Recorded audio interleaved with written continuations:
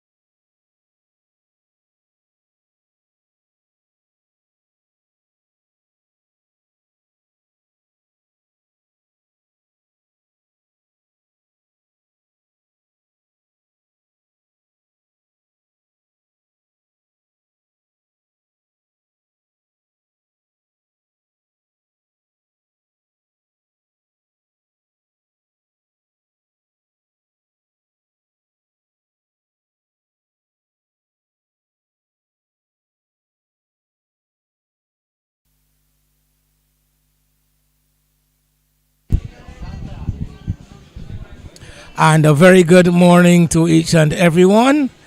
Just to inform that here at the Foursquare Oval, all is set and ready for a start at 10 a.m. The game delayed by half hour because of some damp approaches either end of the pitch. But we can tell you that West Indies have won the toss, have elected to bat. The rest of the world will take the field in this, the third place playoff in the CWIMA's Big Man Cricket over 60s Caribbean Cup between West Indies and the rest of the world. 10 o'clock start. We'll be here with you to describe the action ball by ball.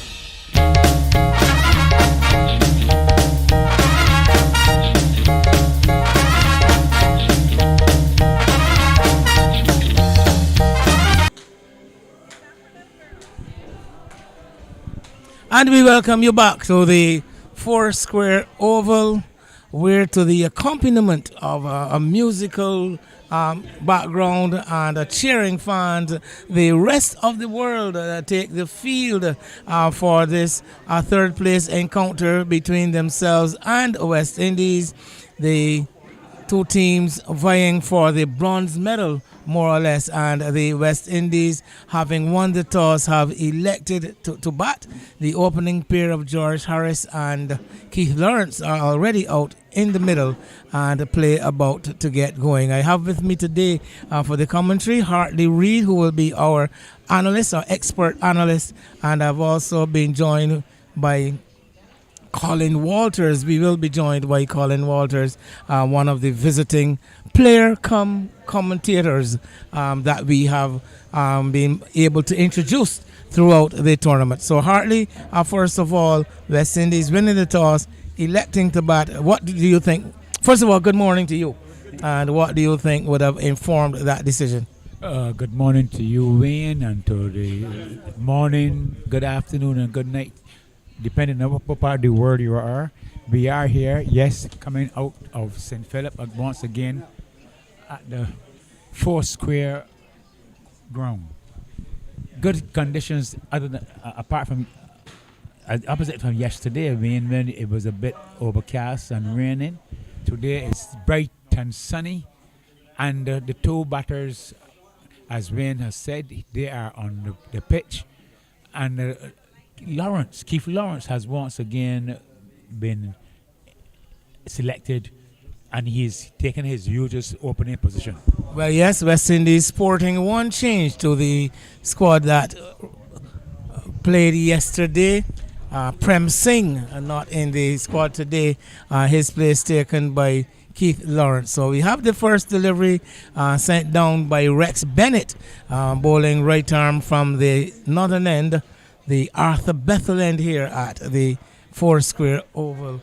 And that delivery pushed away into the offside, and there being no run. So the final game for both of these teams as the competition winds to a conclusion, and Bennett is in, and Harris, as we have grown to see him all tournament, quite early onto that front foot, gets the delivery that's pitching and rising up towards the baseline, and takes it somewhere in the middle if the ball dropping away. So, as I mentioned, the tournament in its penultimate day, this the third place playoff between West Indies and the rest of the world. Of course, there's another game in progress at the moment. Delivery striking Harris on the pad again, long forward and running away into the offside. So the game for the match for the fifth place to determine fifth and sixth, let's call it the wooden spoon battle between the Invitational 11 and the USA, just down the road from us here at the BNOC ground. Bennett passes umpire Tremaine Prescott, and we have the first run of the innings, which should be transformed into the first runs of the innings as the batsmen come back for a couple, stroked out through the covers. There's a man right back quite deep at cover, and he came around to field and the two runs. So West Indies off the mark with a couple, George Harris getting two. Yes, Wayne, and this is reminiscent of what happened last Friday at one of these two teams. Well, yes, Harris, a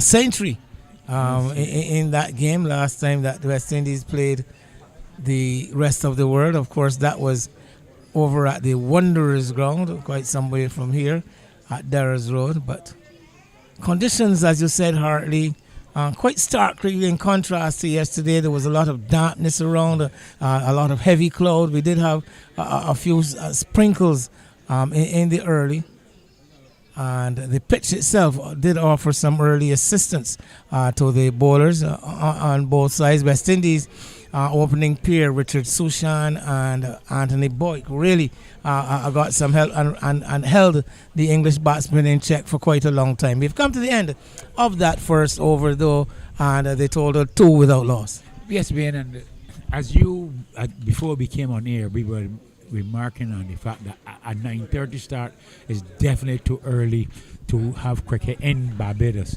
You have to compete with too many variables. We have normally in Barbados you get rain early during the night, and so in the morning you still have the residue of that rain and the conditions outside pretty wet. might not be wet but damp, and depending on how the covers are on the pitch, you might get some seepage. But 10 o'clock is the normal time to start cricket at international level. So this game would have been put to start for 10 o'clock, and the lighting will take you well after 6, so there will be no issue with light in the evening. So this is what we would call the normal start for cricket in Barbados. And coming in from the other end is... It's going to be John Courtney to take up the bowling from that far end, officially named the Vaspert Drake's end. I have coined it the airport end, as Courtney bowling, it looks like slow right arm off spin, and his first delivery is to Lawrence, another left-hander. So the West Indies with two left-handers opening the batting again. Lawrence and Harris have been a fairly successful pair, as this delivery outside the off-stump was signaled a wide by umpire Eugene Adams. So Eugene Adams from South Africa and Tremaine Prescott from Barbados, the scorers. The umpires in the middle, our scorer Amelia Crick, and with her the Graham Gibson, who is the resident scorer with the rest of the world team. Another wide by Courtney, as he is looking to find his range. Like I said, bowling right arm off spin, bowling around the wicket to the left-handed batsman, with some 5 men in the off, 4 in the on, as he comes in and flights this one up, and Lawrence just easing onto the front foot, waiting for the delivery to come onto the bat, drops it away. In the offside there is no run. A slip of backward point to cover, extra cover mid-off, mid-on, mid-wicket, a man deep forward square, and a very fine leg, as Courtney's into Lawrence, and Lawrence playing from this crease as is normal. You can see the contrast in the techniques of the respective players, Hartley, where George Harris is very keen and very quick to get way out onto the front foot. Lawrence tending to play a lot more from his crease, not really pushing his weight forward, thrusting his weight forward a lot. There he is again, just standing and waiting for that ball to come on to him. This one a lot straighter from Courtney this time when he turns it away into the onside. There is no runs, so no runs yet in this over.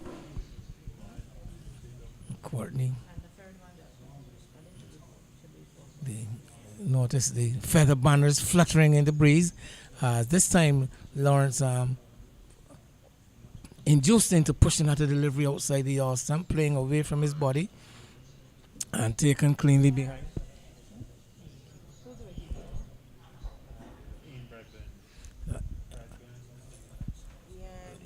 So Ian Bradburn, the keeper, comes out now and picks it up as the ball just pushed away square on the offside. So a maiden over to start with for Courtney. As a matter of fact, two wides actually. No runs off the bat, I should say, but two wides going against the bowler. 4 without loss after 2.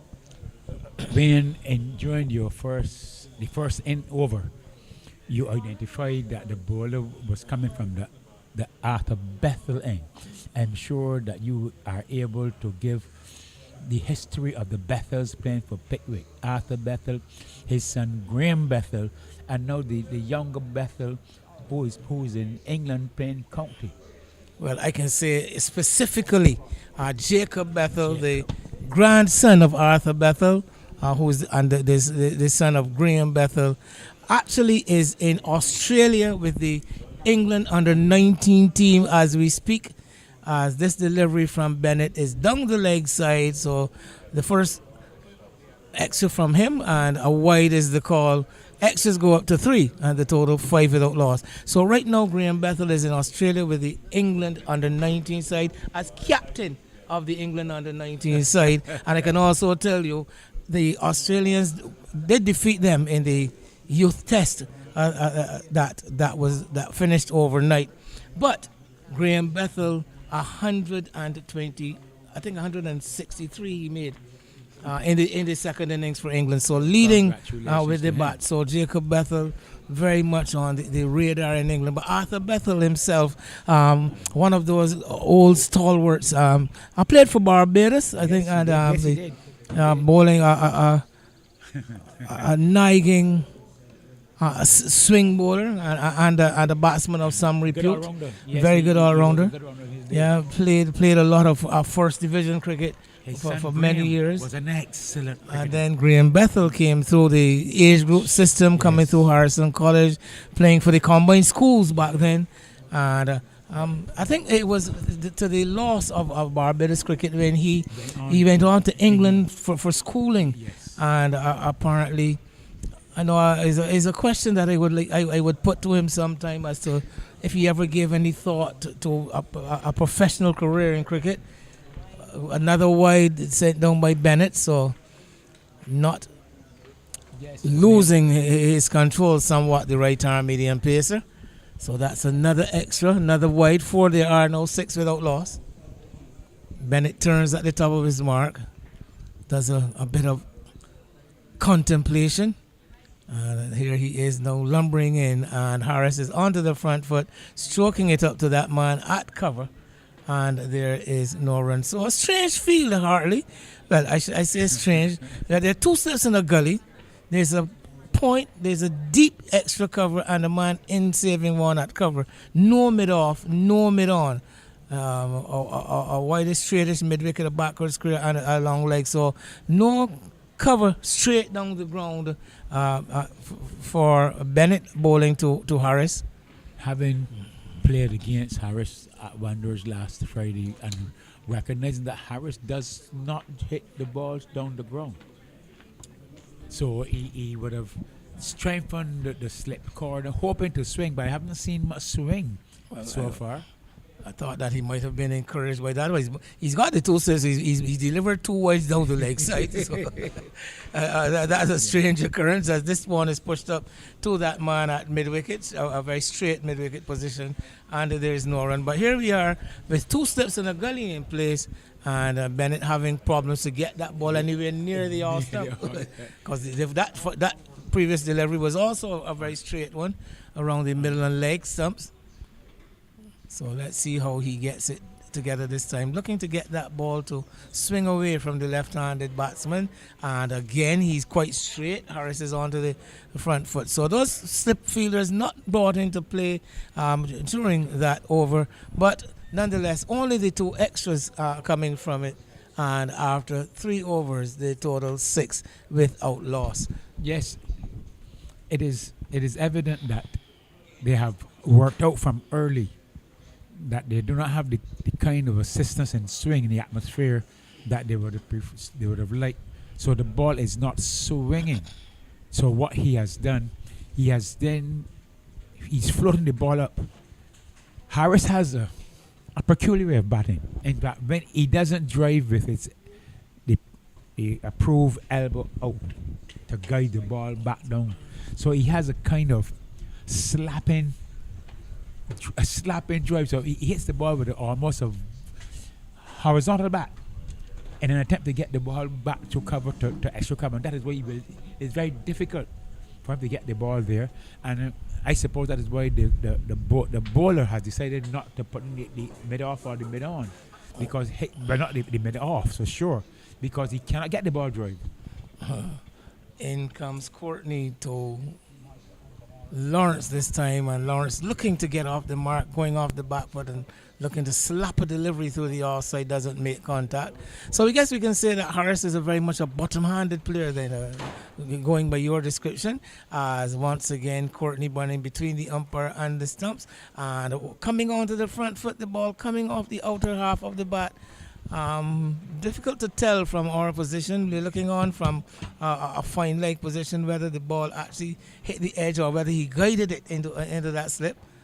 But the ball traveling along the ground, so no danger. That man that slip goes down now as Courtney comes in to bowl to Lawrence, and Lawrence is checking his shot, easing onto the back foot, choosing to play that delivery off the back foot. So slow through the air is the delivery from Courtney, which pitched fairly close to the batsman, but he had enough time still to go onto the back foot and negotiate it. Here he is again. And this time he chooses to come forward. I think the difference here with whether Lawrence goes back or forward, it depends on the line of the delivery. The delivery is on the stumps he's coming forward to. Anything not on the stump, Well said. Very well said. he tends to just stand and deliver from the crease. Again, he's coming onto the front foot. A loud appeal for leg before wicket from Courtney. Not getting a lot of support from his slip fielder nor his wicket keeper. But Lawrence are taking that one. Ball bouncing quite high too. This big track has shown to be one from which the spinners get some very generous bounce, slow bounce, but steep bounce. As a full toss is driven out to cover. I thought I was saying Lawrence is going to have to return to his ground, driven up to cover. The fielder got a foot to it, and Lawrence thought that he could take advantage, but luckily for him, Harris had the better judgment, sent him back, because that would have been nothing less than a run out. Definitely not a run. Well, So another maiden, 6 without loss. where it comes to Harris is not a good judger of a run. I've been watching him now, and he just find it difficult to pick up that single. So, and once again, you were looking at a well over 60. The Jap went around and used his foot to stop the ball. Lawrence was halfway in the pitch, and Harris was still saying no. But all well that ends well. Lawrence looking to get off the mark then, as Rex Bennett will continue from the northern end, the Arthur Bethel end. Arthur Bethel, as we said, one of those legends of the Pickwick Club. And I remember the days of Arthur Bethel, Jeffrey Greenwich. The Horde brothers. The Hodes. The Joe Hodes. Hode. So many Hodes.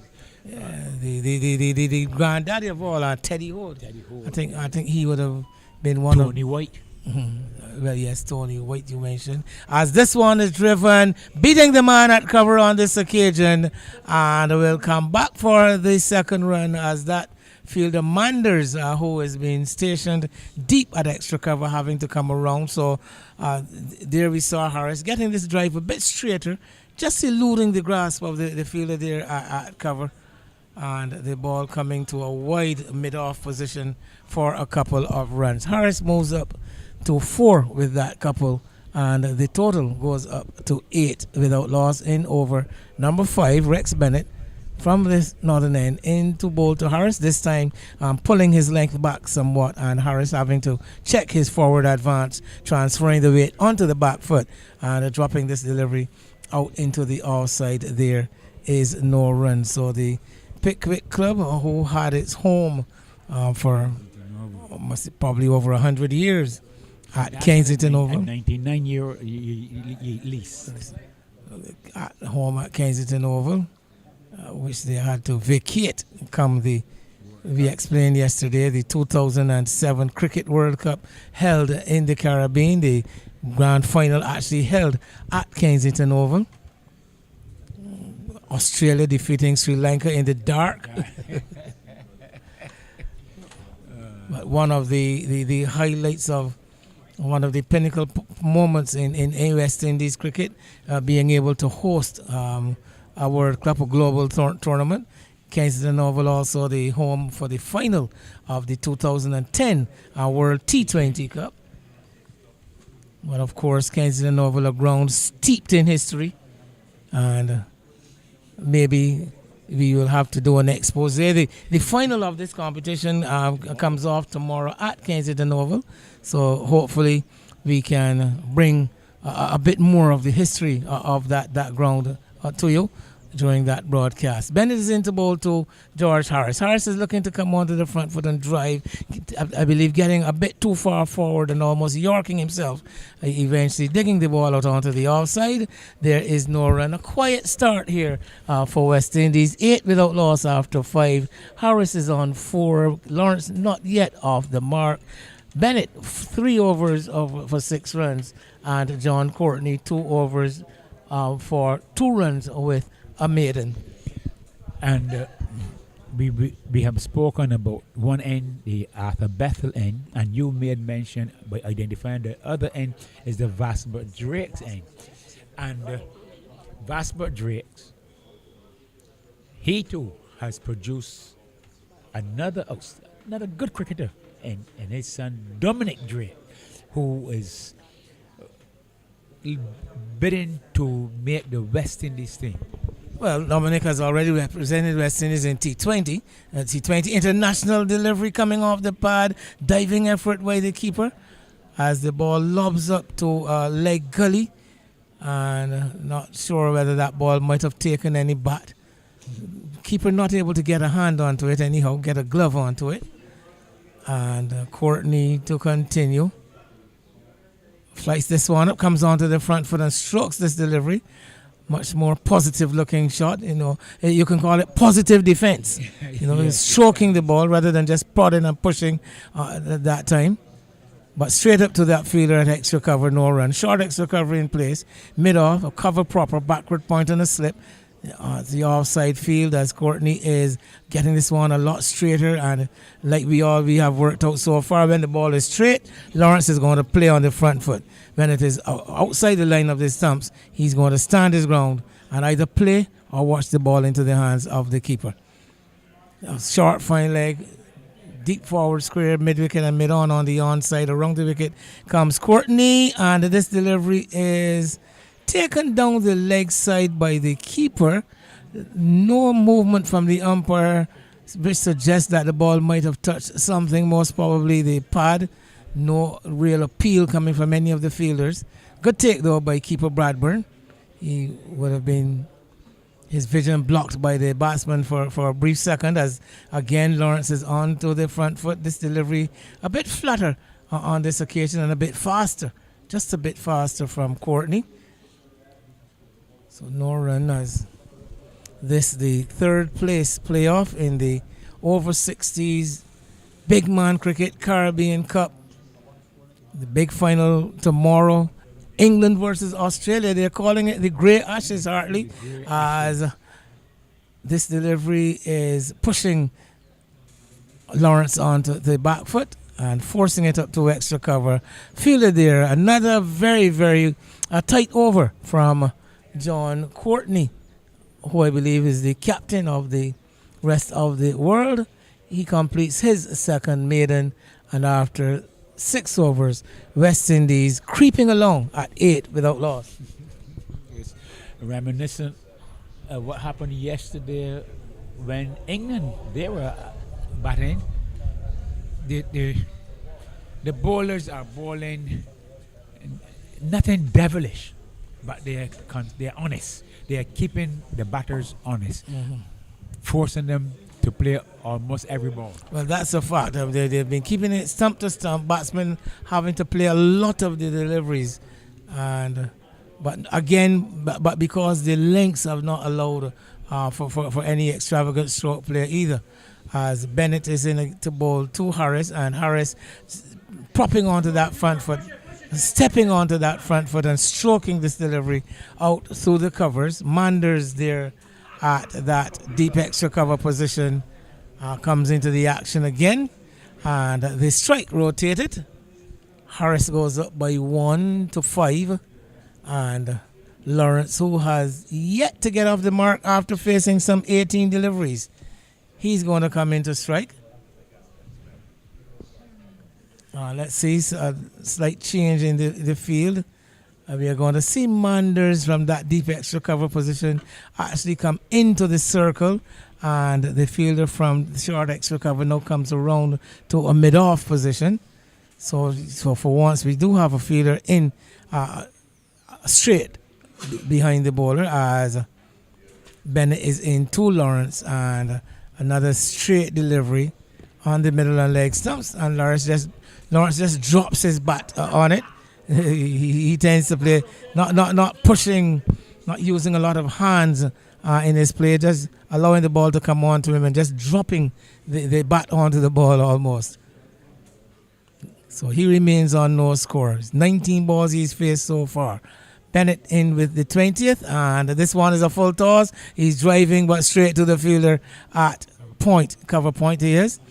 But getting it on the full, Lawrence, and would have been expecting to do a little better with that, but not able to find a gap on the offside. Still those two slips in the gully in place. Lovely day, Hartley. Beautiful. Bright blue skies overhead as Bennett is in. And Lawrence is driving a bit more forcefully now against the faster bowler, but still can't penetrate the outside field. The ball running up this time to the fielder at mid-off. And again, there is no run. So yes, we talked about the Vasper Drake's End, one of the international players of a more recent vintage, produced by the Pickwick Club. This ball turned away into the onside. As a matter of fact, only this morning I saw Dominic, his son, in action in the SA T20, the SA 20 being played in South Africa. But he has cut out his stall in the white ball format, Dominic. All-rounder, left-handed all-rounder, both batting and bowling left-handed. Well, left-arm bowler, left-handed batsman.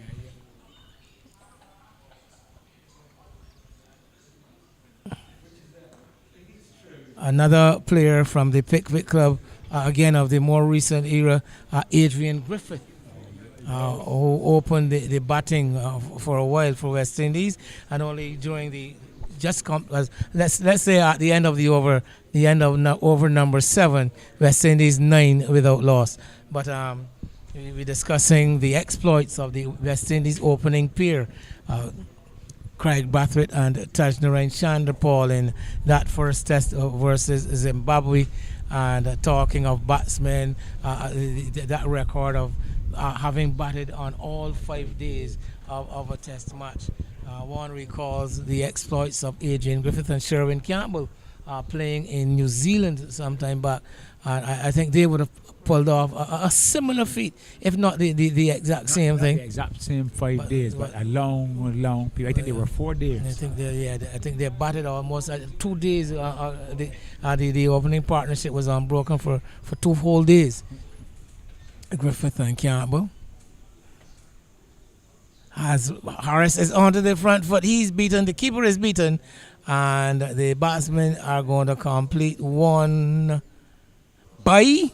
So no touch of bat onto ball. That ball pitching down outside the all stump. Harris coming onto the front foot, and the wicket keeper Bradburn not able to get a glove onto it. So one more to the extras. West Indies now crawl into the double figures. They get up to 10, reaching 10 in the 8th over.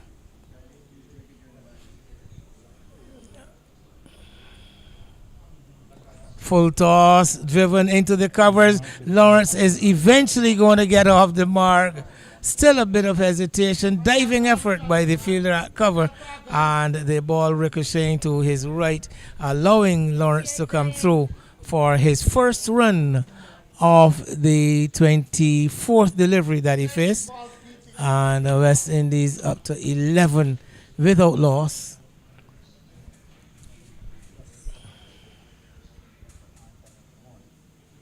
As this delivery is a short one, pulled away by Harris, out through mid-wicket. The ball doesn't have the power to make it up to the boundary at deep mid-wicket, but they are going to be able to come back for a 3rd run, almost a 4th run on offer, as the return has to be relayed from the boundary at deep mid-wicket.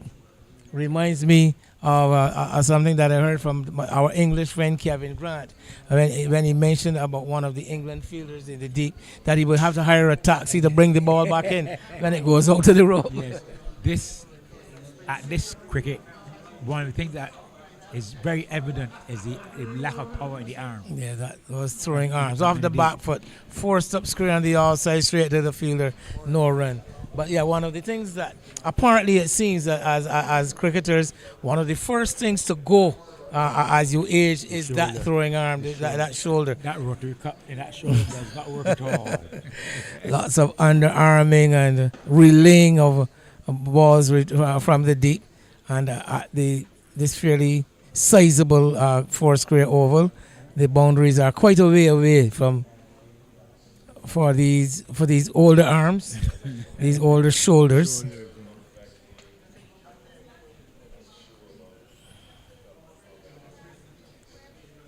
So Courtney just asking his mid on to coming a bit closer as Lawrence waits for him.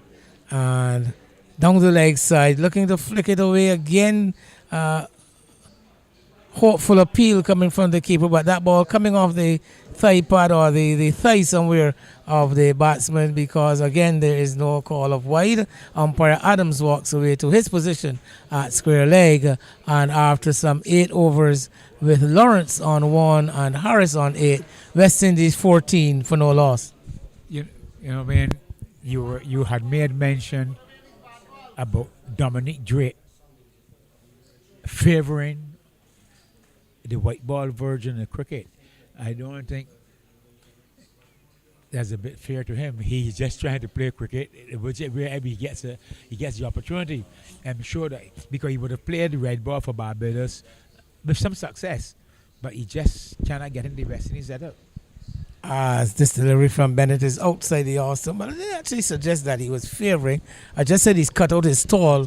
He's cut out his stall. He's had just to support you. That is where he's had his opportunities with the white ball in the various leagues. He played in the CPL. He's now in South Africa. I think he would have also had a stint at in one of the other leagues, either the Bangladesh Premier League or He went to IPL also. I think he was he never really got on the field. He got a place as a net bowler first of all. So as I said, his opportunities have come in the white ball format.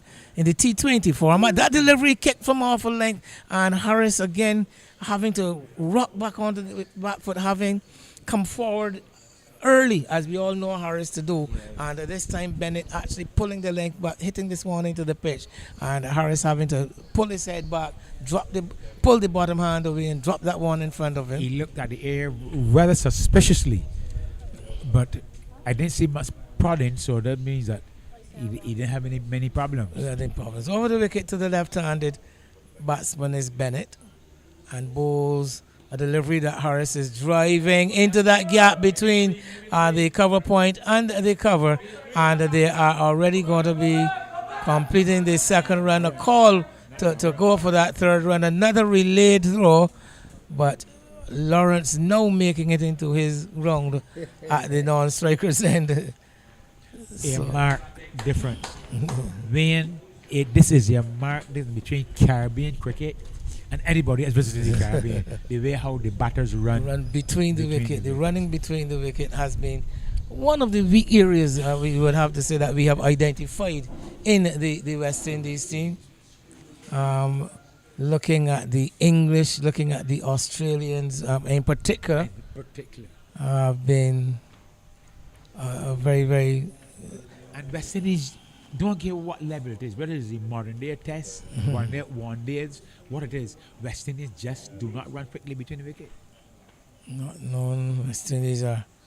I remember the claim being made when the team was being prepared for the previous T20 World Cup, not the one just gone. In 2021, the World Cup held in 2021, where the claim was that the West Indies is a power hitting side.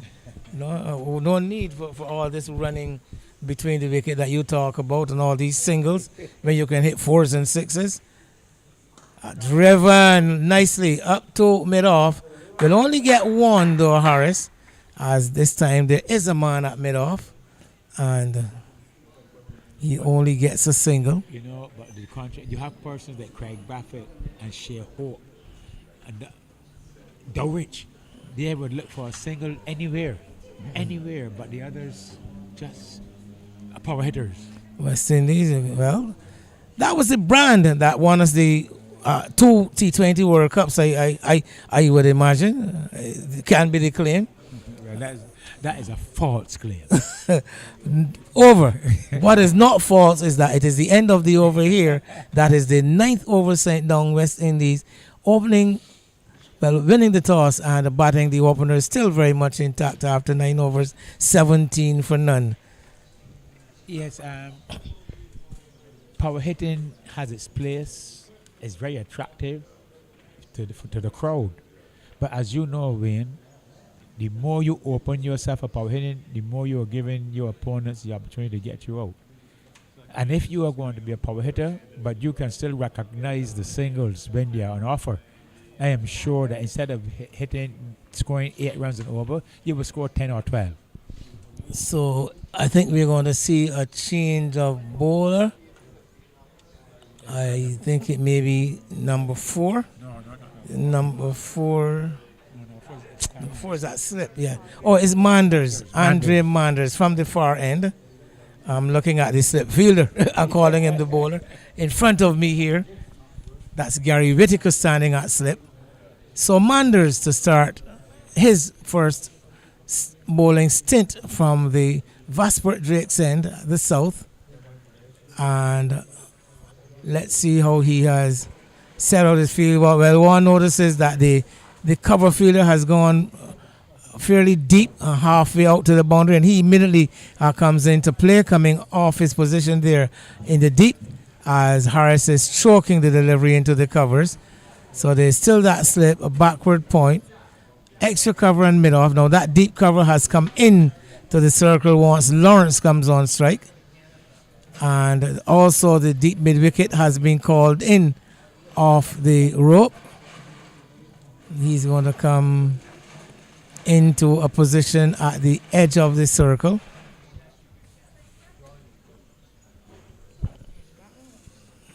Now he's going to go back. Push right back. Well, almost right back. Not quite back on the rope as Lawrence is getting the front foot forward and opening that front leg and stroking it back along the pitch to the bowler. Can you explain to me why that man is that deep on the deep mid-wicket boundary? Lawrence is driving up to mid-off, ball traveling much too quickly and much too straight to the fielder to think of a single.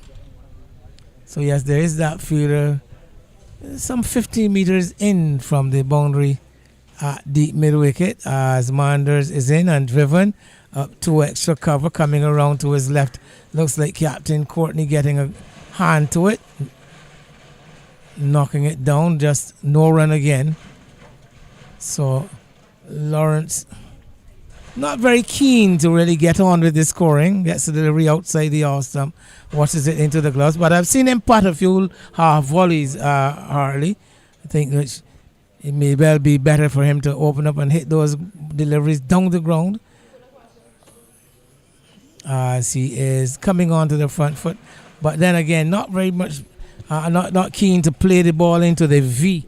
Lawrence tends to wait for the ball, wants to play the ball a lot squarer most of the times, and it pats down another delivery.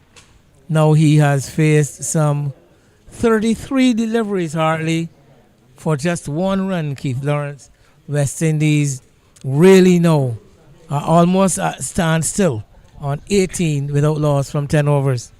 Well, what I can say to you about Keith Lawrence, he is batting true to form because he has done that for each time I've seen him.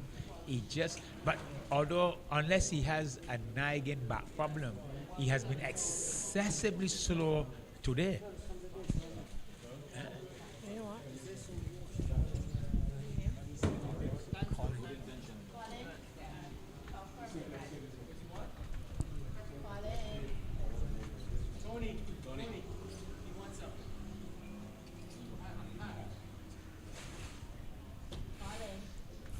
So something of a double change it is.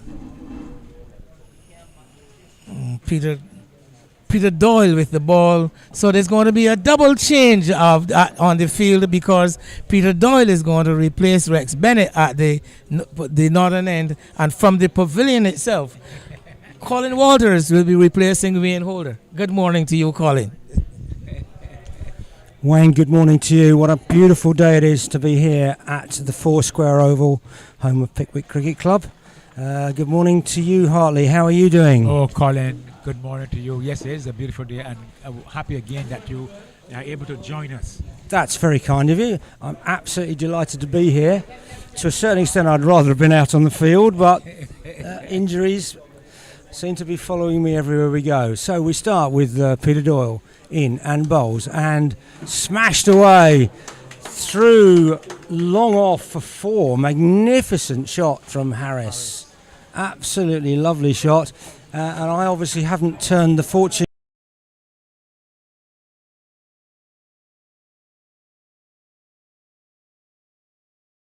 A repetition of what happened at Wonders last Friday.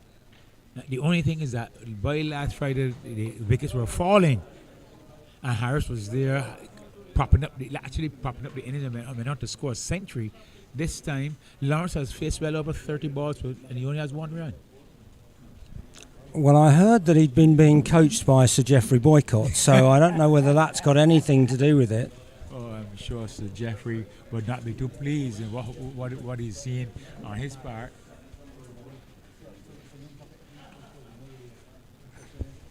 I have to say, I've not seen Harris's score since he played in that game, but that really was a magnificent century.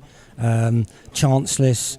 I can only remember the ball beating the bat when he was very tired late on, and he's just thrashed another one out into extra cover, where slight misfield from Neil Calvert allows a second run. Yes, he has not. That was the only score of note, because yesterday he played against England and he scored not. He didn't score at all. So that's 122 was his heart. Although he's the leading run scorer in the competition. So well, 200 runs. He was a fantastic innings, and he looks a very fine player. As you say, he's got a whole family of fine cricketers and hockey players, but he definitely has the look of Larry Gomes about him to me. In fact, his picture, because this is his club, his picture is on the wall there. So when you get a chance to look at the number of pictures there on the wall of the players who represented Pickwick, you would see him there in one of the champion teams. Yeah, I, for those of you that have never been here, and this is only my second visit, I have to say, I don't know how much description has been given of the ground, but it's an absolutely massive oval, and this used to be the Barbados Test ground. Is that right, Hartley? Oh no! This ground, well, Foursquare factory, the rum, famous rum, or Bergen rum, and that's ESA Field. When they are the sponsors. ESA Field is the sponsor of Pickwick. They were the home at Kensington Oval. So when Kensington was redeveloped in 2007, it coincided with coming to the end of the lease that they had to Kensington, and the lease was not renewed. The BCA took over Kensington, so Pickwick had to find a home, and they sponsored ESA Field.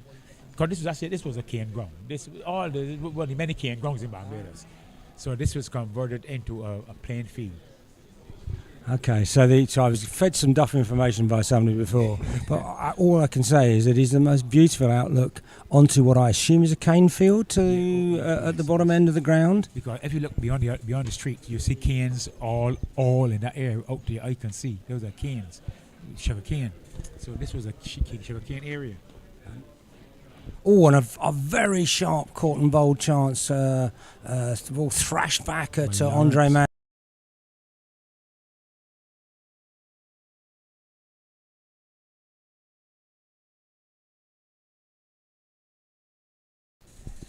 So yes, it's a massive over here as Manders comes in and bowls just short of length, tucked away for 1 on the leg side, fielded by Peter Doyle.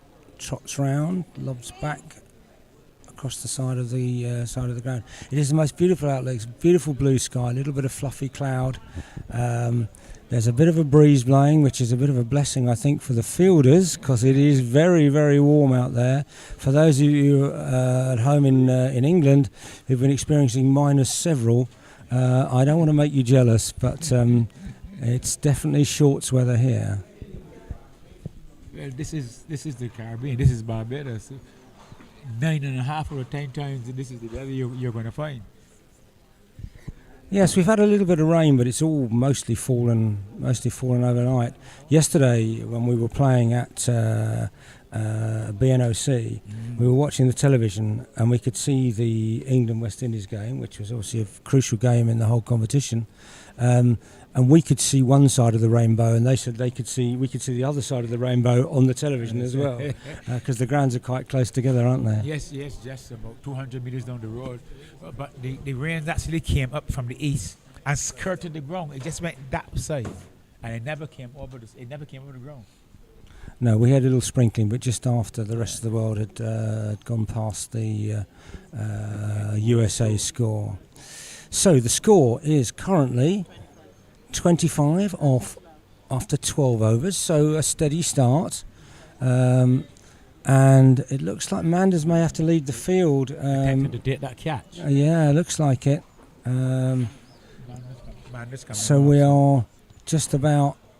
The rest of the world struggling a bit with injuries. I will mention that one of our players, Philip Stevens, is having an operation today. Unfortunately, he has a problem with his leg, so we wish him well. Hopefully he's listening to the commentary in hospital. So the rest of the world, a couple of players short of full strength, but hopefully we can still get, or they, as I'm being neutral as a commentator, hopefully they can still manage to keep 11 players on the park. I think it's probably true to say, Hartley, that by the time you've had a 2-week tournament for over 60s, there are quite a lot of tired bodies out there, aren't there? And you have identified a question that has been put to me as being one of the commentators and coming to the ground. The ordinary person in Barbados, they ask me, why is the competition 45 overs for a person 60 years and over? Because you are quite right. When you are going to have 60-year-olds playing 45 almost every other day, it is a bit taxing. For 2 weeks. No, I agree with you, Hartley. Actually, it's really, I think probably if you're playing in England, and when we played in the World Cup in Australia in September, where it was quite cool because it was very early in the season in Queensland, but to play 45 overs in this heat is really hard work. Having played over here a couple of times before, my memory, and this was as a early 50s rather than 60-year-old, we tended to play 35 over games. Now, this is international cricket and they want to follow the international cricket conventions, but it's still pretty tough on the body for 15, 16-man squads to play in these conditions. So Doyle in to Harris, short, and he smashes that one. It seems to me every time I commentate on the ball is going to the boundary, but that's a very good shot. The ball flew past Moses at square cover. Good shot. That has been the most positive shot by Harris for the innings. That was a good shot. Well timed, well placed, and sped to the boundary. But on the issue, yes, it's international, but I think the organisers in the future, once they are going to come to this region, the Caribbean, I think they can put to 40. Let it say 45 in England and Australia, but when you're coming to this part of the world, when the sun is hot, it does a lot of sap. It does sap the energies of the player.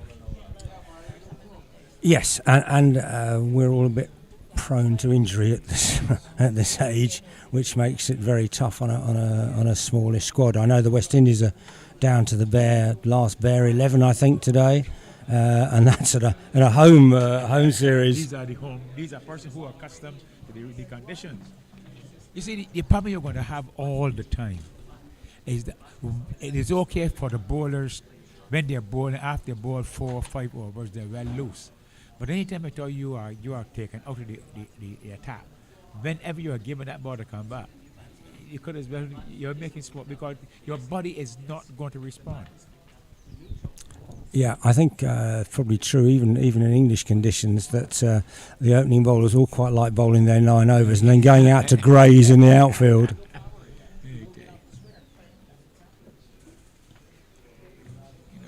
But anyhow, we are very proud and pleased that you have come to Barbados in the Caribbean to have this leg of the cricket, because we are seeing what we don't see in the region, because we do not have anything like this. We have in Barbados we have over 40s, but sure not over 60s. Well, hopefully it'll become a permanent fixture. I know the West Indies Cricket Board and the manager Raj Singh are very keen to make this a sort of hub for seniors cricket. Honestly, if somebody said to me, "You've got to go and play a tournament in Barbados every year," probably wouldn't object too much. It's a great pleasure to be here. So Manders is back on and back into the attack, and he's driven straight down the ground for 4 by Lawrence.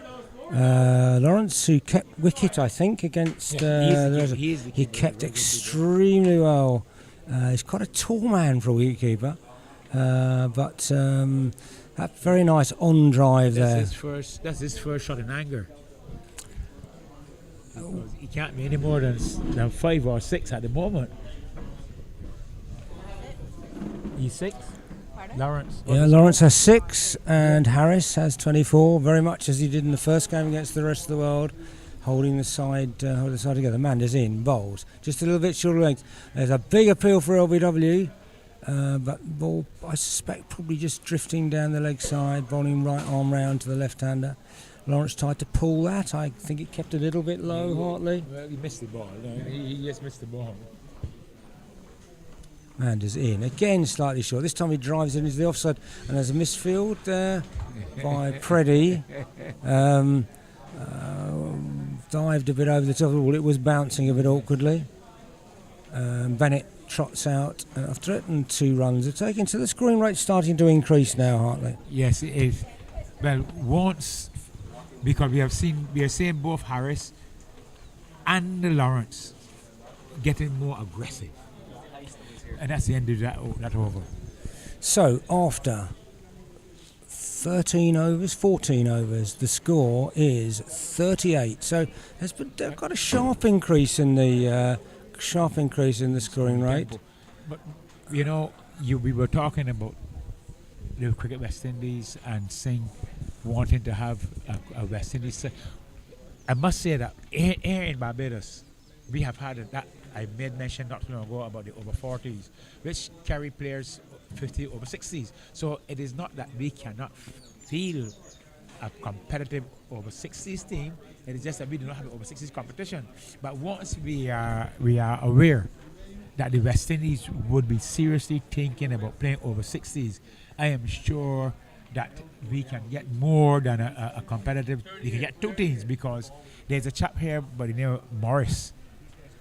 He is the organizer of our over 50s competition here in Barbados, Anthony Morris, and he is very good at it. So that is no problem in us finding a competitive team to feel for the West Indies in this cricket going forward. Is there enough talent and enthusiasm about to create a sort of Red Stripe Cup or Shell Shield type competition amongst the islands? That's a good question, because I can speak with certainty about Barbados. We can get a proper team. I do not know the other countries, Guyana, Trinidad and Tobago, and for sure the Leeward and the Windwards and Jamaica. I do not know if we can get. Over the years, they would have produced cricketers, for sure, Jamaica, Trinidad and Tobago, and Guyana. But I do not know if we can find a competitive team between the Leewards and the Windwards. But I'm hoping I'm wrong and we were able to get it done. But to have a regional competition of over 40s, over 50s, or even over 60s, and then you would have to look at the public interest, if the public would want to support it. But years ago, in early in the 21st century, we had a Cloby Cup where ex-cricketers would compete, and that was well attended because those were the cream of the crop. But I don't know. It calls for the effort. I think that's, there's always people want to go and see the ex-players playing. They may not be quite as good as they were, but they're normally quite fun to watch. I vaguely remember on one of my visits here previously going to Kensington Oval and watching a West Indies Masters absolutely annihilate an England Masters side. It felt a bit like a throwback to the 70s, 80s, 90s, watching the test matches between England and the West Indies. But our Masters, if you're going to look at St. Viv and Joel Garner, Gordon Green, Desmond Haynes, they still have the look about them. They move slower, but they still have that look. Yes, I could quite happily not face Joel Garner and Curtly Ambrose. I think my life would be quite happy without ever having to do that. Boy, but then we have the younger set, a little bit Gordon, Desmond Haynes and Ian, Ian Bishop, not Ian Bishop, he doesn't play cricket at all. Ian Bradshaw. And we have the younger vintage of test cricketers, ex-test cricketers that they can still give you a very competitive game. So Peter Doyle, the left arm spinner, is bowling left arm over, and he is bowling to Lawrence. In and bowls. Good wrist action there. Nice, tidy bowler, good length. Lawrence props forward. The rest of the world have a ring of 5 on the offside with one man out. Short backward square leg, a square leg and a mid-on. Doyle in, bowls. That's very well pitched up, almost Yorker length. The ball's pushed up. But you have just identified all except one fielder is in the circle. All of them except one who's chapped on this cover point area, deep cover. So it is, what is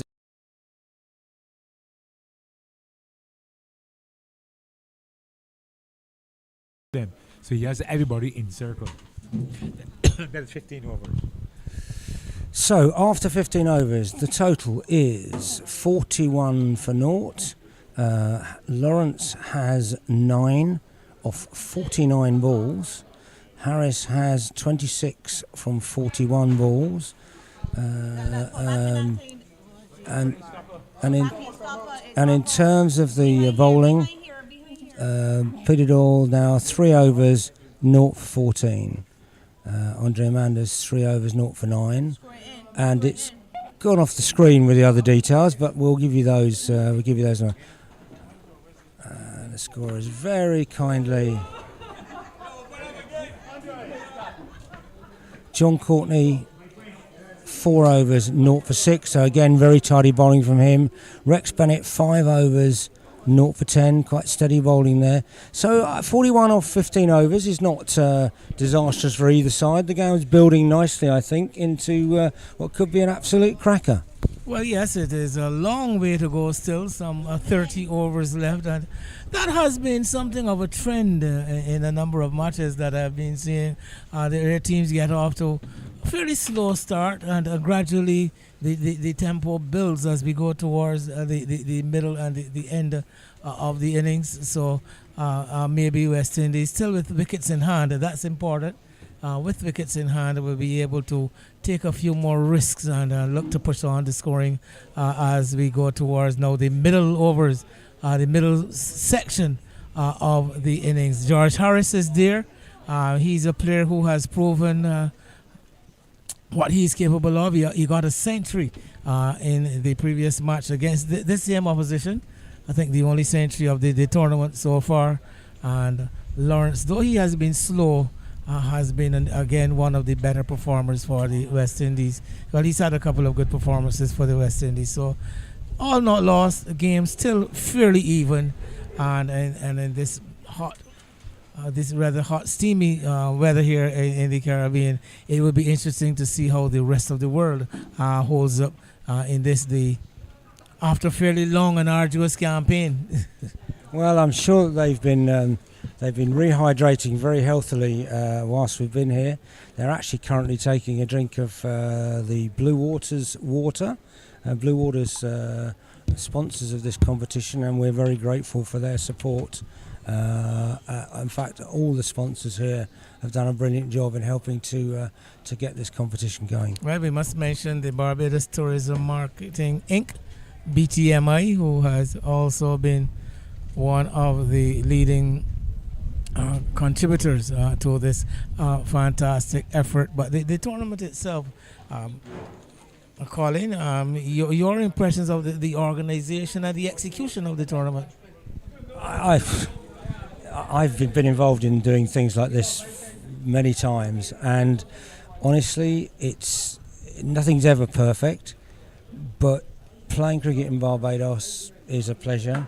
The guys have done a great job in terms of getting people to the right places on time, getting information out on time, getting umpires to games, scorers to games, having a lot of the games live streamed, and allowing me to wobble on in mid-air is a wonderful thing for me, although possibly not for the rest of the world. I think it's been fantastic, and there is some talk about having another competition here later in the year, which would be a great event. Of course, most of these teams, the players are self-funding. They do take some sponsorship, but it only takes the edge off what would otherwise be, a very expensive exercise.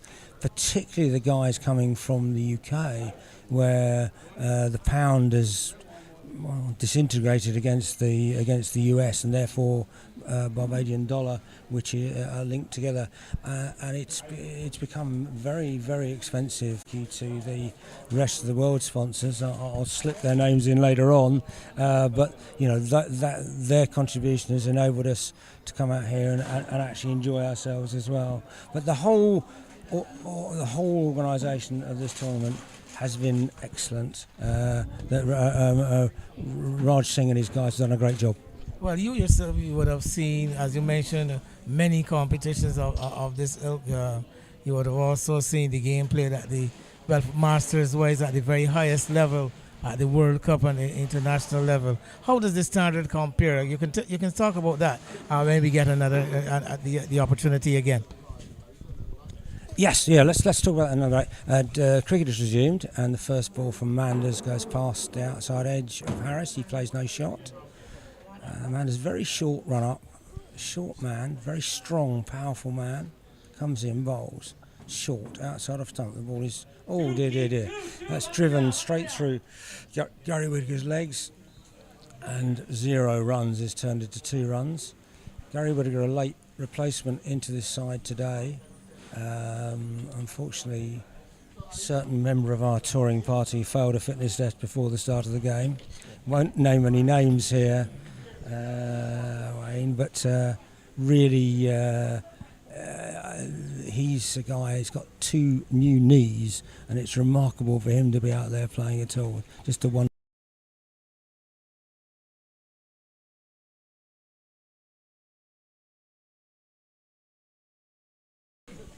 Well, I had to exercise something today. But I confess that I had hoped to play against the West Indies. I missed out playing against them in the World Cup because of illness, and I was really looking forward to playing against them last week, but definitely wasn't fit. Thought I might get away with it today, but it's not really fair to the rest of the team when you have an injury, and that injury could cost a run out, or it could cost a catch, or whatever. really, And actually, I quite enjoy being behind the microphone. It's great fun. Maybe this may be your new calling. Who knows? We don't get many games live streamed in seniors cricket at home, albeit my own county, Suffolk, are planning to live stream some of our over 50s and over 60s games, as well as our Suffolk ladies games this year, and all of our minor county, Suffolk being a minor county, all their games are live streamed. And I have been asked to do some commentary previously, but usually I quite like walking around the ground, chatting to people going around the ground. Yeah. The confinements of the pavilion, and lovely weather today again. this tournament. In contrast, the over 50s tournament, which was played last year, last year, I think that finished sometime in November, plagued by the rain for a lot of it. But that was because we were playing then in our rainy hurricane season. This part of the year is now a lot drier. As a matter of fact, if you were to come back to the same ground, I dare you to come back to this same ground in another couple of months, and I'm not so sure you will see much of the grass that you're seeing now, and a number of cracks would have opened up across the outfield. It gets very, very hard and very bare and very dry during that rainy season. What sort of soil does it have here? I live in an area that's quite clay soil, so we do get cracks opening up in outfields and sometimes on wickets, one or two places that you play. Yes. I just wonder what sort of soil was under here. Yeah, generally a lot of clay soil, different varieties of clay as you go across the island, but very clay generally. Yeah, so it holds the rain, but it dries very easily once the rain's gone. Here's a chance for a run out, then it doesn't quite pick it up cleanly, and a quick single taking. I'm not sure that Lawrence enjoyed that very much. Sharp single by Harris. Looked slightly askance at his partner as he was running past him. So Doyle, tall man, comes in, bowls left arm over the wicket, bowls. Lawrence pushes into the offside, and there goes to Moses and no run. That is the end of the 16th over. The score is 45 for naught. Lawrence has moved on to 13 and Harris is on 27. So dour kind of innings being played here by Keith Lawrence, playing the supporting role to the more expansive George Harris. I'll ask you to tell me exactly how many balls has Lawrence faced up to this point. Lawrence has faced 54 balls for his 12. For his 12. Yeah, change of bowling at the bottom end of the ground, and the Welsh wizard Paul Keneally with his slow medium pace. Paul has had a particularly good tour. He's got a very good 60 against England, and he also has taken a few wickets and two stunning catches in the game. Was it England or was it the Windies? It was the Windies. The Windies game. At Wanderers, yes. Yeah, the Wanderers Club on Darrell's Road. Paul has been very much the life and soul of the party for us on this tour. He was a late replacement, but we're very pleased that he's with us. And outside of the cricket, what are some of the things that you would have enjoyed most about this?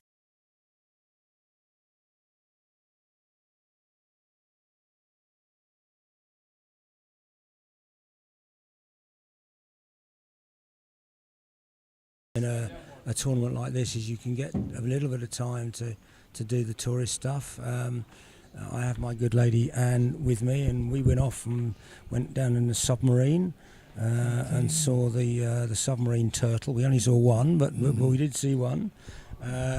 All the guys, and we actually went with the Australian team on a catamaran, one of the catamaran trips, to go and do some snorkeling and see some turtles and we looked at a shipwreck.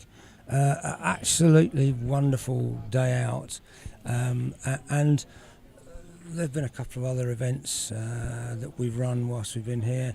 Of course, we're staying in St Lawrence Gap, which is a wonderful tourist place to be, and there are lots of beautiful restaurants and bars and pretty much anything you want to do to enjoy a holiday. So Keneally in and bowls to the left-handed Lawrence, and Lawrence goes forward and pushes back down the pitch. Keneally trots across and picks up, and there is no run. And the England and Australia making their way through to the finals. Any surprise there, or does the form justify? It's a bit difficult for us to say because we capitulate. Well, it's a very short ball, which is quite rightly splattered backward of square for four by Lawrence. Very fine shot. It's very difficult for us to say because our game against Australia didn't last very long because we capitulated to a very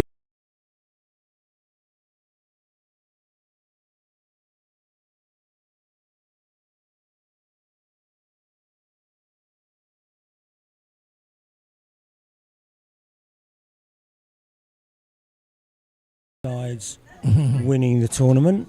The Windies have played both in the last 2 games, so probably be better if I throw that one back to you, Wayne, to say who do you think's going to win? Well, as you mentioned, West Indies, I would have watched West Indies play against both these teams. I'm very impressed with the Australians, though, with their whole with their whole out cricket and their whole approach to the game, and they somehow or another seemed better prepared than most. And there's no surprise to that, I guess, if you know that the Australians would have been coming out of their cricket season and coming across to the West Indies. Well, for those Englishmen in particular, still very much deep in winter, and the preparations would not have been the same as Australia would have had. So I give Australia the advantage because of that. But I've seen some very good players, some very useful players in the England side too. Yeah, I think the England squad, they could almost have picked another 10 or 12 players in the squad without weakening it. They looked a good outfit when they played us the other day. I think they were caught cold by Australia in the first game when suddenly they were 47 for 8 and yet still nearly won the game. And actually can give themselves a chance of winning that game, yes. It'll be interesting to see what tactics they use, and I'll ask you a question about this, Wayne. The England seem to have settled. They do have a battery of medium pace bowlers within their squad, but they have not bowled their medium pacers very much. They've used a lot of slow medium bowlers. Is that the right tactic on these wickets? I would suggest pace off the ball is an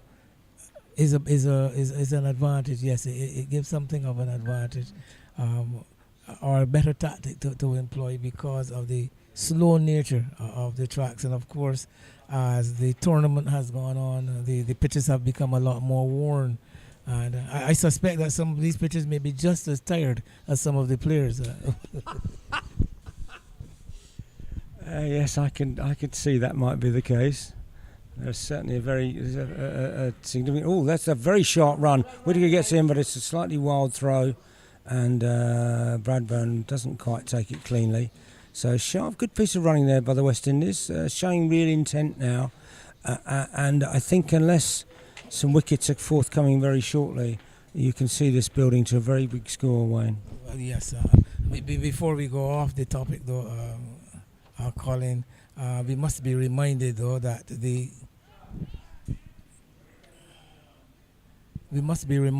final will be played at Kensington Oval, which has not had any work whatsoever. So it should be a brand new, fresh pitch at Kensington Oval. So I guess that is where the tactics of the sides may be forced to change the tactics. Yeah, I've had the great pleasure of playing on Kensington Oval in 2009, I think, when, having played in the Sobers Masters, they had a sort of all England 11 played against a Barbados 11. I think people like Junior Murray and a couple of other former Test players were playing in that team. Magnificent. It was the first time I'd ever played in a Test ground, and I can't think I've been as nervous as that in a very long time. It was a wonderful place to play. Funnily enough, it may have been the day, or it may just have been my imagination, but I thought it was quite a slow wicket. By comparison, having played the day or 2 days before on the 3Ws ground, which was like grease lightning, it felt quite a slow wicket, but a lovely, lovely place to play cricket. Well, yes, Kensington, ever since the transformation for the World Cup, where there was a refurbishment of the ground, the pitches were relaid and everything, and it has not been the same Kensington Oval that we used to refer to as the Mecca of West Indies cricket. And I mean, for years, for decades, Kensington Oval was basically a fortress for the West Indies, an almost impenetrable bastion where the West Indies fast bowlers really thrived over the years. But since that refurbishment for the World Cup. The Kensington Oval surface has never been the same again. No, well, I'm sure that the guys will all enjoy playing there tomorrow. By the way, that was a beautiful on-driven floor, all on the ground by Lawrence, who's really beginning to look the part now. And I fear, unless there are wickets soon, this is going to mount up to a very big total. Well, we're beginning to see another side of Keith Lawrence after long, diligent application. Well, they say if you're still there, you still have a chance.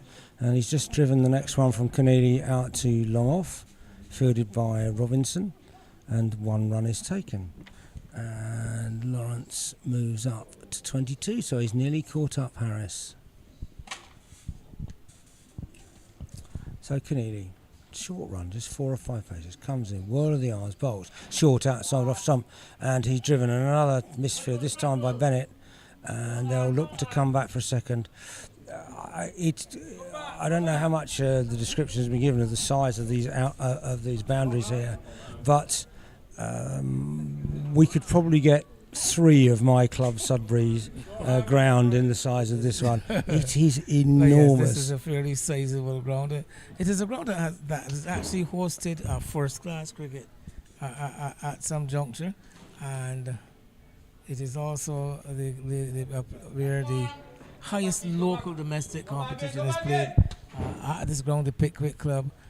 Well, I say the highest local because Pickwick now in the first division and not the elite division in Barbados, but Pickwick, the club of Shea Hope, actually, and Tino Best, the two players who have played, and Kyle Hope, Shea's older brother, who has also played international cricket. So some decent cricketers sported here at Pickwick. Yet another misfield in the rest of the world there, and another single taken.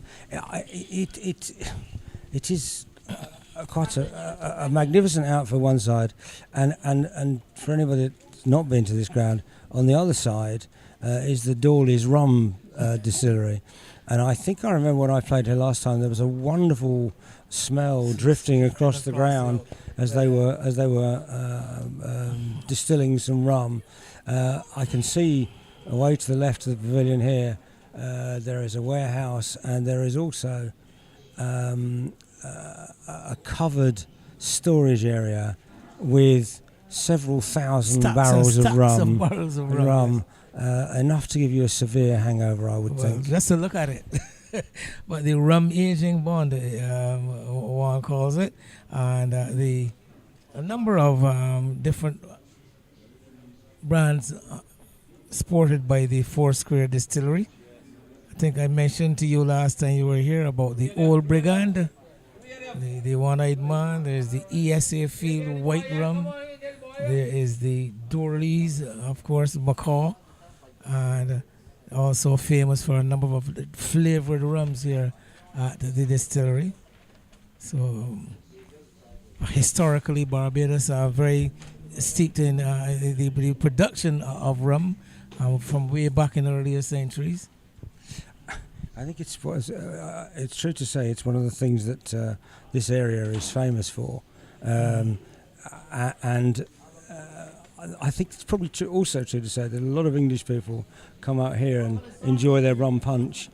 Probably wouldn't touch a glass of rum at home, and it seems very strange because it's such a lovely drink, but it really feels like it's right for the island that people drink rum. It's the perfect drink on the island. Interesting.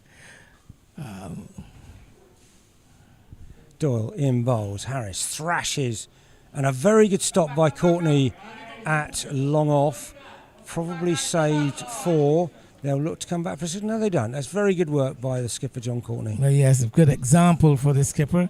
Putting his body on the line, throwing himself away to his left, taking a knock on that left hand and getting up immediately and chasing after the ball. So, as I said, a good example for his charges.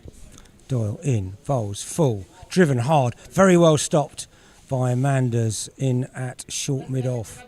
Amanda's very fit, 60-year-old, very much the runner in the team, I think you could call him. Okay. Doyle in again. This one is thrashed out past square cover, out to Calvert on the boundary. That boundary has got to be 90 yards, I would think, Wayne.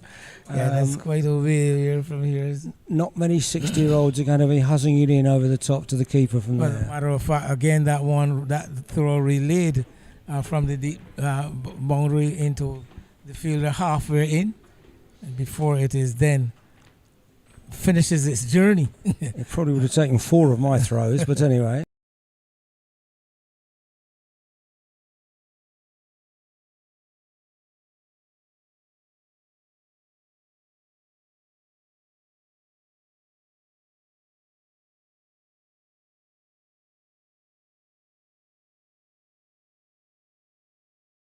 I can't even read the screen, which is my old eyes. Peter Doyle, 6 overs, 0 for 22. Paul Keneally has 2 overs for 14.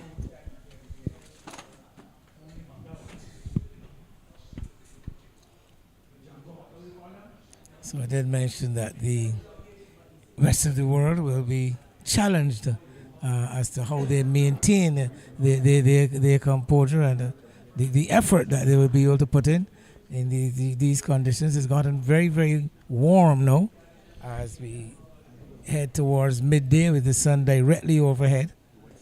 And we see the return of Captain Courtney. His first ball. Lawrence now looking to be very much more aggressive than he was in the first 10 or 12 overs, and he drives that back past Courtney down to Dave Robinson at long off for a single. Yeah, seeing Lawrence advancing down the track, something that he was not so inclined to do in the early parts of his innings. Courtney in. Bowls a little flatter, a little bit too short, and that's thrashed out to deep extra cover, where I think Bennett is the fielder. So this pair beginning to look very, very set, very, very comfortable. Not a good omen for the rest of the world of fielders. Thanks for that, Wayne. I think you're probably right, though. Courtney in, bowls, floated up, driven down the ground to long on, where Keneally fields. Keneally a sort of lob over arm throw, and only 1 run is taken.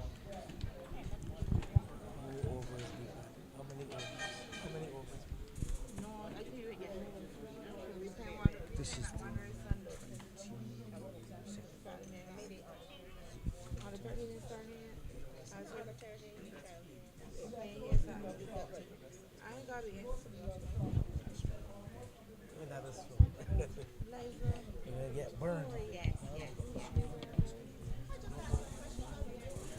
So Courtney turns, slightly angled run, bowling right arm round the wicket, coming front of the umpire, comes in, bowls.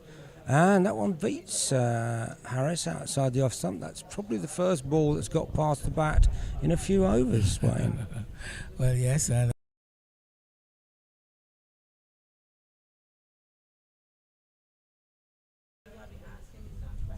Courtney in again, and bowls. And Harris sweeps, and that will be a wide. Quite a long way down the leg side. Harris trying hard not to rupture himself in swinging that one away. It's very strange because under normal rules that we play at home, some people play leg side wides and some don't. And when they do, people forget that actually you might as well just leave the ball rather than take the risk of trying to hit a ball that's wide and hit it up in the air and miss out on the opportunity of 1 run and an extra ball. Yeah. And the more balls you bowl, the more tired the bowling side get. Yeah, I find it strange to be implementing the leg side wide and not having the restrictive circle, for instance, power plays and the like. I think they all go together. If you're not going to have those restrictions, then let's have just a 45 overs a side game. Well, we do have the 30-yard circle, of course, and you're only allowed 4 players you have to have 4 players inside the circle. But you're right, the whole thing really comes together as a package with Should we be having power play? Should we be having free hits for no balls, etc., etc.? I just think we old men can't cope with too many rules. But again, and it's just cricket. Just sometimes cricket don't need all the rules. Cricket doesn't really need help to be enjoyable. We have enjoyed cricket for centuries with a lot of the encumbrances that have been thrown upon the game. I mean, one understands at the international level the commercial implications and whatever. But for old guys having a game out in the country, come off it.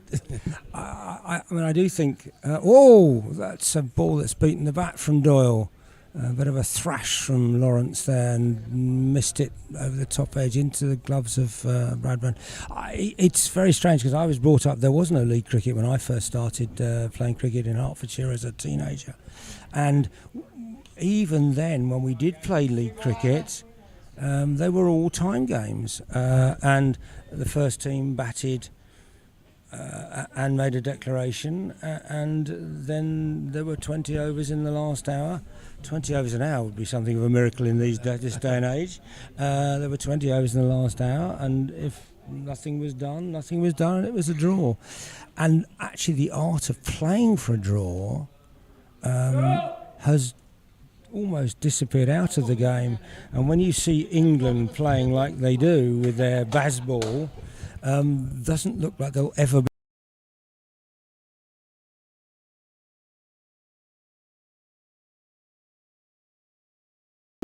Now, that's a complete change of mindset from 30, 40 years ago, but it is, there is something to be said, the art of declaration, the art of buying wickets, the art of having fielders round the bat when the last few men are in, and you're trying to get the last wicket. That seems to have gone from the game a bit. Another ball. Harris is just thrashed rather than stroking the ball, which he'd been doing so nicely earlier. Well, yes, and I guess as the intent from to score for West Indies, we're beginning to see a couple of ungainly looking plays showing their head. Well, yes, to get back to your point, Colin, I myself would have started out in the day long before, as you call it, league cricket. I call it limited overs, the limited overs format, and the need to separate, the different formats.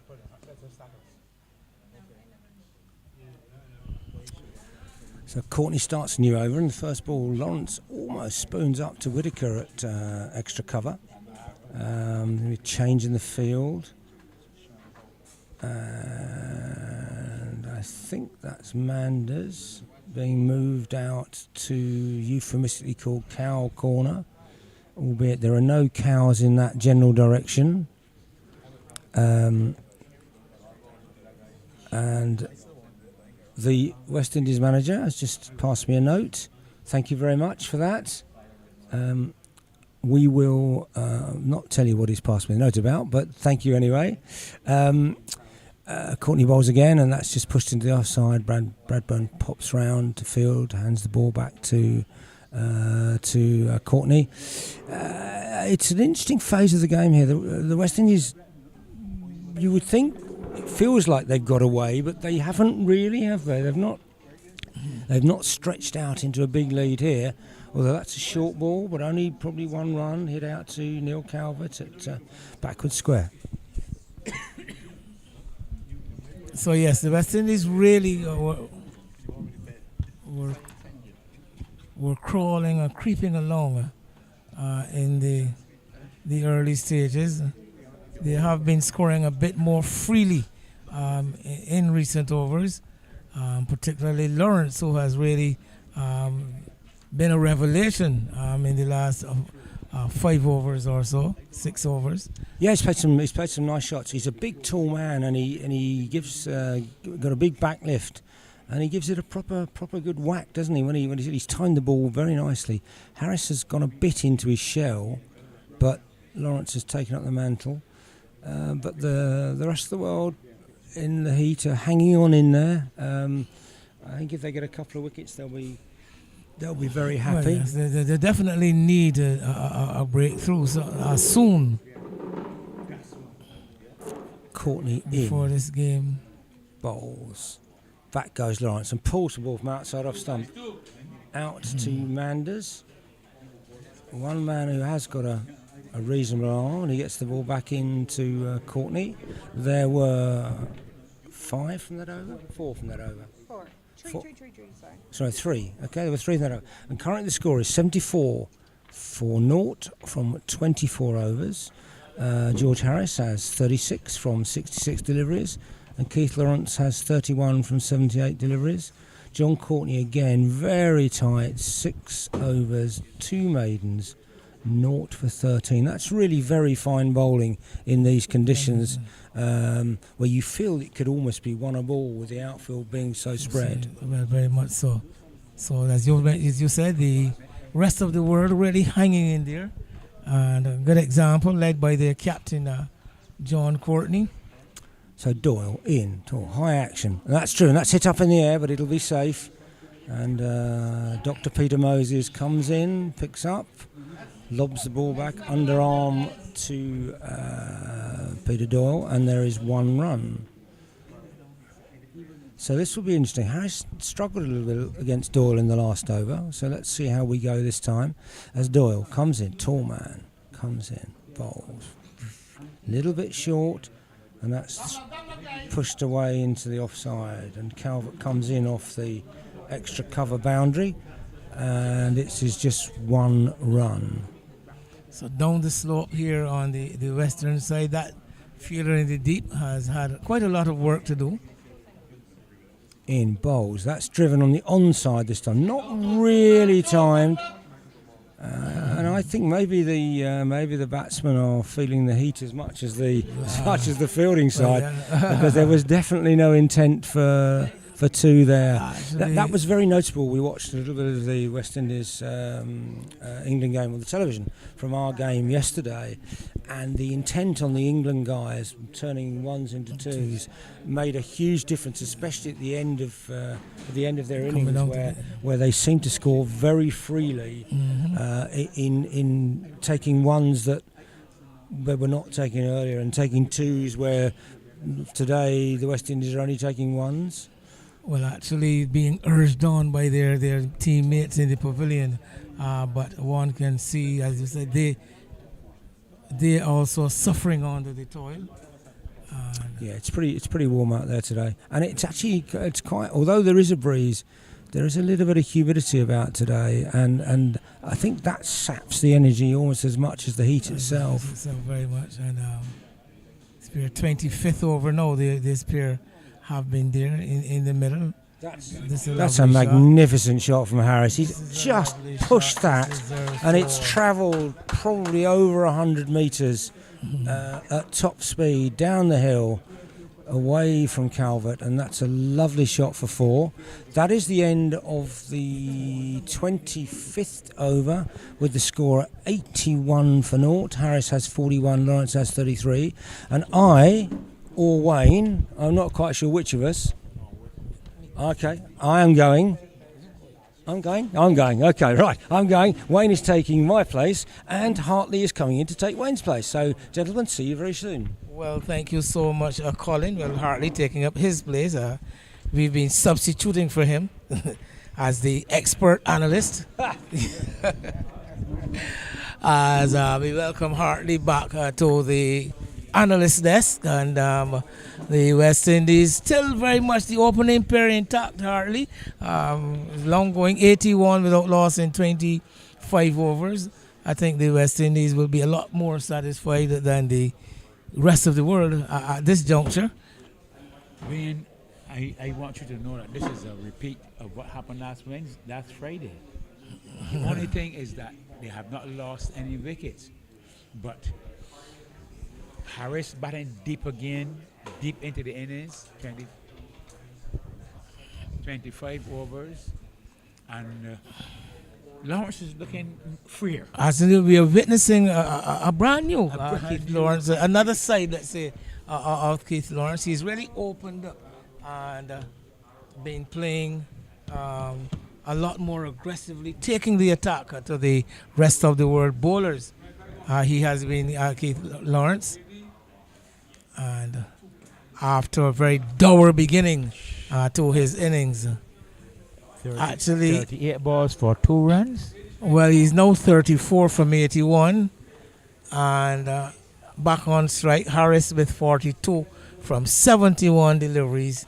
West Indies 83 for no loss, winning the toss and electing to bat today in hot, humid conditions on a pitch where really nothing whatsoever on offer for the bowlers today. This one is pulled out towards the long leg area, and the batsmen are settling for one. I think, again, as myself and Colin were alluding, even the batsmen are feeling the effects of this warm sunshine, and they have not been able to be actually been bustling between the wickets, very measured in their running between the stumps. As this delivery is stroked past the fielder at extra cover, and again settling quite early for one, as that man from the deep cover position having to come all the way in halfway from the rope. When judging from what you have just said about the batters, you are saying that they have already decided that they're going to bat long in this innings. Each person is going to look for a century. Well, if that be it, so be it. As Courtney's into Lawrence, he's down the track and driving. This has been something we didn't know Lawrence possessed. He's actually been using his feet, getting down the wicket, hitting the ball into the V quite a lot, not afraid to loft the ball into the outfield. He's no longer the Leonard Bashan that we thought he was. I'm seeing a bit of Clive Lloyd, no?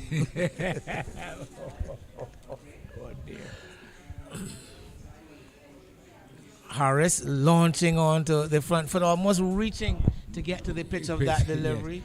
And when he does, and get forward, but pushes it up to extra cover. Courtney comes to the end of another over. He has sent down some 7 overs so far. No wicket for 18 runs. And the score 86 without loss from 26 overs. But you know, so Courtney 7.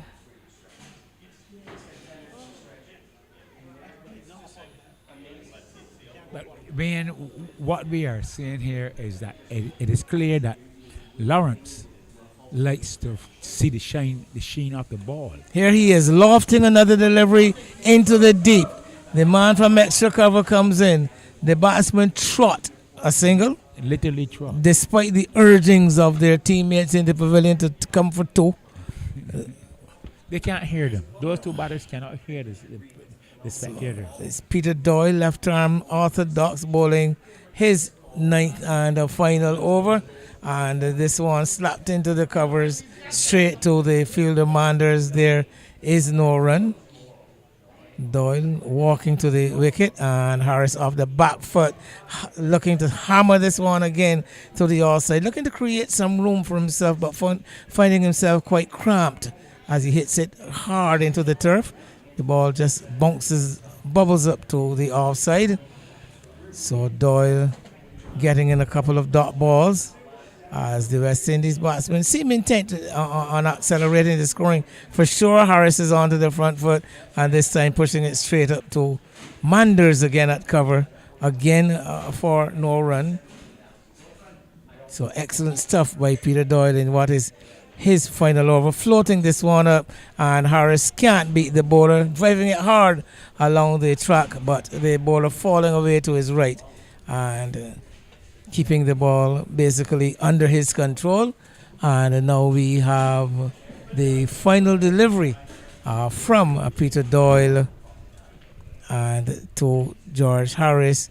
It's a short one and pulled away out towards mid-wicket, and the easiest of catches put down. Unfortunately for Peter Doyle, had thought that he had a wicket with his final delivery, reward for his excellent work, but all undone by that fielder there at deep mid-wicket. The ball straight in and straight out of his hands. So what should have been a wicket turns into a single. Peter Doyle completes his set of 9 overs, no maiden, 32 runs and no wicket. West Indies after 27, 88 without loss. 5 consecutive balls outside of the off stump, and the one ball he dropped short.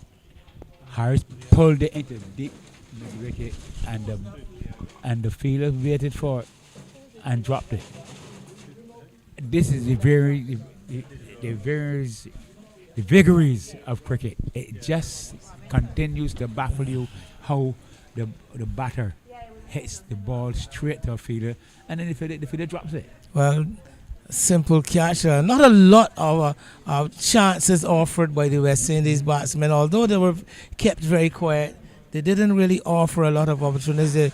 There wasn't much of a semblance of the rest of the world bowlers taking wickets, and there it was. The first opportunity that came along was spilled. They did not accept it. David Robinson there at that deep mid-wicket position, putting down a rather straightforward offering. As Captain Courtney continues from that southern end. Single picked off by Harris off the first delivery. As we're seeing some cloud about Hartley. Where did this cloud come from? Just springing up out of all, as we say, literally out of the blue came this cloud. And it's actually raining in the distance. Well, it's raining, very light sprinkle. Now getting a bit heavier as the umpires are going to call for the covers. They're going to bring the players off. You don't expect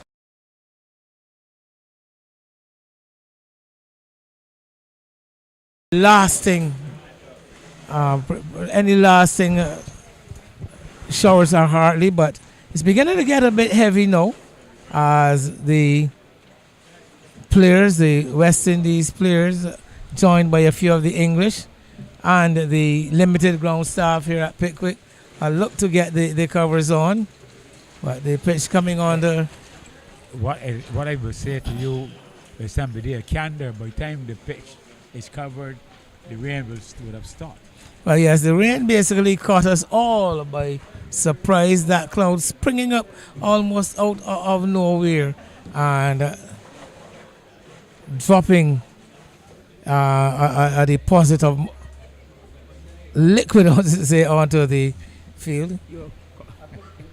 Man, Colin having a walk around the ground, now a walk across the ground as the cover now being brought on. So let's take this opportunity, Hartley, to just recap for especially those who may have joined us late and tell them that the match today started, well, some half hour after the scheduled 9:30 start at 10 o'clock, and West Indies winning the toss and electing to bat.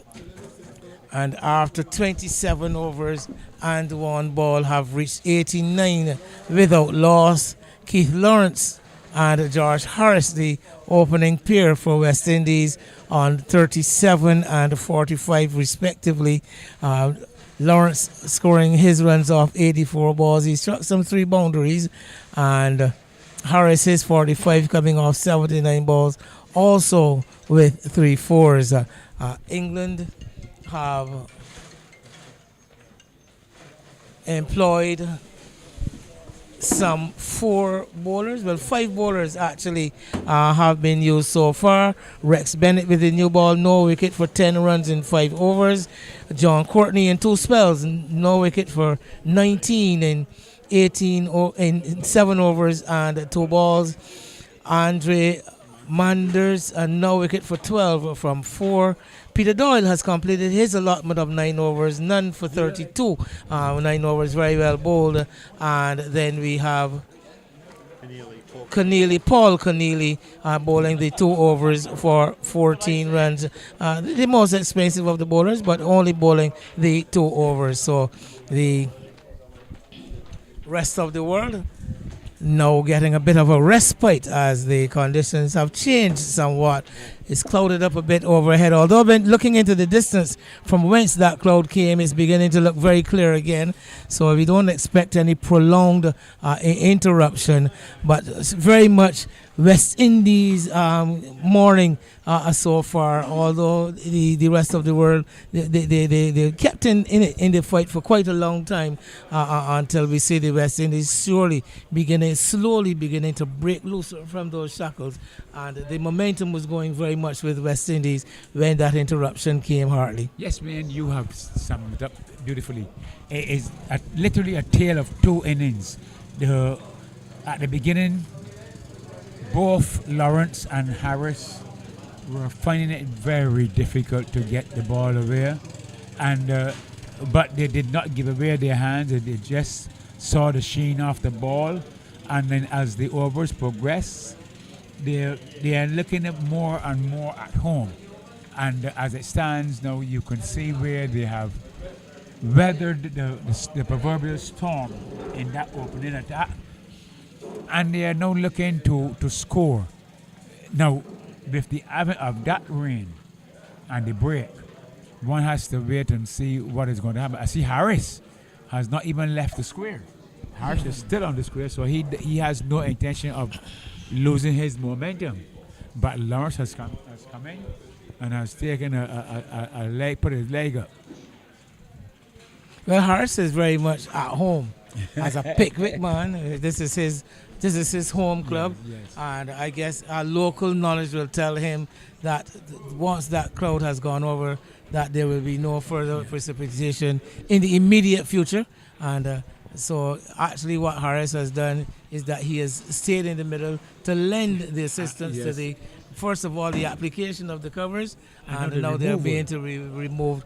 He is mid. So local knowledge tells him that would have been a rather brief shower, and that the break would have been short. So no need for him to rush back into the pavilion.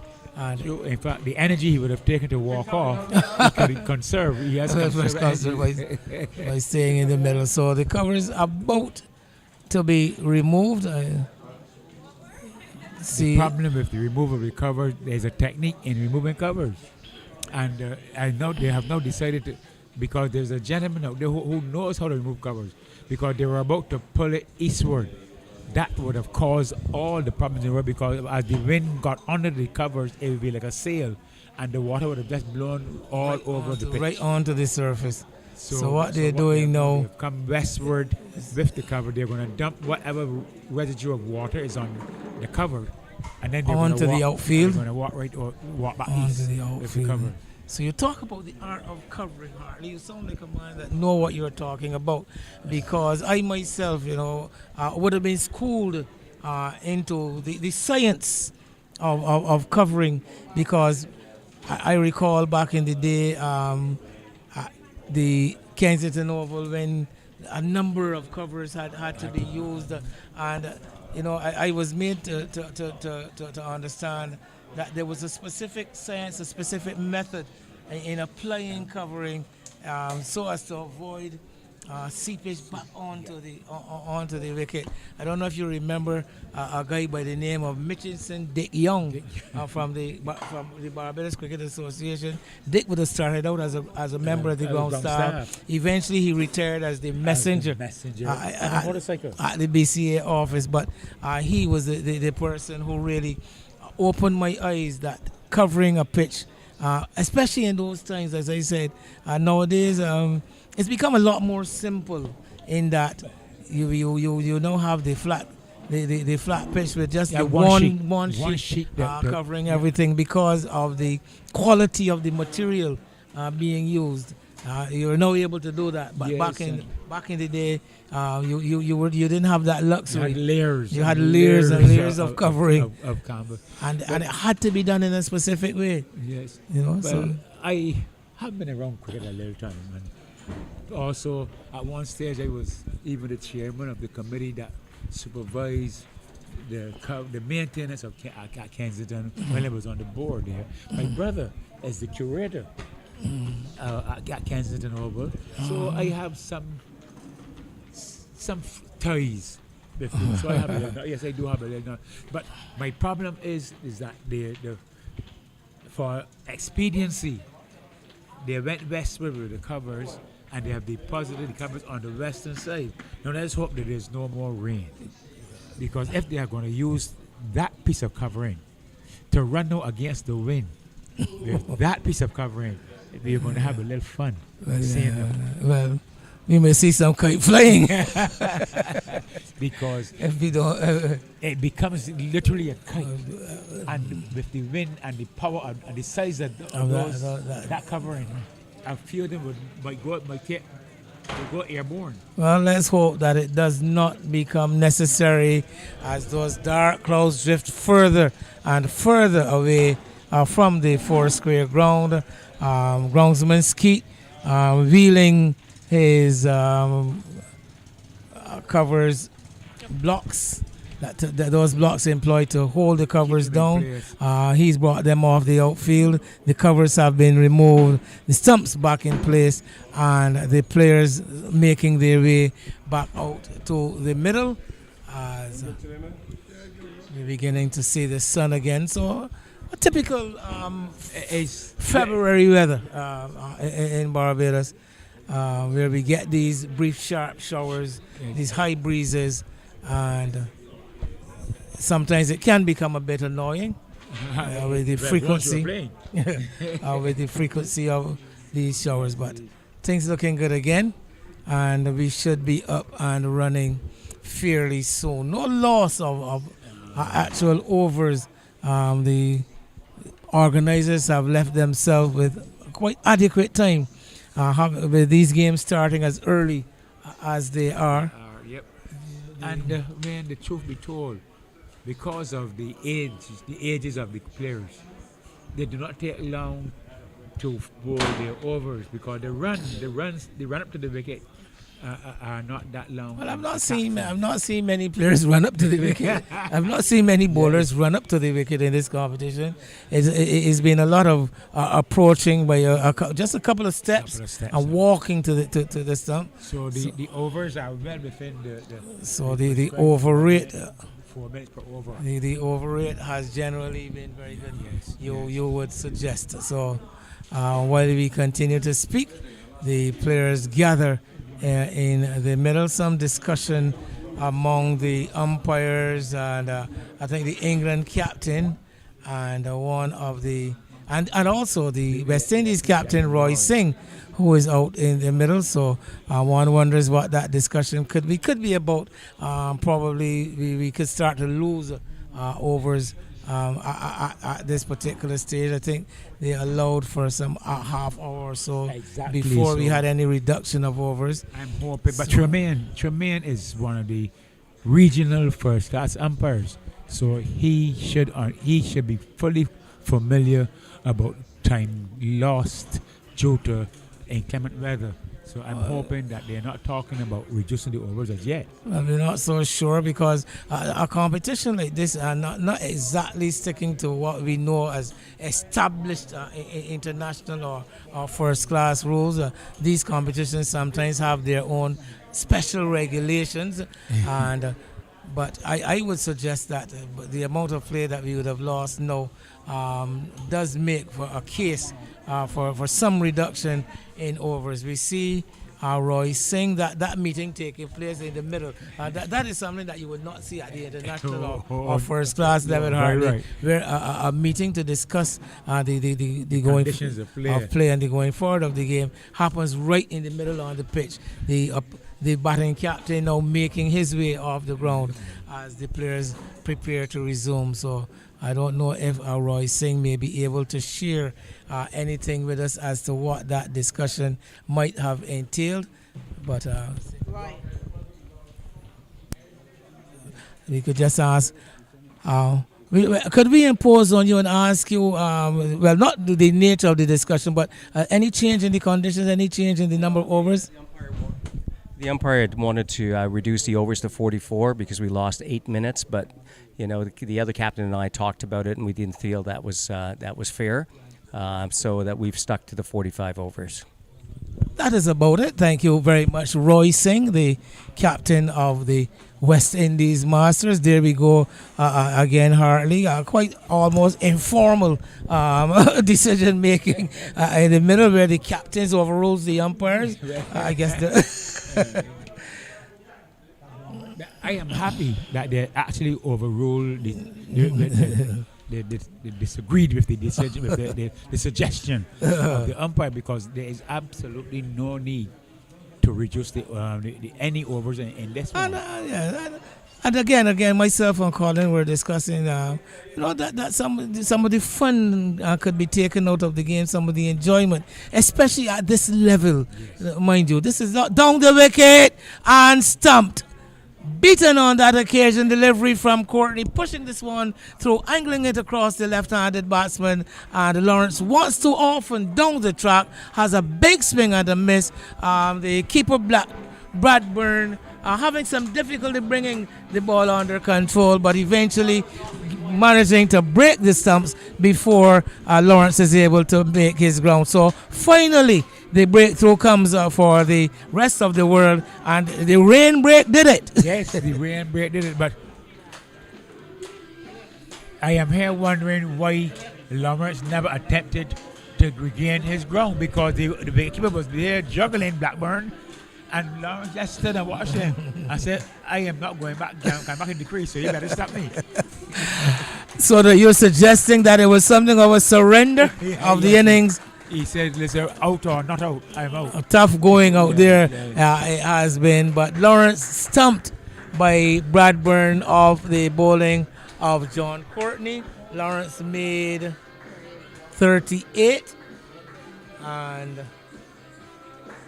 38 of 86 balls, and he struck 3 fours, 91 for one, so a partnership of 91 between himself and George Harris for the first wicket, as Wilbur Bruce comes to the middle, and some success eventually for the rest of the world, and Captain John Courtney doing the trick for his side.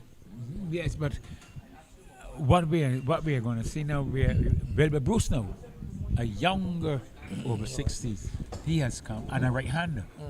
So we're going to see now, because he has batted well in all the other matches. Yesterday he had a little issue with cramp, but let us see if he has recovered sufficiently to push on the scoring.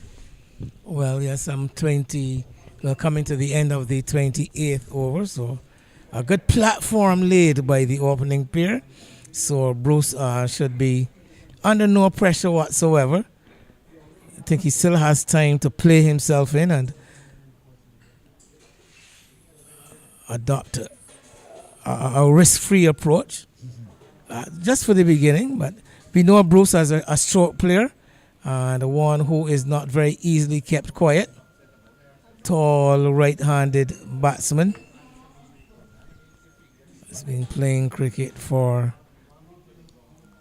many, many years. And here he is facing up to John Courtney. And his first delivery is outside the off stump, looking to stroke a delivery into the outside. Again, that prodigious bounce from Courtney, having tossed it in the air and going past the outside edge into the gloves of the keeper. Bruce is not even taking it. He wouldn't even take one ball to see how the ball is played. Already looking to force the ball into the offside. Here he is again, facing up to Courtney. Gets another short delivery, but this one cramps. It seems that ball spinning back into him or angling in to him, and Bruce eventually awkwardly just fends it away into the offside. And the successful John Courtney over comes to an end. Satisfactory spell for him. He has now bowled 8 overs, 2 maidens, and picked up that 1 wicket for 21. 28 overs, West Indies 91 for 1. But what the batters have to be cautious with, though, is that the rain that went on the pitch would do a little freshening up of the pitch. So yes, you have to. The pitch would not be as dry. Yeah, ball maybe. So the ball is going to grip a bit here. So for the next couple, at least for the next couple of overs, Ball may be sliding on a bit as we have another change of bowling because Doyle has completed his spell and Rex Bennett is going to come back. Remember, Bennett started the bowling from this end with the new ball, and From the Arthur Bethel end. 5 overs for 10 runs he would have sent down. Now coming back with a much older ball, and in the middle overs, more or less, trying to get his field in place. Hartley, I've always found, when I've spoken to bowlers, especially new ball bowlers, opening bowlers, they always tell you it is very disheartening to bowl at a batsman. You come off and leave that batsman, and then when you come back on and see that save. And I hear it is the case with And he would have actually bowled the first ball to George. to Harris. So here it is with Bennett and Harris again, coming back for a second spell and still seeing the figure of George Harris at the striker's end. Harris is on 46 or approaching 50 in what has been a rather prolific tournament for him, and he's driving this one in the air but into that gap between the cover point and the extra cover, and the ball runs harmlessly out to that man who has been in place from the very first ball for Harris at that deep extra cover position. I've made particular note of that, and they have been persisting with that fielder, and he has done yeoman work to win that in that area, again restricting the scoring to 1. I think it may have something to do with what they know about Harris, and also the fact that the ground slopes away on that side and the ball runs to the boundary fairly quickly. However they arrived at their field placing, they have stationed him there for every over. Very effective he has been as the field closes in now for the right-handed Bruce, who of course is very new to the wicket. But although that man had been brought in, now he's pushed back onto closer to the rope at deep mid-wicket, and Bruce will settle now to face up to Rex Bennett. Bennett first walking, and now, as I said, in diving effort by Whitaker at short third man, and he has problems getting back up once he's landed, and the batsman come back for a second run as the man from backward point moves around to do the fielding.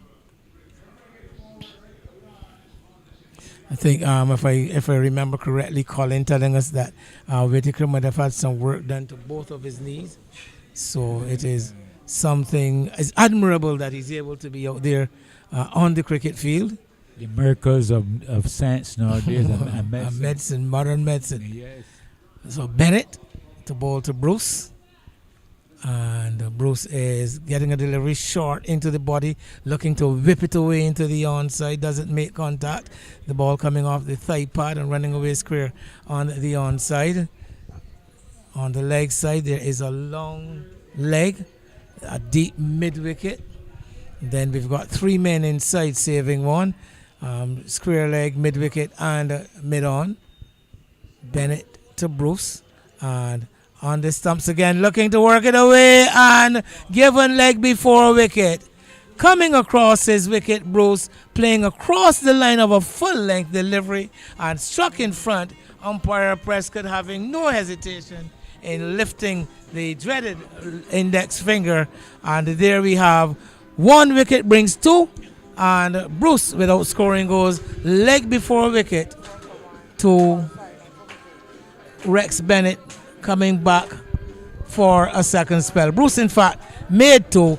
West Indies after 28 overs and 3 balls now 94 for 2. Not very dissimilar at all from the way how he was dismissed yesterday, hitting across the line, and then yesterday he went on the back foot to pull and the ball kept low and he was out. This time he drove across the ball, missed it the sideway, and again the standing umpire had no hesitation in giving him out.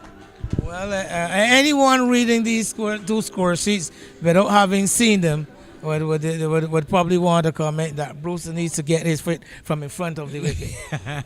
Out leg before wicket on consecutive occasions. Yes. Well, one to a short delivery that he played over the top, played a bit early yesterday from a spinner, and this one a much fuller delivery and opening up, looking to go over the leg side, looking to score, I think, and striking, taken behind, well, given leg before wicket. So we'll be hearing from Colin Walters at the end of the 30th over when the next refreshment break comes along. Colin will be joining you, Hartley, playing a dual role, Colin, working as ball by ball lead commentator and also as analyst. And he'll be coming back to do some duties as the lead commentator once the 30th over is completed. So you see Singh getting off the mark. Yes, off the mark with his first delivery, one sliding down the leg side and just going with the flow down to fine leg for a single. So Harris back on strike on 47. The total 95 for two as the field begins to drop away towards a number of the fielders. Those mid off, mid on goes back to long on and long off. There's your man there at deep extra cover, and also the third man right back on the rope. Bennett to Harris, and Harris, as he has done from the very beginning of his innings, onto the front foot, strokes it up to the fielder at cover, and that's John Courtney. No run, the result, and at the end of that over the 29th. Harris will remain on 47. He'll be off strike when the next over starts. It's 95 for two. Yes, Ben, we will welcome back. As you say, we are very back. We're calling at the 30th, end of the 30th, the 30th.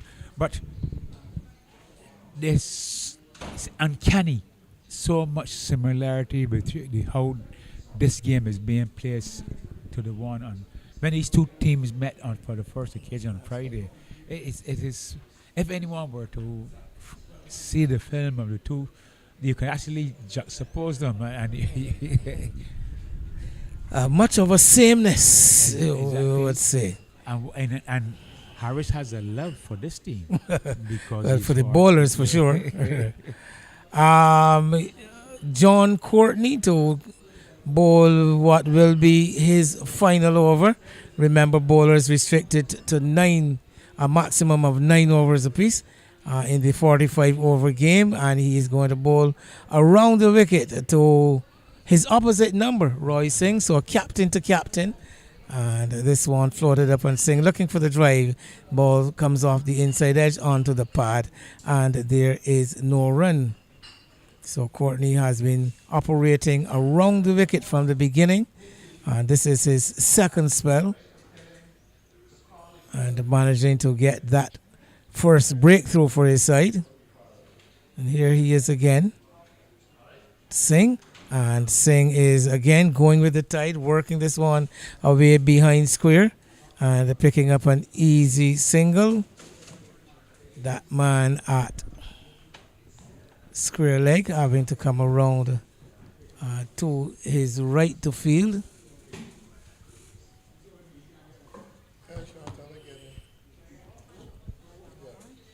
Yeah. The other Bennett. Andre Bennett, that is. So two Bennetts in the side today. We've also been able to observe two Manders in the unit, the rest of the world unit. You have not explained to me yet, Wayne, why is the cover man actually on the boundary? Deep cover way up in the distance. As Harris goes on to the back foot, drops this one into the offside and offers a single to Roy Singh. Catching that fielder, Whitaker again there in the covers on his heels and almost startled into action once the batsman decided to go for that single.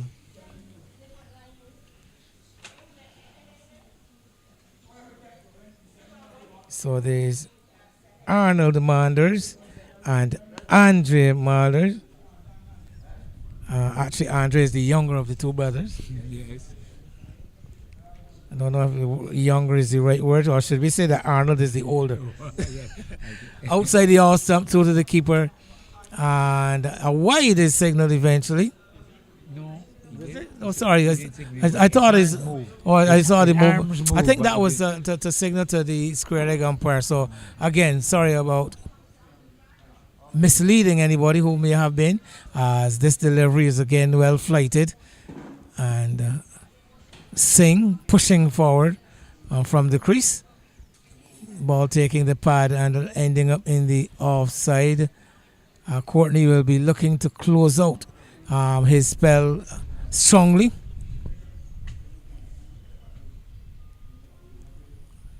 As he pushes his long off and long on, trying to limit any damage that may be done to his figures. Here he is bowling a quicker delivery, a shorter one too, and pulled up to mid wicket. This time Whitaker gets a nice generous bounce and fields cleanly. That brings us to the end of what in fact is the 30th over of the innings.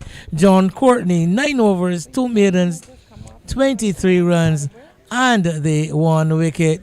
And at the end of 30 overs, the prescribed refreshment break. One might suggest that the players were off the field during that rain break, but nonetheless, the prescription says after 30 overs, there is a refreshment break, a Blue Waters refreshment break, and the players and will be much obliged. So I will come to the end of my stint at that conclusion of that 30th over. Barbados, West Indies 97 for 2. George Harris approaching a century, and one suspect a half century, and one with us was, well, I think we can take it that he is going to, his contribution from here on in is going to be very, very important towards whatever total the West Indies set. We'll take a break here, but when we come back, Colin Walters will be joining up with Hartley Reid to take us further down the line.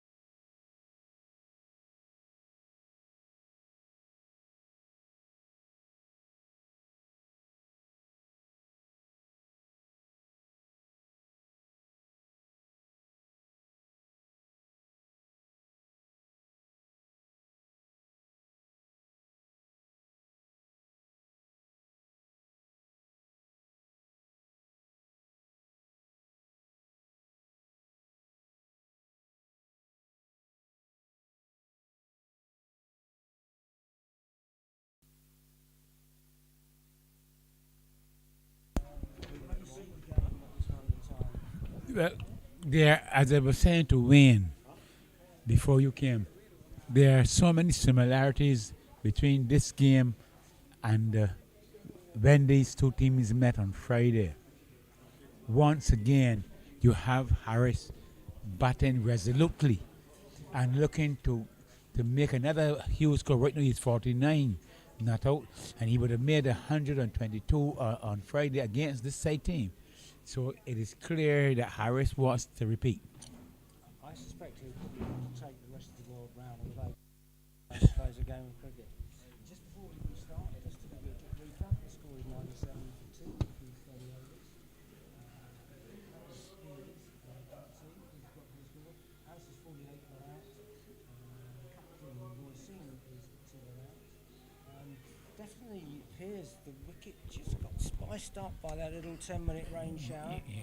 I was walking down the ground as it happened, and I happened to be about as far away from the pavilion as you could possibly be, and it was quite heavy rain.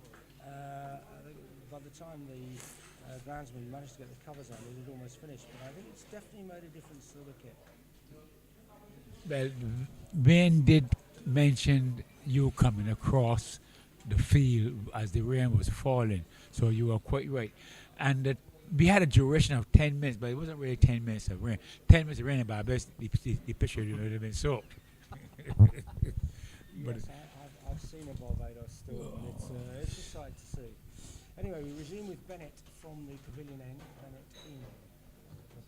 Paces comes in bold, and that's driven hard back to him by Harris. But and there is no run. Two wickets fell very short space of time. A very good stumping by Bradburn from the bowling of Courtney. Second wicket. Bruce being LBW. Comprehensively LBW to Bennett. And Bennett trots in and bowling now. Slightly slower ball, and that's spooned just over probably the smallest man in the rest of the world fielding side. With Harris, who is quite a sprightly character, and Roy Singh, a man who looks nothing like a 60-year-old, looks like a 40-year-old. At the wicket, I think we may see a little bit more pressure on the running between the wickets here. But he has scampered to get his second run to give him his 50. This is the first time I've seen him scamper for the entire this innings.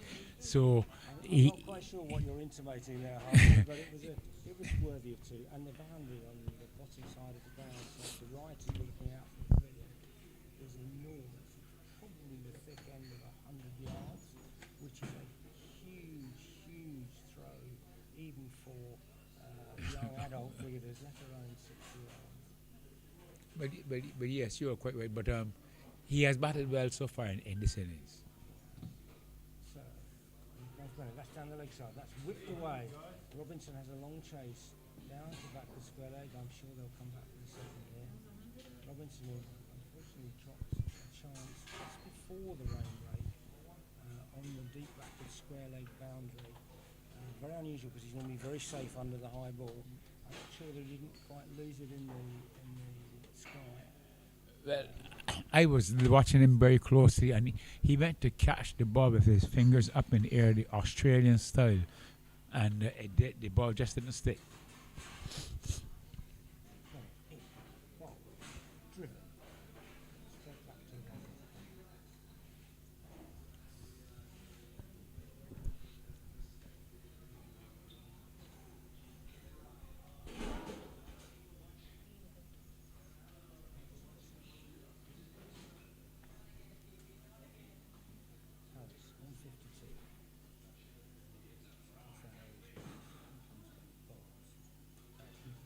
short ball again, pretty much the same place as he hit it before, back to the square.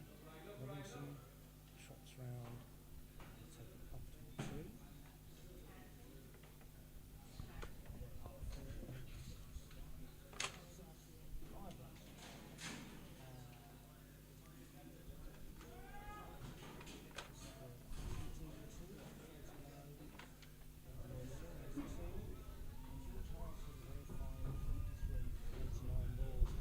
Sure, he'll be looking to complete a double century against the rest of the world. But yes, he does look as if his mind is set on repeating a century. And the way how it is looking now, I would hazard to guess that with some 14 overs to go, they are looking to get as close as 100 to 185 as possible. Yeah, I was thinking, May, with all these wickets in hand, and it is pretty warm out there for the rest of the world guys. There is every chance that they could get up to 200, but they'll need to turn some of the ones into twos and twos into threes. These two could be the two to do that. Yes, well, with having already seen half his target of 50, I'm sure that Harris can feel freer to be more positive in his approach.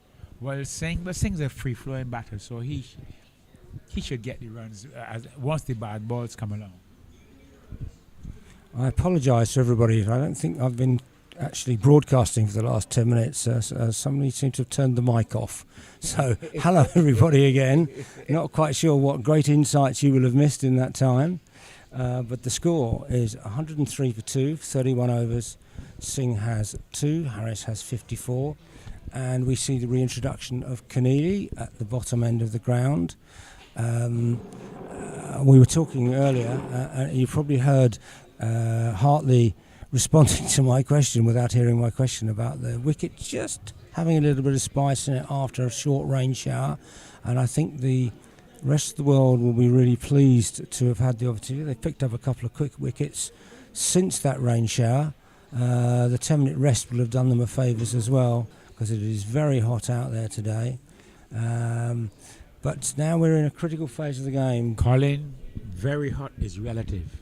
Very hot to the Englishman, I suppose I would concede readily. But this kind of condition, we in Barbados would love this with this kind of sun. Well, to be fair, what you can't see is Hartley sitting here with his scarf and his woolly hat and his fleece on, saying it's absolutely free. No, that's a slight jest, but it is the most glorious day. It is the a most pleasant glorious day. Nice cooling breeze, which I suspect feels a bit like a howling gale to the guys out in the middle. But here in the pavilion, where we're sitting sort of half inside, half outside, with an open front. Is absolutely beautiful. So Keneally to come in and bowl to Harris. Slightly angled run, tosses the ball from hand to hand, comes in and bowls just short of length, and that's smashed away over mid wicket and comfortably away for 4 runs. And that is not really the place to bowl to a man with 50 odd runs on the board. In fact, I'm sure that George Harris, when he saw the length of that ball, he opened his eyes so wide that he almost popped out of his head, because he said, "No, this is a gift." Yep, that looked quite a tired delivery. Paul Keneally's been very involved in lots of the really good things that the rest of the world have done so far in this tour. He's bowled exceptionally well. It doesn't actually bowl that often for Wales, who he plays for in the county championship. But he has bowled but he has bowled very well. He's bowled great control, and he has two specific balls he bowls. That one that loops, and then a flatter one that turns. And he has bowled well. So Keneally comes in 4 or 5 paces, trots in. Bowls. There's the net again, slightly short. That kept very low, and it swept down to Moses at deep backward square. Singh very keen to run 2, as is Harris. And I think this is where the pressure will start to come to bear, and where the potential of 200 comes from, where they're turning those ones into twos, which definitely wasn't happening in the first 30 overs. Very well observed. Keneally in.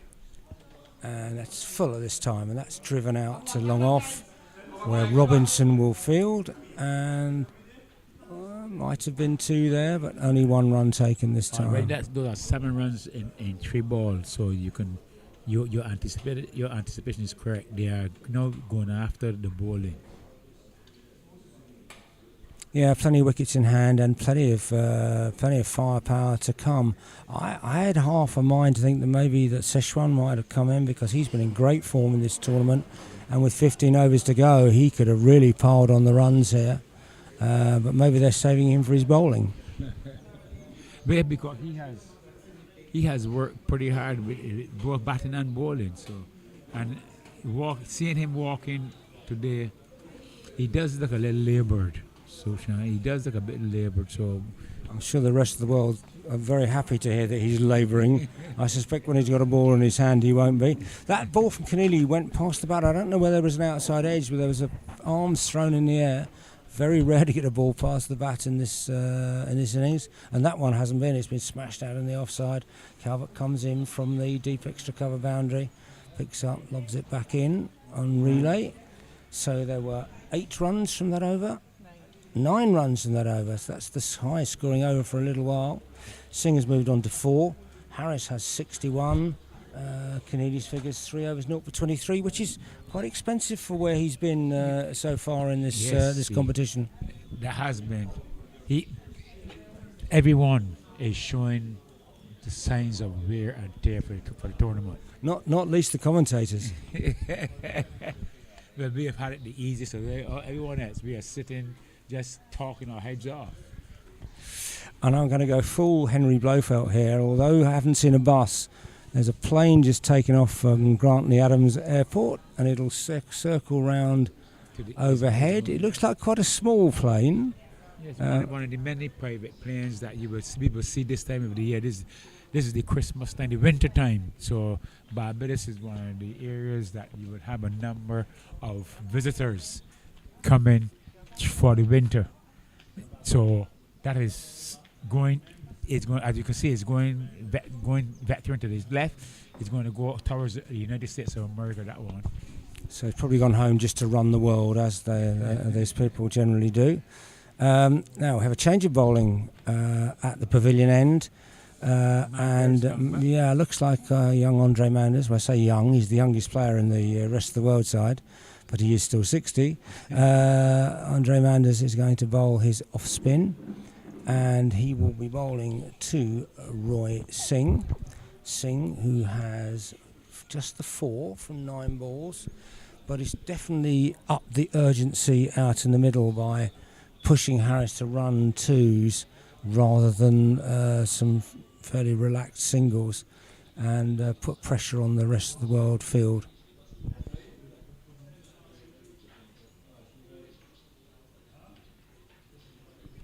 Manders is rather meticulous in his field setting, eh? Yeah, he's got 2 men out on the leg side, and bowls are wide first up. So there is a deep backward square, there is a deep cow corner, there's a mid-on, there's a mid-wicket, there is a short backward square leg, there is a short point, an extra cover, a mid-off, and a man deep on the offside boundary. That ball from Manders is just pushed back along the ground by Singh. Little bit of lift on that, just a tiny little bit of grip in the surface. Next one is in, he's bowled and he beats the bat. And Bradburn has a little juggle with it, finally collects, tosses the ball back to Manders. There just appears to be a little bit of grip in the wicket. Yes, it is still showing the effects of the rain. Manders in, bowls down the leg side, that'll be another wide. These really hurt you when you're in this phase of the game, bowling extra balls. I'm sure the captain will be disappointed with that. Manders in, 3-4 pace run up, bowls, and Singh goes forward, and Courtney picks up at short mid wicket. No fireworks so far in this over, but still a few balls to go.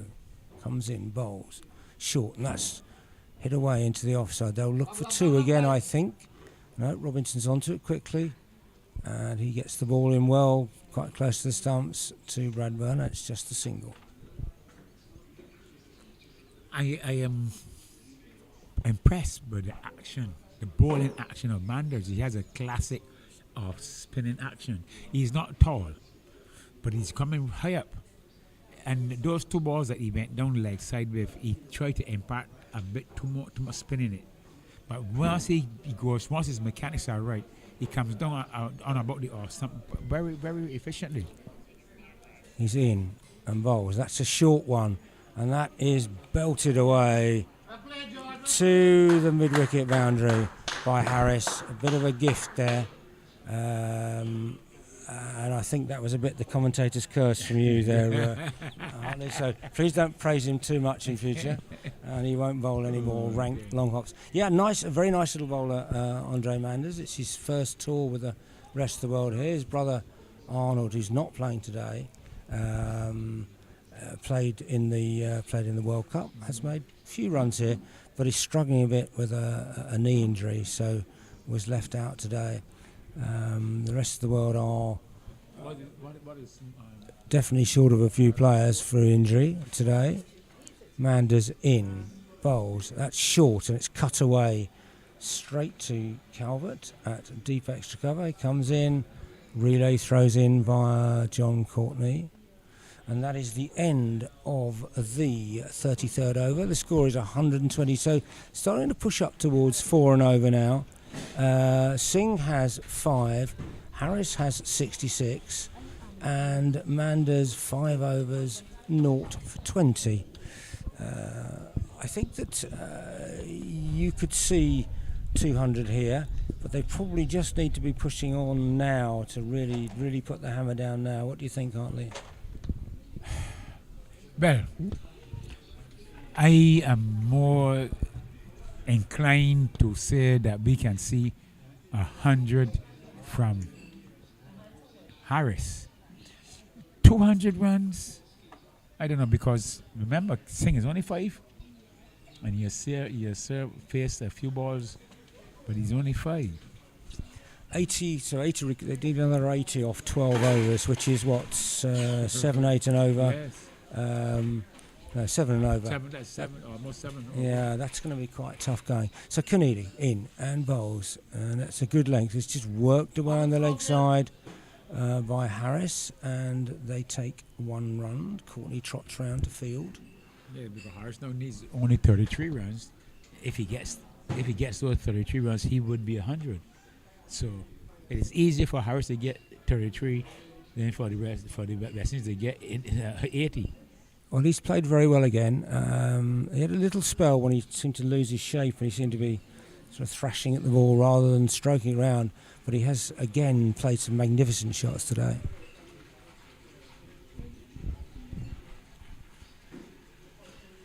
Short ball, whipped away into the leg side, into the spaces. This could well be 3. There's only 2. I think it's on the ground. No. Oh, a slip. A slip from Singh. A Singh slip. So I'm sure that must be something in real life, a Singh slip. Maybe he just wanted to keep the bowling. He has 2 runs for that, and he moves on to 7. Getting very slightly short from Keneally. You almost feel like he's just straining a little bit to get up the hill.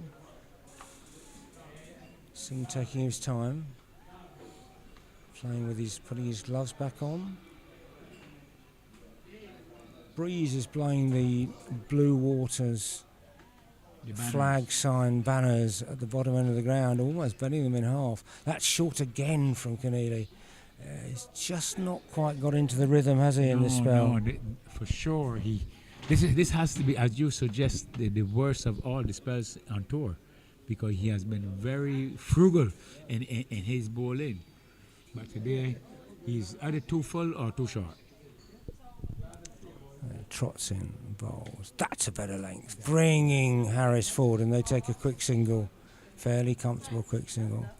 I've been receiving a lot of messages from back home in the UK and 1 or 2 from other places as well. People seem to be really enjoying our commentary, although they did say get Walters off as soon as possible. But I'd like to say hello to all of our friends listening all around the world, however many hundreds of thousands of those that there are. I've particularly been asked to mention the Emperors cricket team, of which I have toured a couple of times recently, and a bunch of very nice guys. We toured Gibraltar, although finished up playing in Andalucía in Spain, and last year we toured Rome and had some great fun. It's wonderful because actually there are a couple of older guys but a lot of younger guys, and we seem to get on very well. That's a big full toss from Keneally, and it has been smashed out. It's chased round, and he has made a meal of it. despite a valiant dive from Calvert, who I think has probably run 17 or 18 miles. He may well complete a marathon by the end of this session. He has lost the ball too. He's lost the ball. That's the end of the game, then, isn't it? Well, no, he has, because he was on the ground rolling up. He didn't see where the ball has gone, so he just can't follow it. But the ball has gone right over and gone over exactly.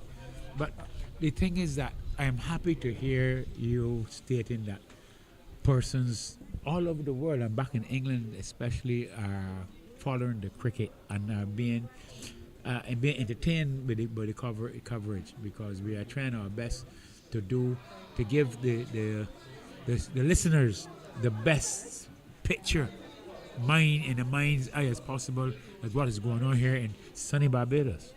And I've listened a bit to the commentary when I have not been speaking myself, and it gives a wonderful flavour of this thing which is so not unique to Barbados, but Barbados, I describe it to my friends as a crickety island, and sitting here listening to you and Wayne and your mellifluous, beautiful Bajan accents, and just talking about something with such passion and such love, and it's just glorious to hear. I don't know whether you guys ever get to listen to BBC Radio Test Match Special when it's on all the Test matches, Colin, and the one-day internationals. No fear, Colin. We listen to cricket. Well, I always think that is, forget that it's about cricket. It's one of the great programmes, and it has produced some of the great commentators over the years. None more so, and we did mention this the other day, than the great Tony Cozier. And I'm not sure which island she was from. There was a lady commentator, Donna Simmons. She's a Barbadian. She's an attorney at law here in Barbados. Absolutely wonderful. And I don't know how much cricket she played, but she had a real appreciation of the game and the ebb and flow of the game.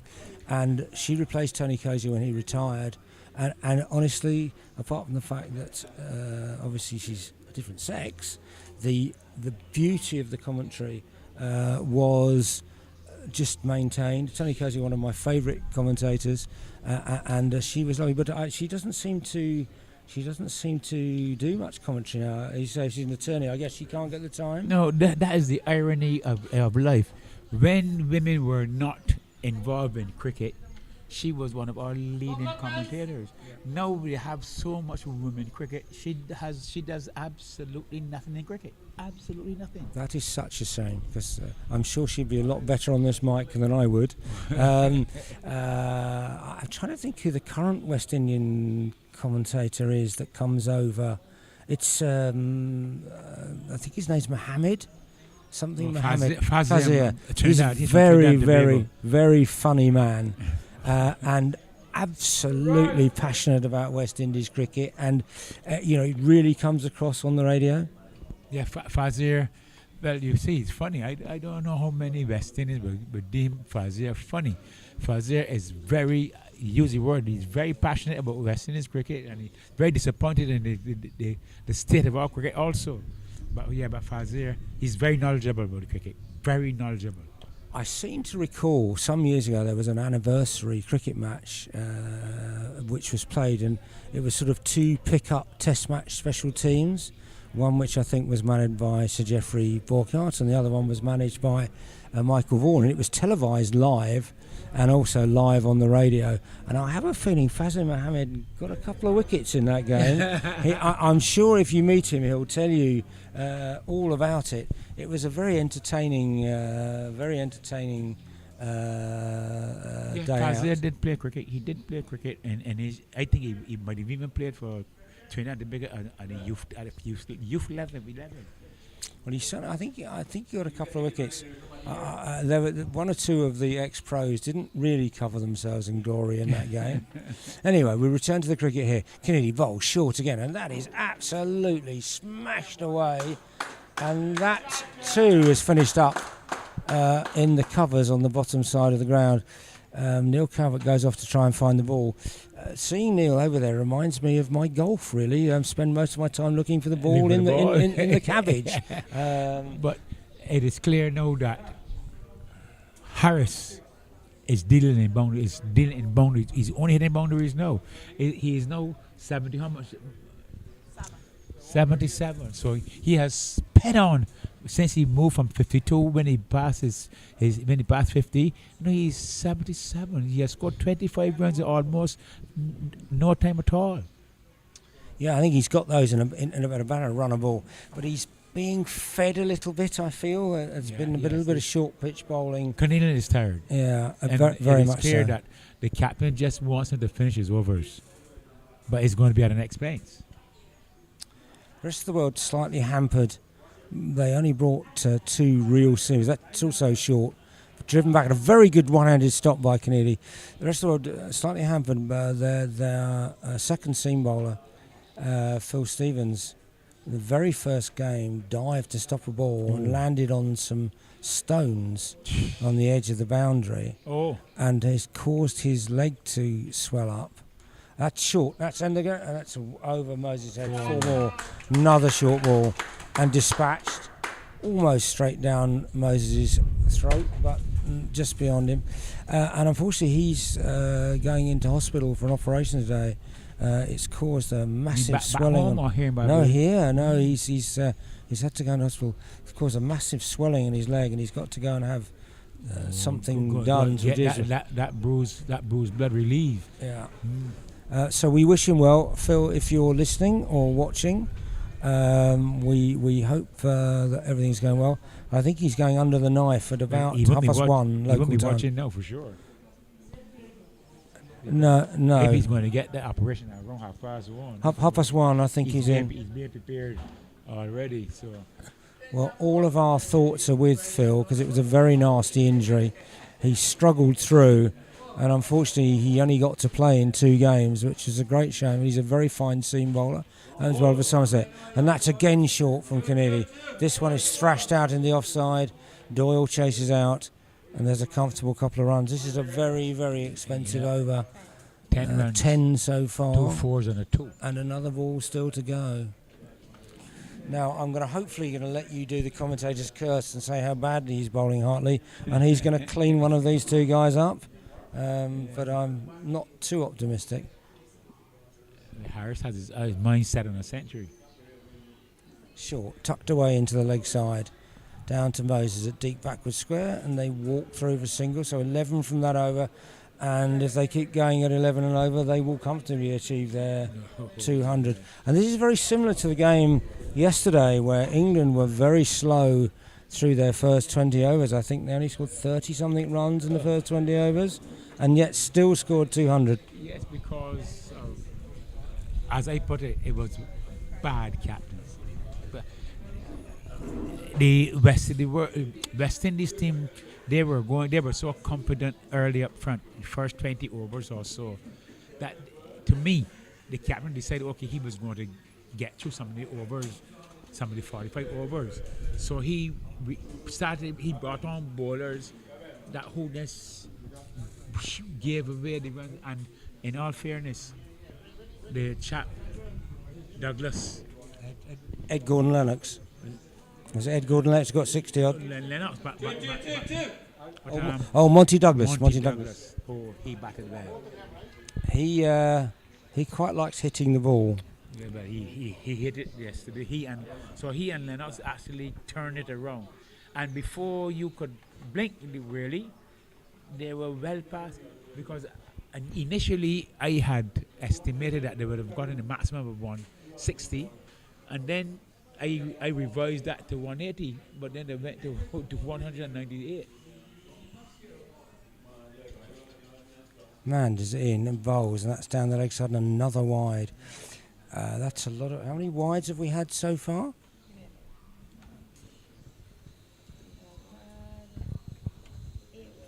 So 8 wides. That's also an extra over that has to be bowled. Be interesting to see if that lasts. That's another wide down the leg side. So now 9 wides. That's an extra over and a half, which is tiring on the legs, and it'll be interesting to see if 20 comes off the last over. It becomes very expensive. I have recognized that Manders, his arm is getting shorter. His arm, when he started, he was going the traditional off spin higher, but now he's a quick action and the ball is just going on leg side. Yeah, slightly more round arm, and as you say, that's probably the effects of tiredness. I can remember seeing the wonderful West Indies off-spin bowler Lance Gibbs, and talk about a high action. He nearly used to take his ear off every time he bowled, and that's very well fielded by Courtney at extra cover.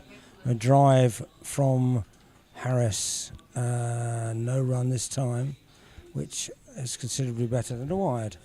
We have had a number of literally classic off spinners in this region, and here in Barbados, not very far from here, in the same parish of St. Philip, there's an ex-policeman, Lawrence Maxwell, captain Barbados and off spinner. Or if you see him, you would like to capture his action and for posterity. Beautiful off spinner. And an arm ball that you couldn't decipher the difference between the arm ball and the off spinner. Yeah, very good.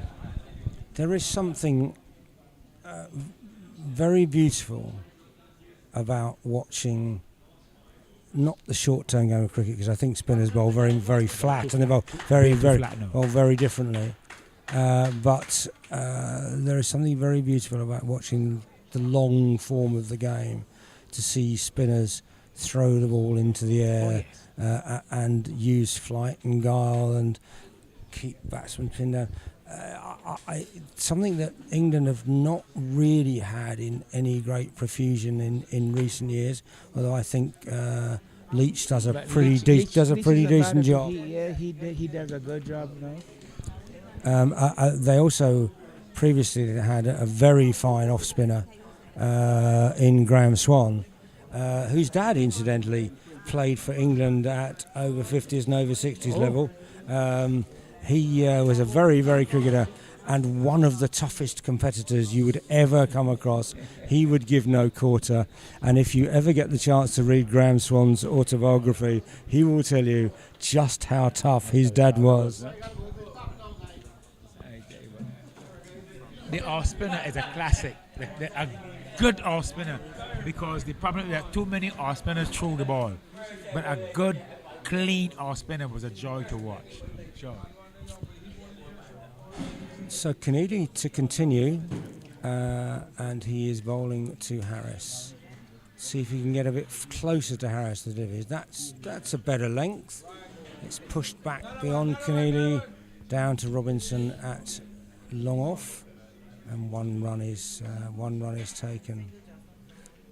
I quite like watching I'm never quite sure if he's an off spinner or a leg spinner. He does play a lot of one-day cricket, hasn't played much test cricket, and that's Narayan, because he looks like a man that's like a one-arm bandit, because his right arm when he comes up to bowl is nearly beyond his left thigh. It's the most bizarre looking action, but he does give it a good rip. He was actually he's classified as an off spinner, but he's a mystery bowler, because you are quite right. When he runs into bowl, his arm is actually well behind his back, so you actually cannot see the grip of it until he's about to deliver. Had his problems with his action. Yes, I wasn't aware of that, but he was another of these guys that plays with a smile on his face. I love watching the Rashid Khan. I've never seen anybody smile as much on a cricket pitch. He just looks like it doesn't matter what's happening. He loves being there. The truth be told, if you mesmerize batters the way how Rashid Khan mesmerized them, you would smile also. You would smile. Yeah, he also belts a cricket ball a decent distance as well. Kanini comes in and bowls to Harris, who drives down to long on, where Manders trots in to field. There is one run. Slightly less runs coming from this over, and that's, I think, because he's pitched the ball a little further up, bowling a little slower and pitched the ball a little further up. Short. You see, because once he drops it short, it's become what we say in Barbados, a hit me ball. because it just stands up there and says, "Well, you hit me if you want to send me." And he's being hit with the wind down the hill, Yeah, exactly. even though it's seemingly a 2-mile boundary. The ball just keeps going. So Keneally comes in, whirls his arms round, and that's a bit of a slog from a ball outside off stump. I'm not sure you'd even call it a slog sweep. No, that is not a sweep at all. That's a cross haul. We call it a cross haul. That was a number 9 shot, wasn't it? Really? Yeah. And that one, but it's very effective, and it's 2 runs to Singh. Singh normally such an elegant player, times the ball beautifully, but just looks as if he struggled for runs a bit in this tournament. I suppose he has too much on his mind. Captaincy, it's hard work. Captaincy.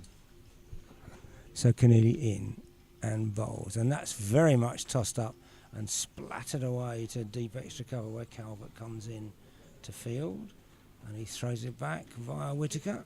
And they were just the 6 from that over, so much better I'm over. impressed with the words you're using.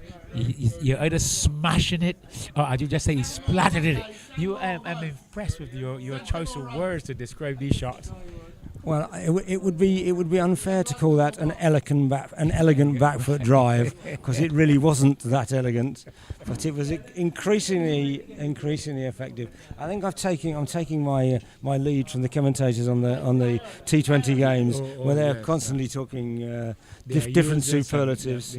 Right now, the T20 has its own vocabulary and the way how they describe the shots that are being played. So Manders to resume from the pavilion. He comes in and bowls, and just a little short, and that's driven off the back foot out to Robinson. That's a very poor a very tired piece of fielding, gives away a second run there. And Robinson, one of the older members of the rest of the world side, his shoulders very slightly slumped. Normally an excellent fielder, but I suspect they're all fielding it in their legs now. You can see that this is the final game of the series with them. Manders in, bowl, that's further up, driven up to long off. Bennett races round, comes in, and a decent arm, good throw back into Manders. So just the 1 run this time. Part of the problem for this is however many the West Indies got, or however many the West Indies finish up with, you feel that they're almost worth 2 wickets for the tiredness of the opposition fielders. Yes. It is a hard. This is a toy. Manders in, tossed up, and has Harris in 2 minds, which for a man who has 88 runs on the board, you would think he would be in total control, but that one just confused him. Manders in again, and bowls, tossed up. Harris drives, and Courtney comes round at extra cover, and there is no run. So 2 dot balls. I think the rest of the world will be very pleased about that. Manders in. Bowls, a little bit shorter, that's cut away to Calvert on the deep extra cover boundary, and that little injection of enthusiasm into the running, I think the heaters got to the batsmen as well as the bowlers, because those 2s are now becoming or heading back for 1s. Manders in and bowls, and that one's driven away out to Robinson at sort of backward point, extra cover area. Again, only one taken. Well, Harris is on 90 at the moment. Young Miss Quick. George Harris, 89 for 116 balls. Roy Singh has 19 from 27. The score is 161 for 2 from 39 overs. It's only just over 4 and over, but you feel that with 6 overs to go, they may, if they really go for this, even get up to 220. You are being very optimistic, Colin. Take a look out there at those 2 batters. Which one of them going to score 6 runs over? I think once Harris goes past 100, exactly as he did in the previous game, he will really start to go for it. However, a couple of wickets might change things, and there were 2 wickets very shortly after a rain break, bowling, and that did slow the scoring down. Yeah.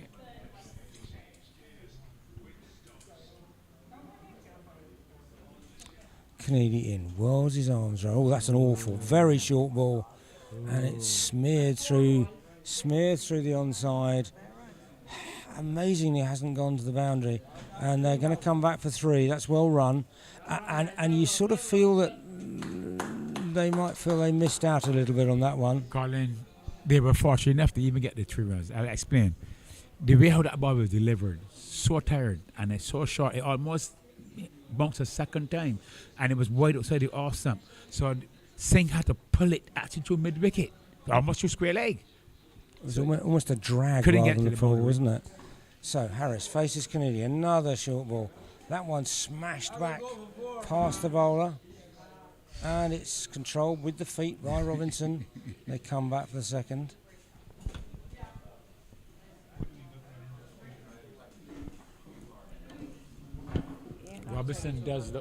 Robinson looks very tired, very, very tired. He is just waiting for the innings to come to an end. Robinson. Keneally comes in. That's a better length. And just Harris just leans back and dabs it just backward of square. The ball's picked up by Doyle. Underarms it back into Bradburn. And Harris moves to 92. Yes, I like what Harris did just now. He was aiming to go for a big hit. He discovered that the ball had changed its line, so he just dabbed it, as you say, into backward point in that area and still got a single. Keneally in, whirls his arm round, up full to Singh, drives to long on Robinson fields, and there is 1 run. And I think you're right. I think the rest of the world are just desperate to get back into the shade of the pavilion. It is pretty tough out here, and you realise playing in this heat what it must be like to go and play in India and Pakistan in 40 degrees and be fielding for 6 hours, watching Sunil Gavaskar or Virat Kohli or whoever it happens to be. I'll tell just you are dissecting so right. you. How could play cricket in that kind of heat? Not only is it hot, but humid. Yeah, and I think that all of the over 60s teams are going to experience that in Chennai in February next year, where the 2024 over 60s, the second World Cup will be held after a wonderful event in Australia in September 2022. Losing track of my years, 2022. The next World Cup in February 2024 in Chennai. I think everybody's really looking forward to it. I suspect after 3 games of playing in 40 degrees and 100% humidity, they might think that it's we might need 20-man rather than 17-man squads. I do not envy you all at all. I will be following it if I'm alive on the stream. That is. It's a shame you won't be out there commentating with us, Hartley, because I'm sure you'd enjoy that. Have you ever been to India? No. I've been out almost every place else. I have the great pleasure in about 2.5 weeks' time, where injury permitting, I'm touring with Hertfordshire veterans and their tour of Nepal, which is an appalling thing to do, and that's an appalling joke. Something that I'm very pleased to have been invited. Oh, on a drop catch, very sharp. On 90 what? He's 90 what? 93. Dropped an extra cover by the skipper. Captain. Very sharp chance.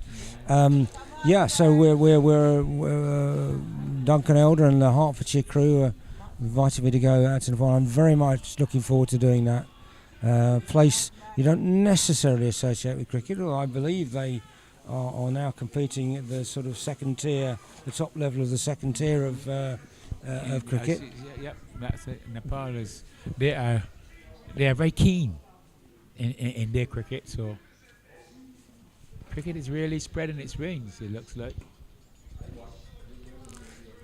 But that's drop catch. I'm sure Harris will be kicking himself because he counts every run. Let me tell you about George Harris. He counts every run that he scores, so he would know what his score is. and to know that he hit the ball straight at the lone man in the cover. But anyhow, fortune favored the brave because the skipper said, "I'm enjoying what you're doing. Make a second century off of my team." I'm fairly certain that's not what he was thinking at all. It was a very hard hit shot. It was sharp, yes. And it was sort of one of those horrible ones which is sort of mid-height. Do you go hands pointing up, hands pointing down? Next one is driven out into the covers. Again, collected by Calvert, who I think is now into the last 3 miles of his 26 miles and however many yards it is for a marathon. I think he's going to be a very, very tired man when he comes in. You see, but if you're going to be critical of the captain, where he was standing, he was actually about 5 paces too short. Because if he were back another 5 paces, still would cut off his single, but the ball, he would have had more time to adjust to take the catch. But because he was so sharp, the ball would have left the back straight to him. And he could, once it's not in the bread basket and he has to adjust his hands, he would find problems. The only thing I can say in his defence is that's the edge of the 30-yard circle. We can't really see from here. No, he was went in from that. The next one for Canadian is tucked back to the square. Courtney chases after it, and they take a single. The score, just to keep you up to date, it's 175 for 2. We are in the 42nd over. Harris has 96. I can't tell the difference between the 5s and the 6s on your screen. Singh has 26. And it'll be Singh to face Keneally. Keneally has bowling figures of 7 overs, 0 for 60, which is quite expensive and certainly quite expensive for him on this tour where he has bowled so well. I'm sure that when he sees those figures, he would ask the scorer if it's true. So many runs came off of him. Oh, I think he'll have felt every run, Hartley, to be absolutely honest. He will know. But it's hard work out there. He comes in, bowls. That's a little bit short. And that one's smeared away into the offside. Down to Manders. There'll just be a single. Smashed, spattered, and smeared. You like the S's? I do. Yeah, They're very good consonants to use for description. Keneally in angled run, whirls his arm round. That's a better length. That's well up there. But that is beautifully driven by Harris. Past Whitaker. Round goes a slightly tired-looking Robinson. Goes round. He'll look for a third. He won't look for a third. Probably wants to keep the strike because he now needs just 2 for his second century of this tournament. And I would think he must be in with a chance of winning the highest run score of the tournament. He does have the highest. He does have the leading scores now, for sure. Now, this will not have done him any harm, will it? No. This is the gravy on the meal. Keneally involves, and that's away. Now, will he go? Will he look for 2? Will he look for 2? No, he looks for 1. Bennett goes round, left arm throw, even though he's a right hand batter, sorry. And he gets the ball in quite quickly to Redburn. So that very nervous 99. My suspicion is that George Harris doesn't look like a nervous man. It's a remarkable feat, though, to score 2 centuries in a tournament. Unbelievable performance. It's a shame you picked the rest of the world to do it against, to be honest. Singh pushes that one through into the gap in the offside and takes a couple into the outfield. The score creeps up, 181 for 2, and we're still not at the end of the 42nd over. Keneally in, whirls his arms round. Singh drives beautifully into the offside and will keep the strike.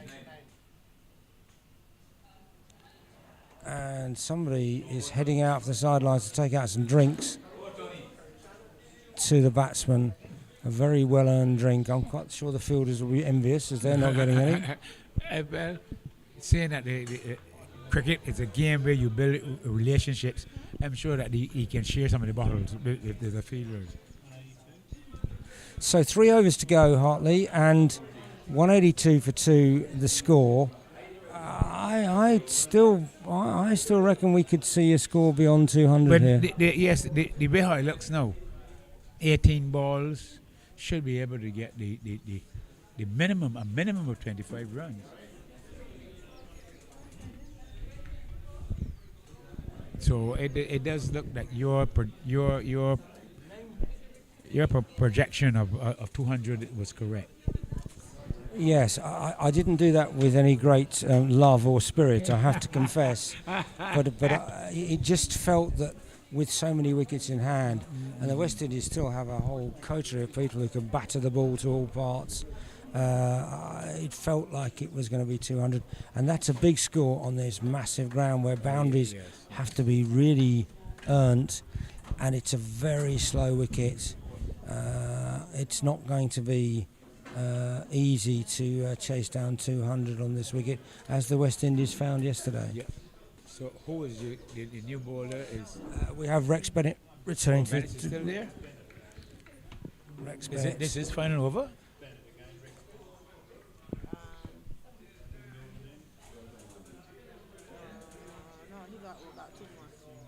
So Rex Bennett, who bowled very well at the start of the West Indies innings, has 7 overs, 1 for 20. And I think if he could keep it down to 3 and over in these last 2 overs, he'd be very, very happy. So Bennett in and bowls. It's pushed into the offside for a single. It brings Harris on 99 on to strike. So let's see whether he's going to go to his 100 in glorious fashion, or whether he will just push a run into the offside, where there is a big gap on the offside. There are 3 men out on the boundary, or 2 men out on the boundary. Deep extra cover, a deep point, a backward point. Captain Courtney being quite meticulous about setting the field. Under some other circumstances, he might have brought some fielders in to save the one, to put some pressure on Harris. But in the overall schemes of things, I feel that Harris can probably put this exactly where he wants to. Well, I think For his 100. he has weighed his options here, and he recognised that to try to stop a century, then will give him a chance to hit a 4. So Yeah, and that's more important in the context of the game. yes. So Bennett comes in, deep anticipation in the crowds, and Harris is hit on the pad, and they decide not to take a run. Tried to whip that away to the leg side. That's good bowling from Bennett. Yeah. I think the tactic has been to bowl at Harris's legs, where he's probably slightly weaker than outside of off stump. But Is that fair to say? Bennett, from last match, last week Friday, his line of attack is leg stump, and he has been bowling leg stump to Harris all his life.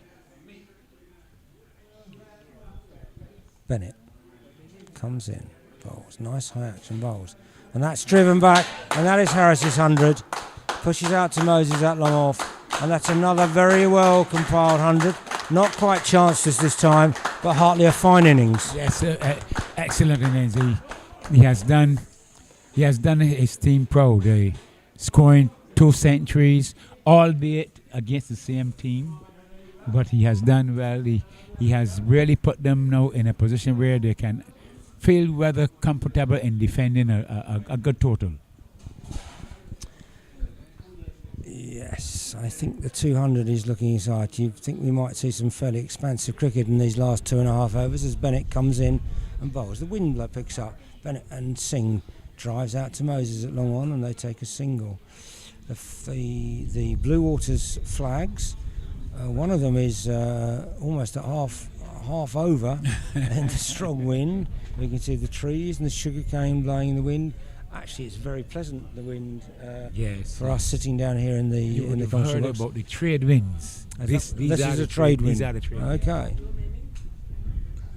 Bennett in bowls a Yorker, and Harris digs it out, and they take a short single to Doyle at mid wicket. Comfortable single. I'm rather hoping that we'll see a Henry Blofeld bus come along Bus, before we finish. No bus runs this way. That's very, very disappointing. Well, because just behind the pavilion on the road coming up here, west where by the NOCs, you will see a bus on that road. But these houses here, they are serviced by that said bus going to Foursquare right away to 6 roads. That's actually very disappointing, because I was really looking forward to be able to saying to doing my full Henry Blofeld and saying there's a bus going down the sugarcane end of the ground. There is in fact a car going down there, but that's not quite the same thing. If you are lucky, you might see a tour bus. Let's hope, Harley? Let's hope. So the score is 187 for 2. There are 2 overs left. I'm pretty certain Captain Roy Singh will be desperate to get that 2 in front of the West Indies score and get it over 200. There are only 5 singles off that over, so a good effort again by Bennett. He's bowled pretty steadily. Bennett has bowled. In fact, I have, from last match I saw him, I was very impressed with Bennett. I made a statement then, I shall repeat it. He would have had to have been an excellent bowler when he was young. Because yes, his control is still immaculate. I think he was a pretty impressive cricketer. He was certainly the leader of the Australian bowling attack in the Grey Ashes series in 2019 and before that. Described by one of his colleagues now, but one of his opponents then, as a complete menace. Keneally comes in, bowls, pitches it up, and that's driven out. And Amanda scampers up from deep long off, and the Windies guys walk through for a single. Maybe they think they have enough here, Hartley. No, but it was just the score only quickened because Harris wanted to get close to, if not to the century. So Canadian bowls. Harris dives down the track. A vain dive there from Courtney. It feels like the anticipated fireworks are not quite appearing here.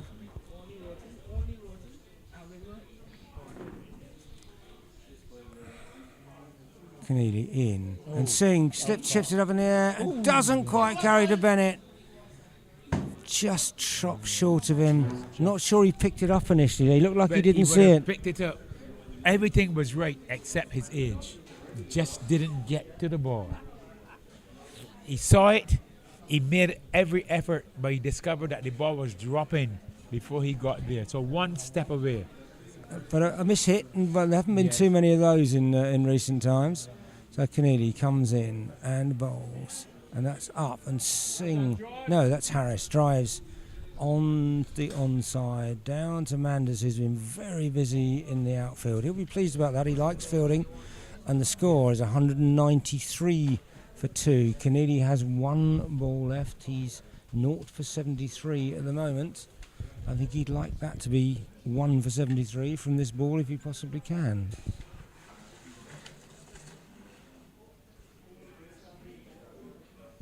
It's very short, and he's certainly not going to get a wicket with that one. That one is oiked out, dragged out to long on, and the batsman runs through for 2. And that takes the score to 195 for 2. Keneally finishes with 9 overs, 0 for 75. Harris has 103. Singh has 39. Previously, the batsmen out were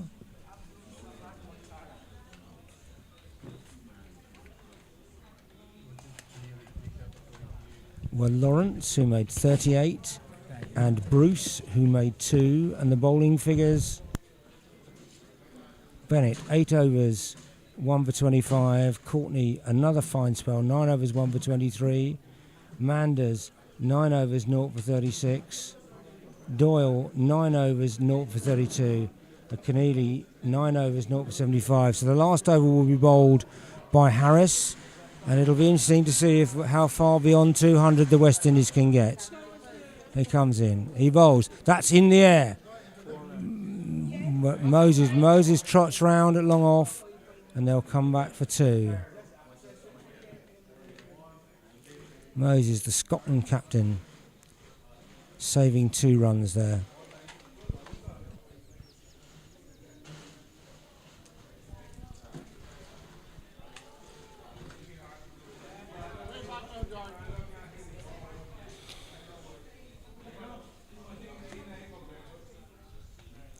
Bennett.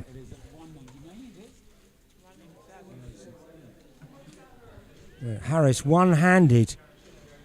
It's gonna.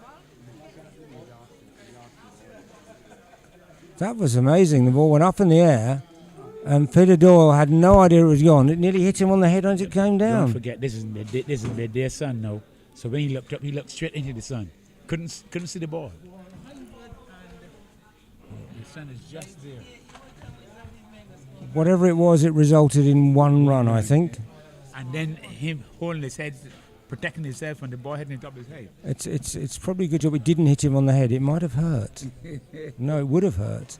Bennett comes in and bowls to Singh, who oiks a ball round from outside off stump, oiks a ball round to deep backward square where Manders fields, and there is 1 further run, and the score goes to 199.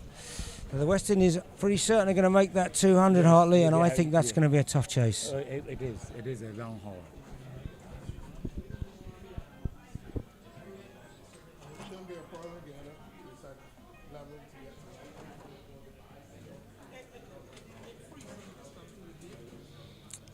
Sitting there, there's a very delicious looking lunch has appeared for the scorer.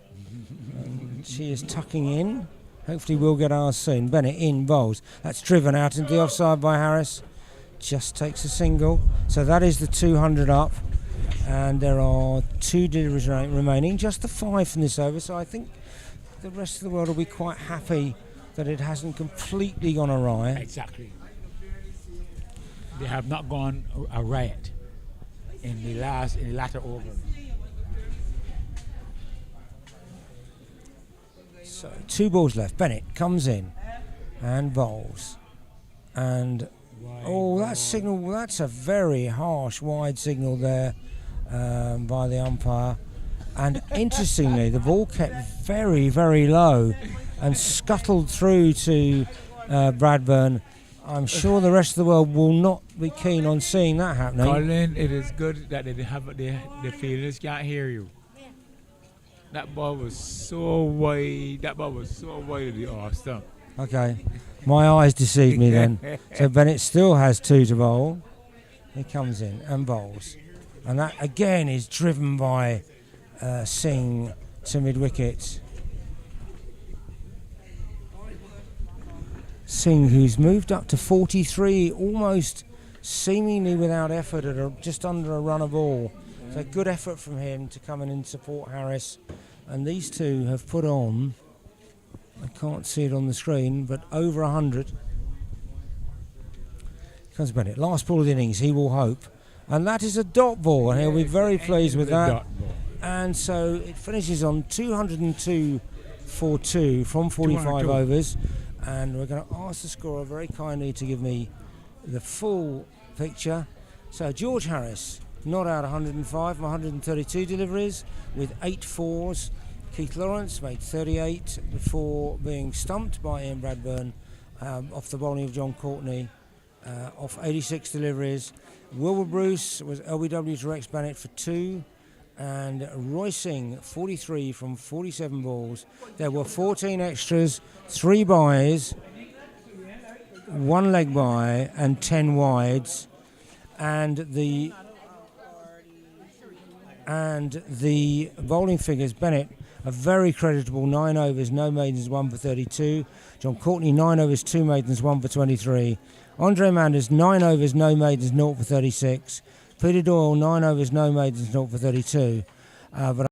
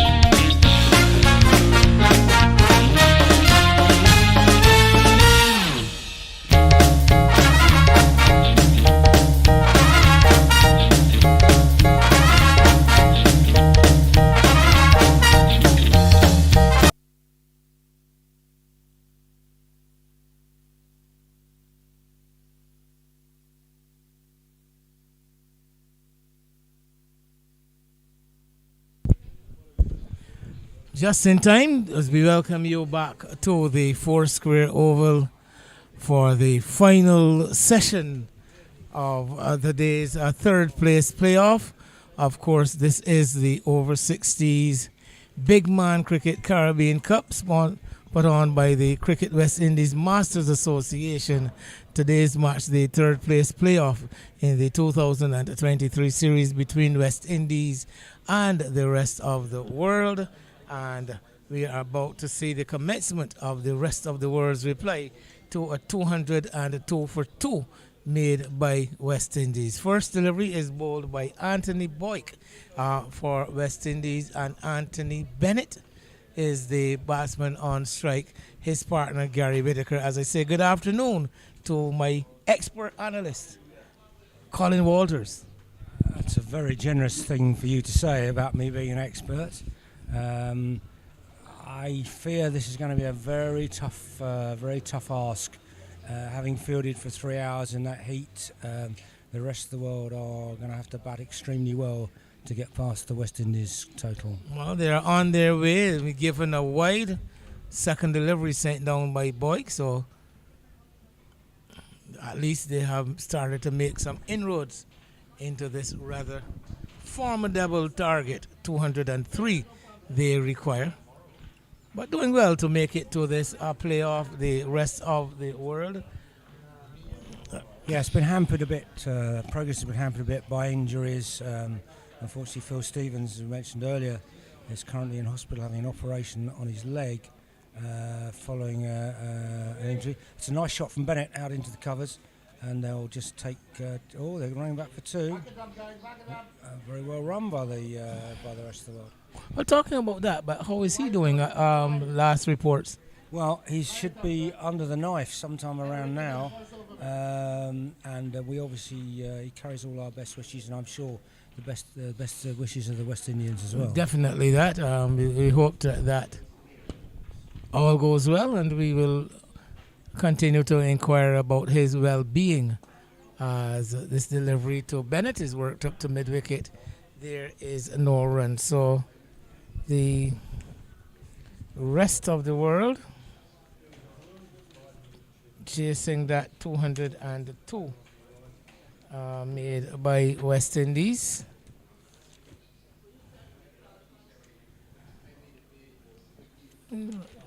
Somewhere into the offside, they go quickly for one.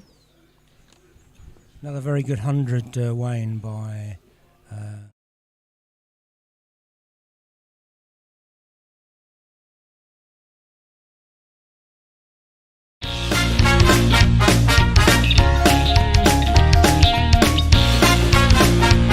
Barbados for quite a number of years.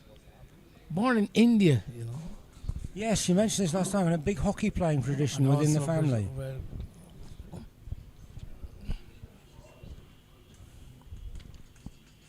Short off the back foot into the covers. They go for that single again.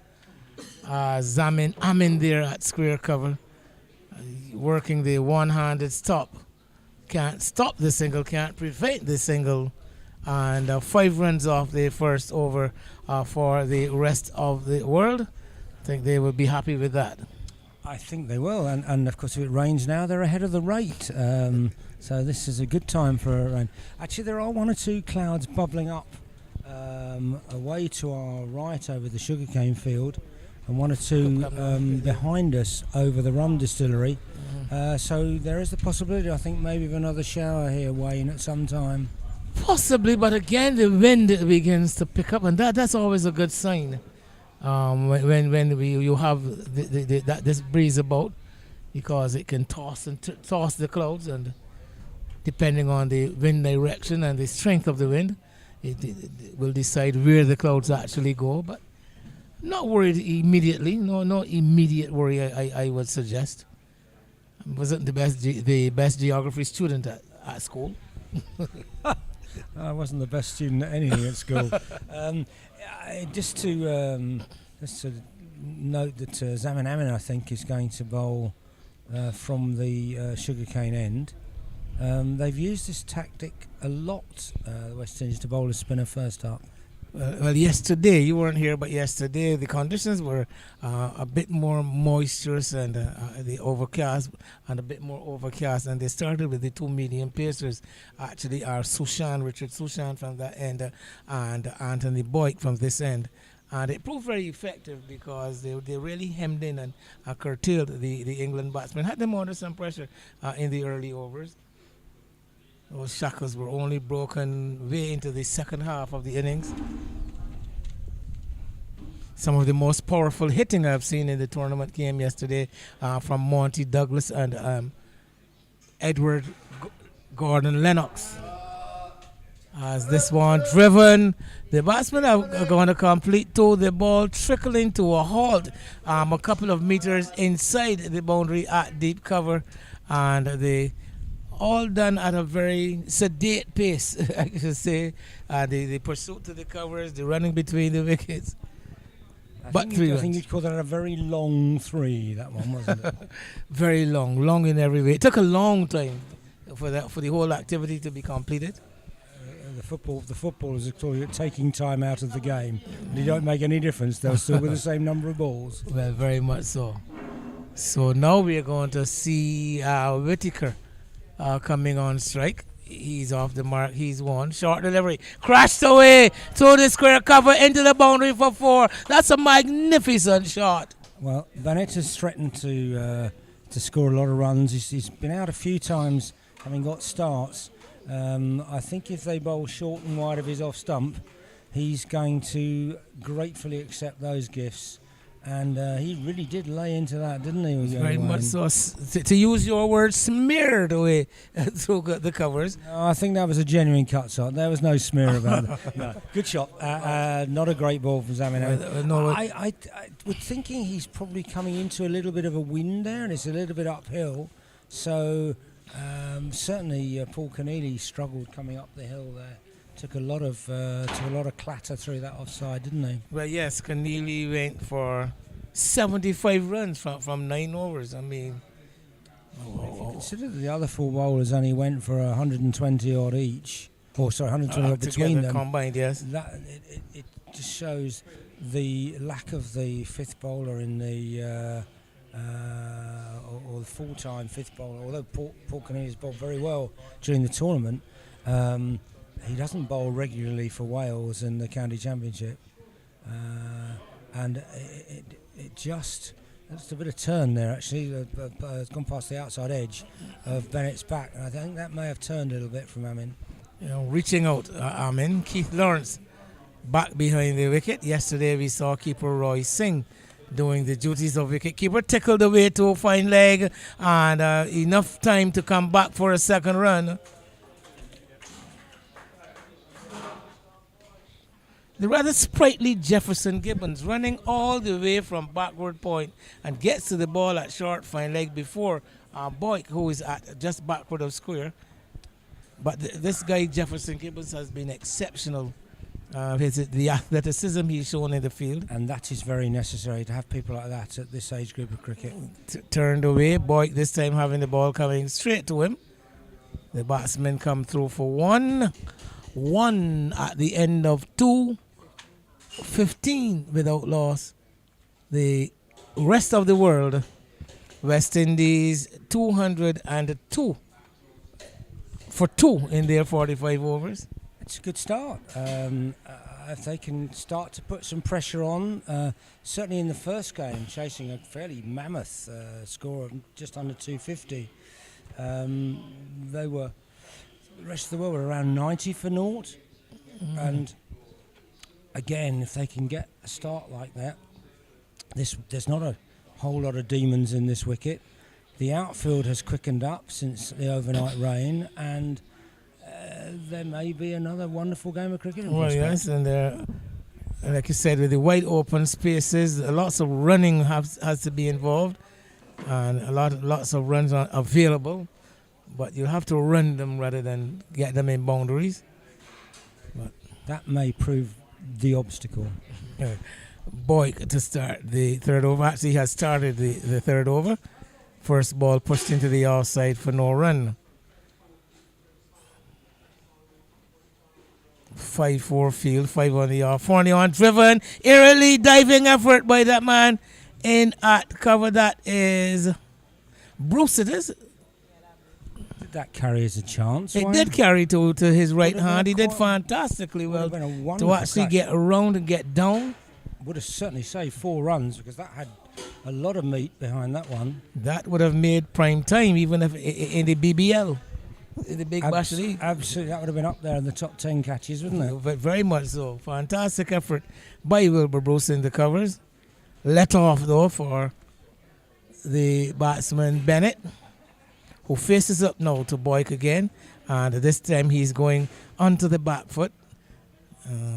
Adjustment in length on the part of the bowler. That previous delivery was pitched up, slightly over pitched, and Bennett launched into the drive. The ball travelled quickly just to the right of Bruce there at cover, and a very fine diving effort, seeing him get a hand to it but unable to hold on.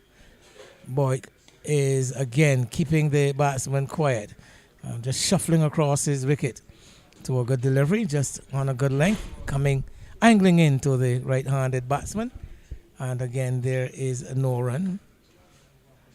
Wicketkeeper standing back, one slip in place. It looks fairly deep as he is on the off stump, nudged into the ground, having to keep it out of his stumps. The ball threatening to run back onto the off stump after hitting low on the bottom edge of the bat. And a quick reaction though by Bennett. Keep his wicket intact.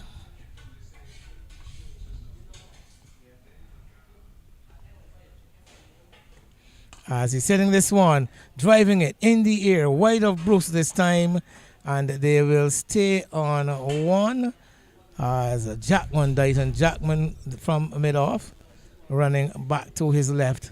He feels Bennett will maintain the strike when the new over starts, and we have had some 3 overs. The rest of the world, 16 without loss, continuing at a very steady rate at this early stage. Yes, a couple of good stops there to save run-scoring opportunities, but I'm sure the rest of the world will be pleased with their start. Bennett batted very well yesterday on a slightly difficult wicket at the Barbados National Oil Company ground just down the road. A very, very slow wicket with some very slow bowling. And unfortunately, he batted beautifully. And the first time he put the ball in the air, he thrashed one to backward point, who clung on, and unfortunately was out on 49, which is a bit of a shame. Hard luck to him. Short, outside the off stump, wide of the man at backward point, who is only going to chase to retrieve. Ball running away down the hill. And picking up another boundary is Whittaker. It's Bennett, having the strike. Picking up his first boundary, but another short, wide, innocuous delivery from Amin. That is definitely not the place to bowl to Tony Bennett. He is a trademark square cut. I just wonder how difficult it is coming uphill into the wind for the spinners to get control. Amin off the back foot, off the outside edge, down to short third man, gets a single.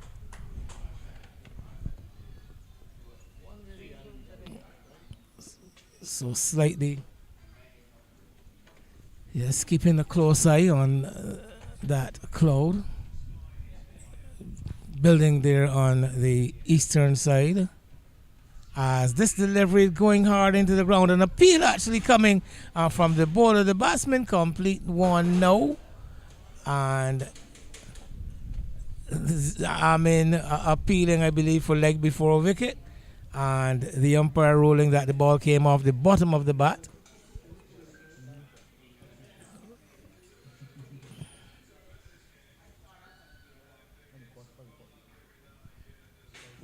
As he is on the leg stump, tickled away to short fine leg. More work for George Harris from first slip.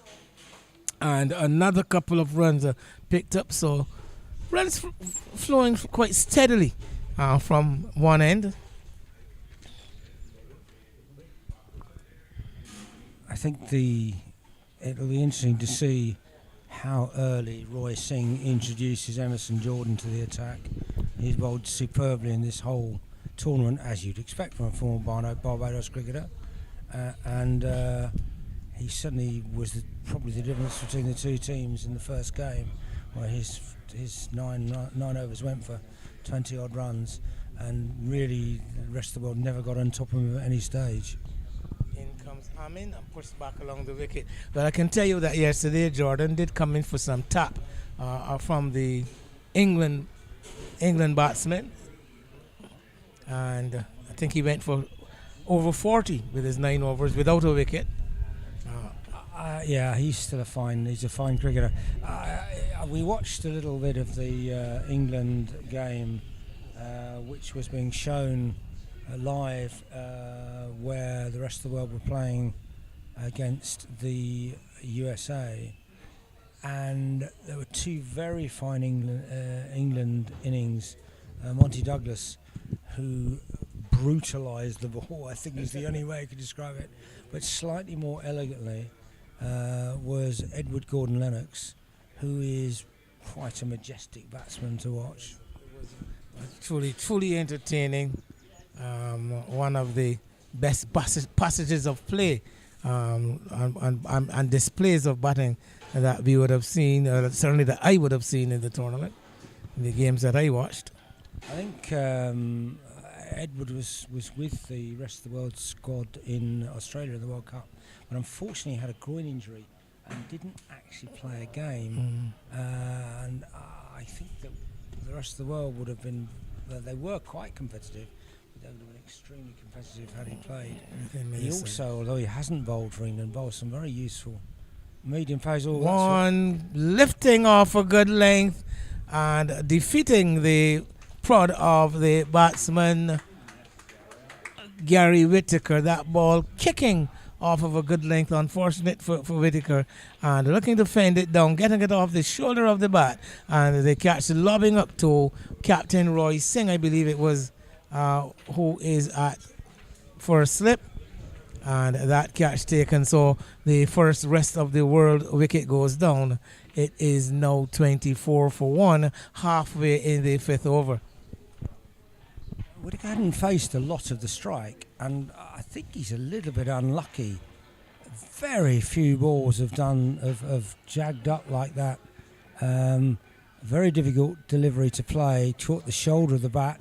Fine diving catch from Singh diving forward.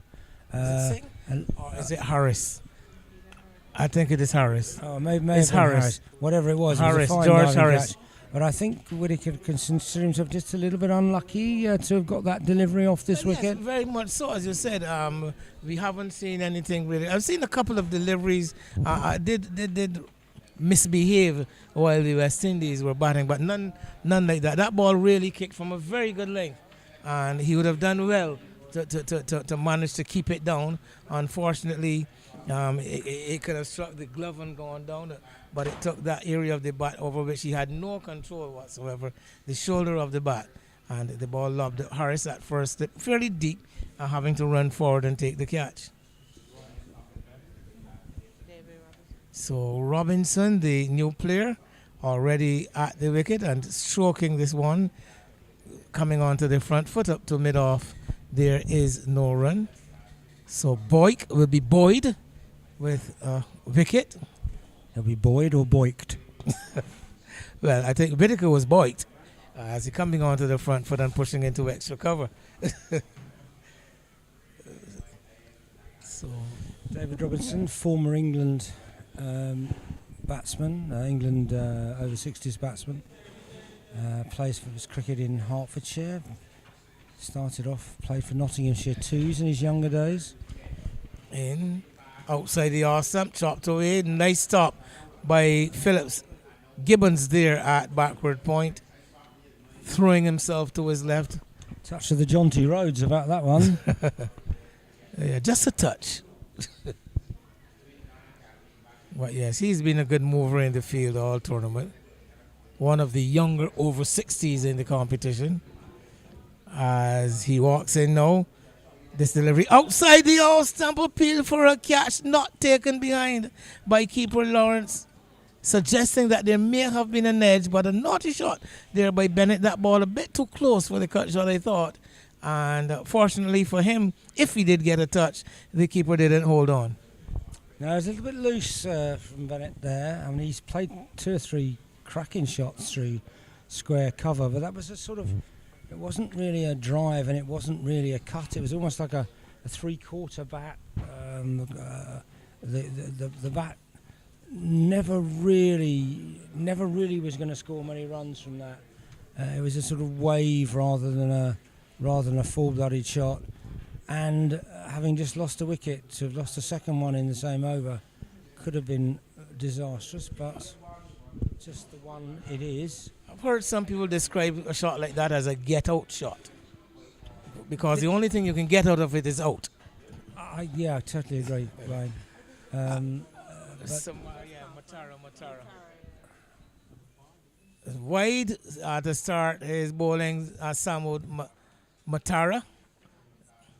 He bowled very well in the first game. I think his figures were he's got pretty good figures all the way through the tournament, hasn't he? All except yesterday. He also went for over 40 in his 9 overs.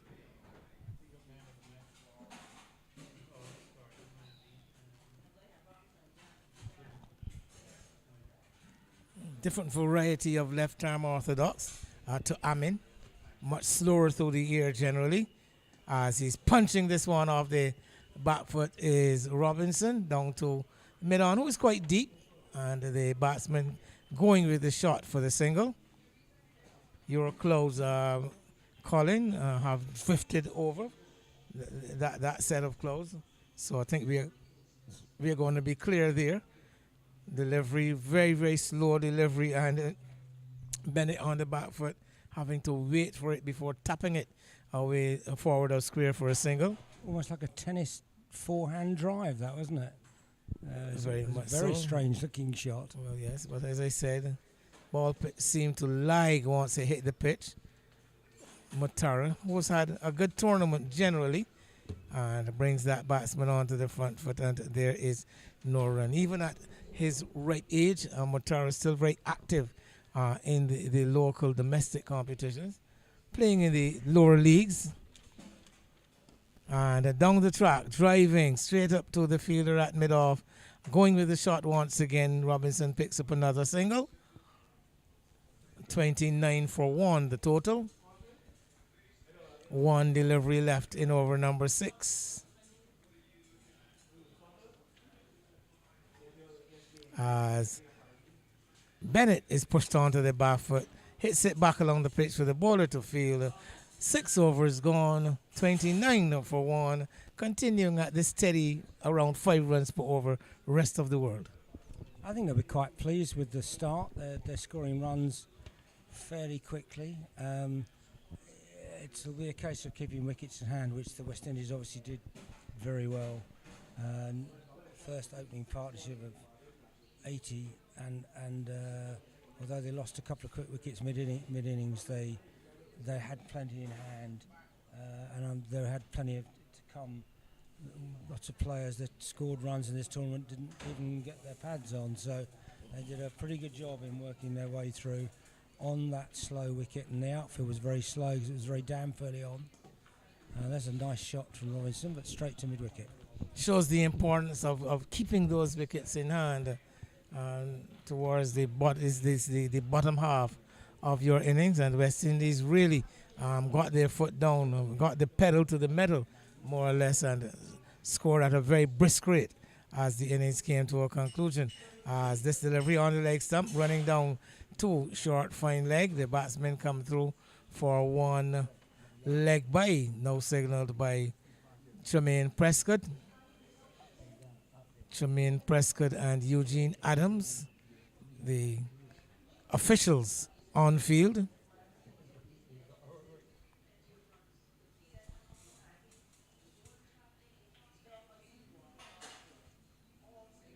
Boyk is on the all stump and driven through mid-off. Jordan from Jackman from mid-off has to turn and chase, and catches up with the ball inside the boundary at long off, and the batsmen come back for another couple. And And therein lies a bit of the problem. Sonny Bennett's got a lot of bat on that, hit it very crisply, and it's not got within 20 yards of the boundary. Uphill into the wind, a boundary of a thick end of 85 metres. It's going to be, that's where the difficulty comes. Short cutaway, another shots diving on effort by Gibbons there at backward point. This time he can't get a hand on the ball, and the batsman pick up two more. Sorry, Wayne, didn't mean to interrupt you there. Even the really well-timed shots are not going to the boundary, and to the constant running is what really tires out. I think George Harris must have remarkable powers of concentration, be very fit to have batted as he did, and to have done it twice against the rest of the world. Shows what a good player he is. Outside the off stump, pushing away from the body is Bennett. Not taken cleanly behind again by the keeper. Somebody's doing some warm-up exercises in the distance there. So I don't think you're going to see him bowling anytime soon. Boyk on the off stump, off the back foot, pushed into the covers. That's the man who was doing the warming up. Now you see why he was doing those exercises. Picking up and having a return back over the stump, so the keeper not stopping the single though. And again, Bennett picks up a single off the last delivery of an over, 35 for 1 after 7.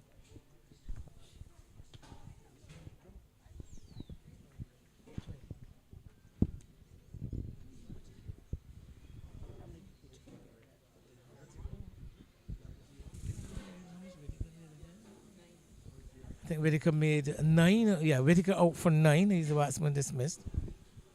And Bennett on 20. Robinson just on 3.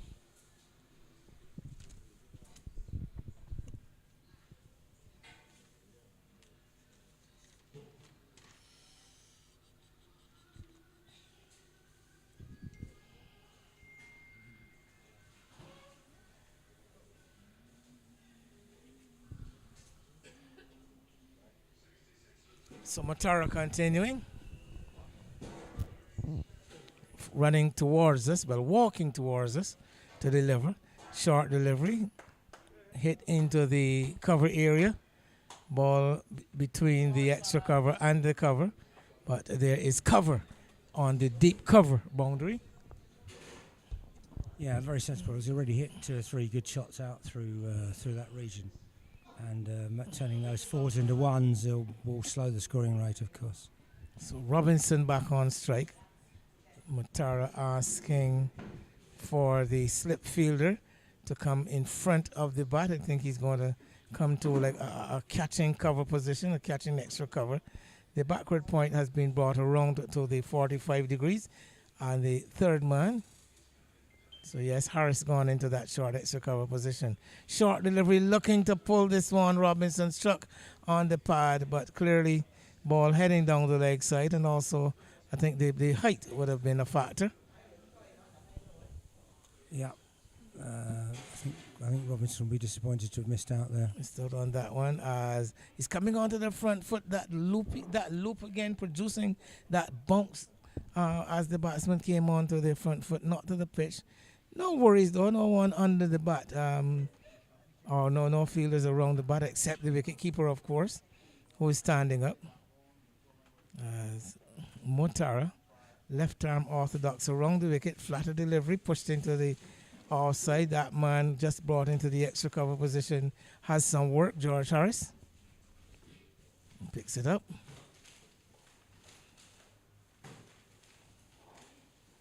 Again on the front foot, looking to drop and run on this occasion. Robinson not getting the response from his partner. Harris again in the action, as again that another over from Matara comes to an end. 2 overs for 5 runs, 36 for 1 after 8. Yeah, just dragging the scoring rate back from 5 back to 4. A couple of balls that went to the boundary before. The cover sweeper's now in, and those 4s are becoming 1s. And this is where the West Indies, I'm sure, will start to turn the screw. Well, they're going to continue with Anthony Boyk, the medium pacer, Boyk of 4 overs for 12 runs. He has taken the wicket to have fallen, and he's going to continue. Rather short approach, and bowls a full toss, driven back along the pitch. The bowler knocks it down with his left hand. Bennett might feel that he missed out there with a full toss.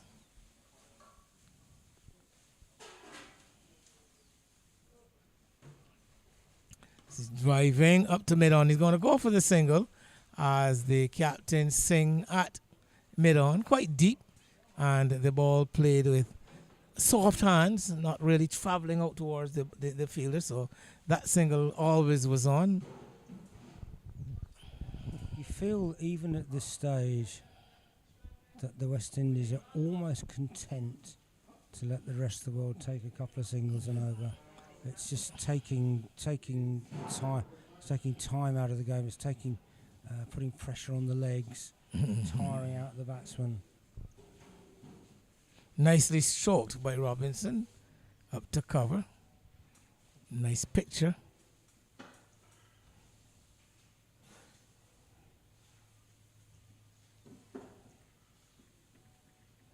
And outside the off stump, beaten is Robinson. The keeper gloves it.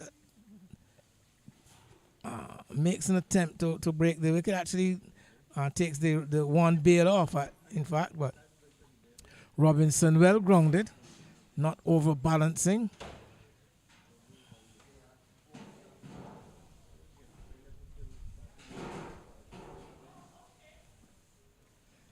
Again, short outside the off stump, guided down through the gully by Robinson. Takes off for the single. So he's doing it in ones. He's up to 4. And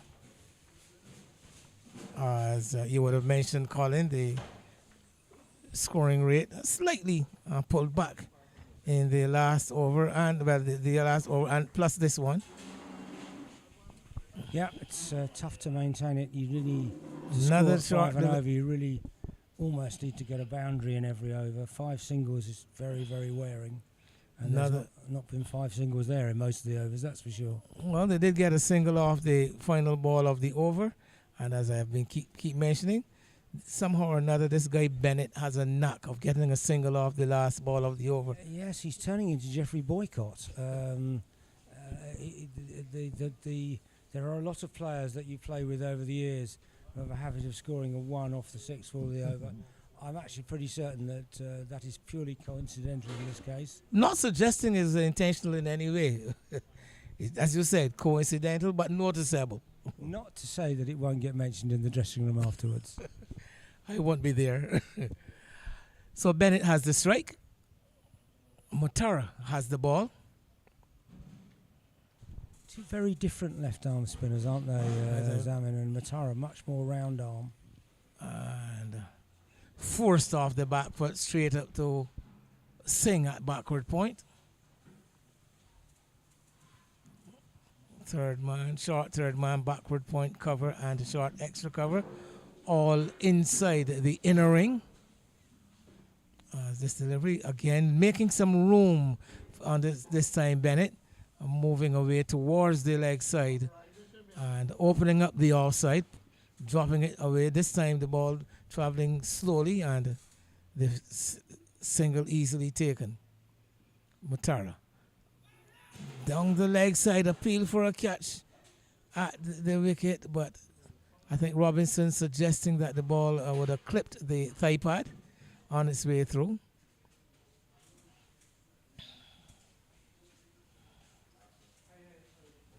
As down the track comes Robinson and strokes this one nicely. Nice, graceful looking player, especially when he gets onto the front foot, Robinson. Very tall, very elegant looking cricketer, David Robinson. Strikes the ball very nicely. Looks like a very old-fashioned cricketer. As of the back foot, thinking of going for one is Robinson, but already on his back foot, Bennett not able to transfer that weight in time to rush through for a quick single. So Robinson has had to make a quick retreat into his crease. And Matara getting through the over quite quickly. Down the wicket goes Bennett, lifting this one high over the mid-on fielder. 2 bounces and a roll into the long-on boundary. 4 good runs to Anthony Bennett and to the rest of the world, who are 45 for 1 at the end of the 10th. Yeah, good shot from Tony Bennett. That was right up there in his slot. And he's launched it over mid-wicket. I think in most grounds that would have been 6, but on the huge boundaries here. But he'll take the 4, I'm sure. Now what we're going to do is that we're going to switch roles again. Okay. I'm going to take the analyst chair, and you are going to take up the lead commentator's role. Let's call it that, the ball by ball.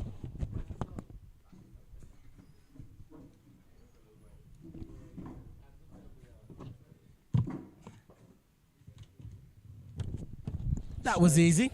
A very elegant pas de deux between Wayne and myself. And Anthony Boyk is still bowling. And David Robinson, tall, upright man, taps the bat into the ground, waits. Boyk comes in, bowls. Robinson does fall over a little bit this time. Ball scuttled down the leg side. I'm not sure if that's off bat or pad. But it's 2 runs, it's pad. So it's got a very long way off the pad, that one. Well, yes, running, using the quite pacey delivery. And yes, he's deceptively quick, isn't he? Deceptively quick, Anthony Boyk. A very gentle run up, but a lot of shoulder action in there.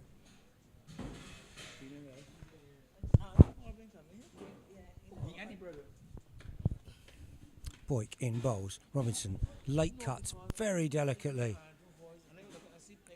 It's being chased by not quite sure who from this distance. And Robinson just gets home. Big appeal from the wicket-keeper and the fielder surrounding. Slightly risky second run. Well, a close call too, I must say. They said coming back for a second run, as I said, risky, taking on the throw of the fielder. The return was accurate. I think that's what that made. Right next to the stumps, and that's of course exactly what the fielding side would have been looking for. That made it a bit closer than it might have been. Umpire Adams says nothing doing, so 2 runs to Robinson it is. You a horse racing man, Colin? I'm not. I have plenty of other ways of losing my money without losing it on horses. But I've been a horse racing man all my life. I've never lost any money because I've never bet it. But I am. Boyk comes in and bowls. I'm not a gambler. Robinson goes forward and pushes back up the wicket. No, I mean, they're beautiful animals, and I quite like seeing them wandering around in fields. But I have been to the races a few times, but it's not one of my great passions. There are many associations between cricket and horse racing. Many great cricketers have had a love of a little tip here and there, little bet. Certainly a number of the England players were at the Garrison Racecourse. But yes, I know on of Saturday. that on Saturday. Invited there by one of our local horse racing and cricket commentators, whom we have seen very briefly in this tournament, Lyndon Yard. I think he was responsible for chaperoning the England contingent at the Garrison on Saturday. And from all reports, he also provided them with some very useful tips. Well, they all seem to be buying a lot of beer when we saw them on Monday, so I assume they won lots of money. The score is 49 for 1 from 11 overs. Dave Robinson has 7 from 23 deliveries, and Tony Bennett has 28 from 33. So Bennett continuing his good form during the tournament, and the rest of the world will hope that he finally converts his good start into a big score. Anthony Boyk has bowled 6 overs, 1 for 17, which is an excellent spell. And Samad Matara, also very economical, 3 overs, 0 for 11. Matara very interesting because he has slightly round arm action and he doesn't get a lot of bounce, but he does look like he might give it a bit of a rip. It's quite difficult for us to tell from here, but And he bowls a very good arm ball, well disguised arm ball. The reason for introducing the horse racing topic, though, is if you look into your distance away to the south of the ground, that you're looking on to the Hope Field plantation, where one of the top racehorse owners and breeders in the island, who actually owns the Foursquare establishment, Sir David Seal, that would be his residence, and also the Hope Field stables situated in that area. And I suspect if you look even more closely, you may get a glimpse of a couple of the members of the equine species in the fields up there. I will put the telescope on and see what I can see. We have a new bowler who is Dayton Jackman, who I don't believe played in the first game. Well, this is actually the second game he has played. He made his debut yesterday. Didn't get many with the bat, and now having a chance to bowl. First ball was a wide, second one just short of a length, and Bennett very nearly scooped up that short ball to Singh at cover. In the end, a good stop from Singh. Jackman in bowls, and it's short and many wide. Years ago, and the emphasis is on many. Dayton Jackman used to be a brisk medium fast bowler, and did a bit good, hit the pitch very hard, bowled a stiff ball, you can call it, in local club cricket. Oh, that's interesting, because this is now, I think, the second or third delivery of this innings is just kept a little bit low, and maybe the wicket is starting to suffer as much as the players under the heat. Jackman in, bowls, short, and that's turned nicely round on the leg side by Bennett. There is a man out at deep backward square who trots in, and one run is taken. There could actually be another run here, as the ball has run 30 yards past the bowler, so a little bit of sleepiness there for the rest of it. They could definitely have had another run there. Well, everyone on the field seemed to have killed that ball. It was dead quite early. So Jackman, very short run up, just 2 or 3 paces, comes in, bowls, slide angle, that's well up, and Robinson pushes elegantly forward, pushes back down the pitch. And the ball is fielded by the bowler. Still has the action of the past, Jackman, not the pace. No, I think very few will retain their pace. Jackman comes in, bowl short, and Bennett forces away the back foot, but straight to extra cover. Robinson forces away to extra cover. There were how many from that over? Just the 2. So a good start for Dayton Jackman.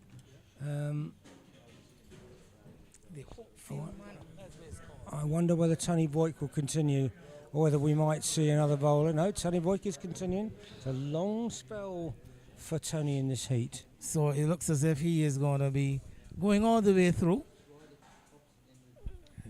And then he'll probably be waving at the sidelines and looking for the ice bath, I think. Oh, just to report on the other game being played today, the fifth, sixth place match. The USA, who hadn't so far won a game in the tournament, scored 180 for 5 in their 45 overs, and they have reduced the international 11 to 43 for 7 in 15 and a half overs. So the USA, having not previously won a game, look like they may win and may take 5th place, Tony, which will be very good for their confidence. Avoiding the wooden spoon.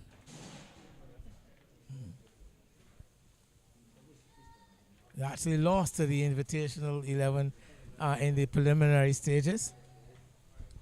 Boyk in, bowls, down the leg side. And I suspect that is going to be 2 or possibly 3 wides. It is going to be 3 wides. Wides to the total. So the extras helping out here for the rest of the world. It would make for really good viewing if the rest of the world could even just challenge this total. Even if they didn't get up to the total, if they can challenge it, it would make for very entertaining afternoons watching, I would suggest. Yeah, and it would be lovely to have a really good close game. There have been 2 or 3 very good close games in the tournament, but there are also 1 or 2 quite disappointing games where have been very one-sided. The rest of the world, they're pushing on gently towards a respectable start here. They are over 50 now, 55 for one. We're in the 13th over. David Robinson has 7, Anthony Bennett has 30. Bennett going quietly along, playing a very good hand here so far. Boyk in, bowls. Robinson drives elegantly. Doesn't quite time it, and is very nearly run out as he stumbles up the wicket for yet another single. He moves to 8. All in singles, I believe. Good work there by Zamin Amin. Coming in from cover and picking up in one hand and having a shy at the non-strikers. And I dare say, had he been able to make a direct strike, Robinson could have been in serious trouble. I think he may well have been. Boyk in bowls. Bennett late cuts. Robinson running to the danger end. And they take another single. So far, 6 runs from this over, which keeps them up with the rate, Wayne. Well, yes, they have been doing a good job of maintaining the required rate. They're going to have to continue to do it for a long time, though. And Boyk in, bowls. Robinson again dabs into the offside, and they trot through for a single. And the poor chap at is that Charles? Is that Harris? Harris at backward point, or almost short third man. He's been very involved in this over so far. I suspect his legs may be a little on the tired side following yet another magnificent 100. Well, yes, and on the field for the entire game up to this stage. Boykin bowls. Bennett pushes away from his body into the covers for no run. So the score is now 58 for 1 at the end of 13 overs. So Anthony Bennett has 31, David Robinson has 9. Tony Boyk, still excellent figure, 7 overs, no maiden, 1 for 24.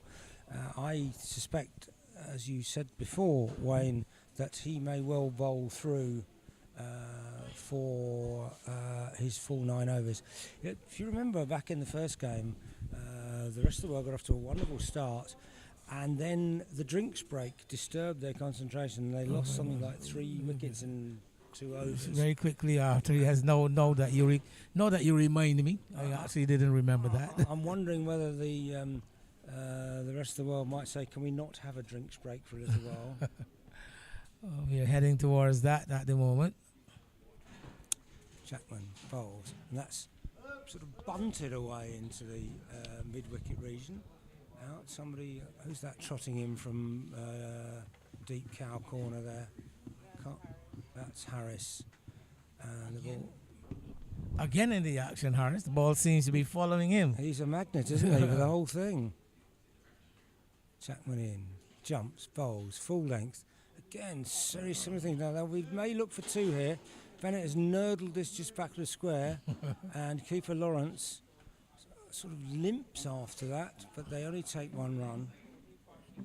He was actually the closest fielder to that ball. Good intelligence showed by awareness, though, shown by the 2 fielders coming in from the offside, the Amin from cover and Gibbons from backward of point to get over the wicket in case the batsman decided to go for a second. Jackman in, and that's a very wide. I think that was almost worth 3 wides, but only 1 given. The field, there are 3 in the ring on the offside. The long on, long off, out, deep extra cover. Jackman in again. And it's just bunted into that little leg side just behind square for another single. And on the leg side, as well as the long on, there's a mid on. There is now a sort of short and wide square leg. And there is a man out on the cow corner boundary who from here looks about 2 miles away. Chapman in, short, but it goes back. And he gets a lot of bat on that. Still only the 1 run as the ball runs out to long off. That's a very good arm uphill into the wind. If those deep fielders go any further, Colin, you may need to borrow Amelia's binoculars to pick them up. You need a telescope. I don't know about binoculars. It is a massive. I cannot emphasise how big this field is, particularly for over 60s cricket. And that's going to be another one. That's pushed back. The bowler actually tried to stop that, and in fact, so far away is the fielder that they run for two, and that's good running by the rest of the world, keeping the pressure on the West Indies, and that's 3, 4, 5, 7 runs with still 1 ball left to this over. A boundary here, and you'd start to see some pressure being applied. Here comes Jackman, short. Robinson, I think, was trying to hit that through mid-wicket and has got it out to long on for a single. So 8 runs, another good over for the rest of the world.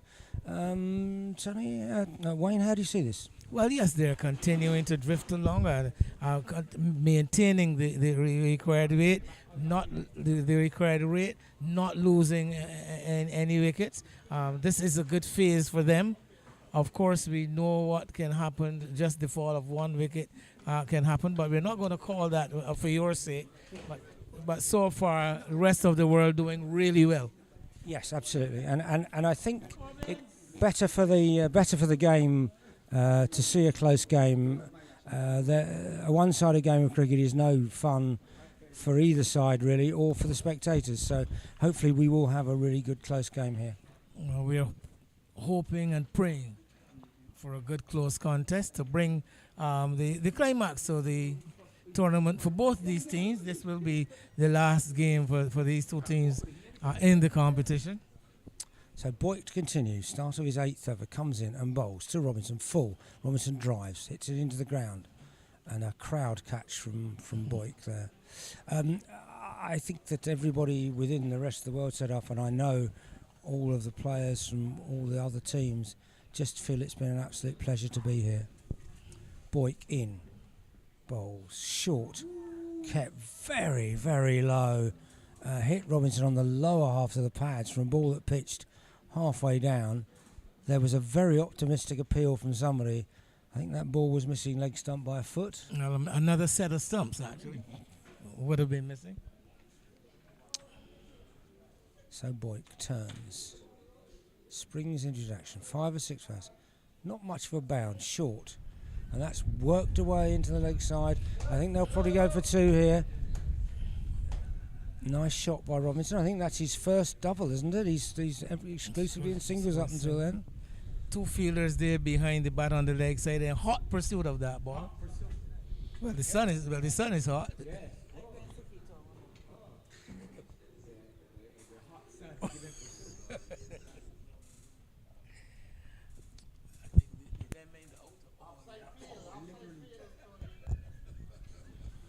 So Boyk comes in, bowls. Robinson goes forward, and a very quick single taken. Very good running by the rest of the world. This is another good over, 3 runs from the first 4 balls.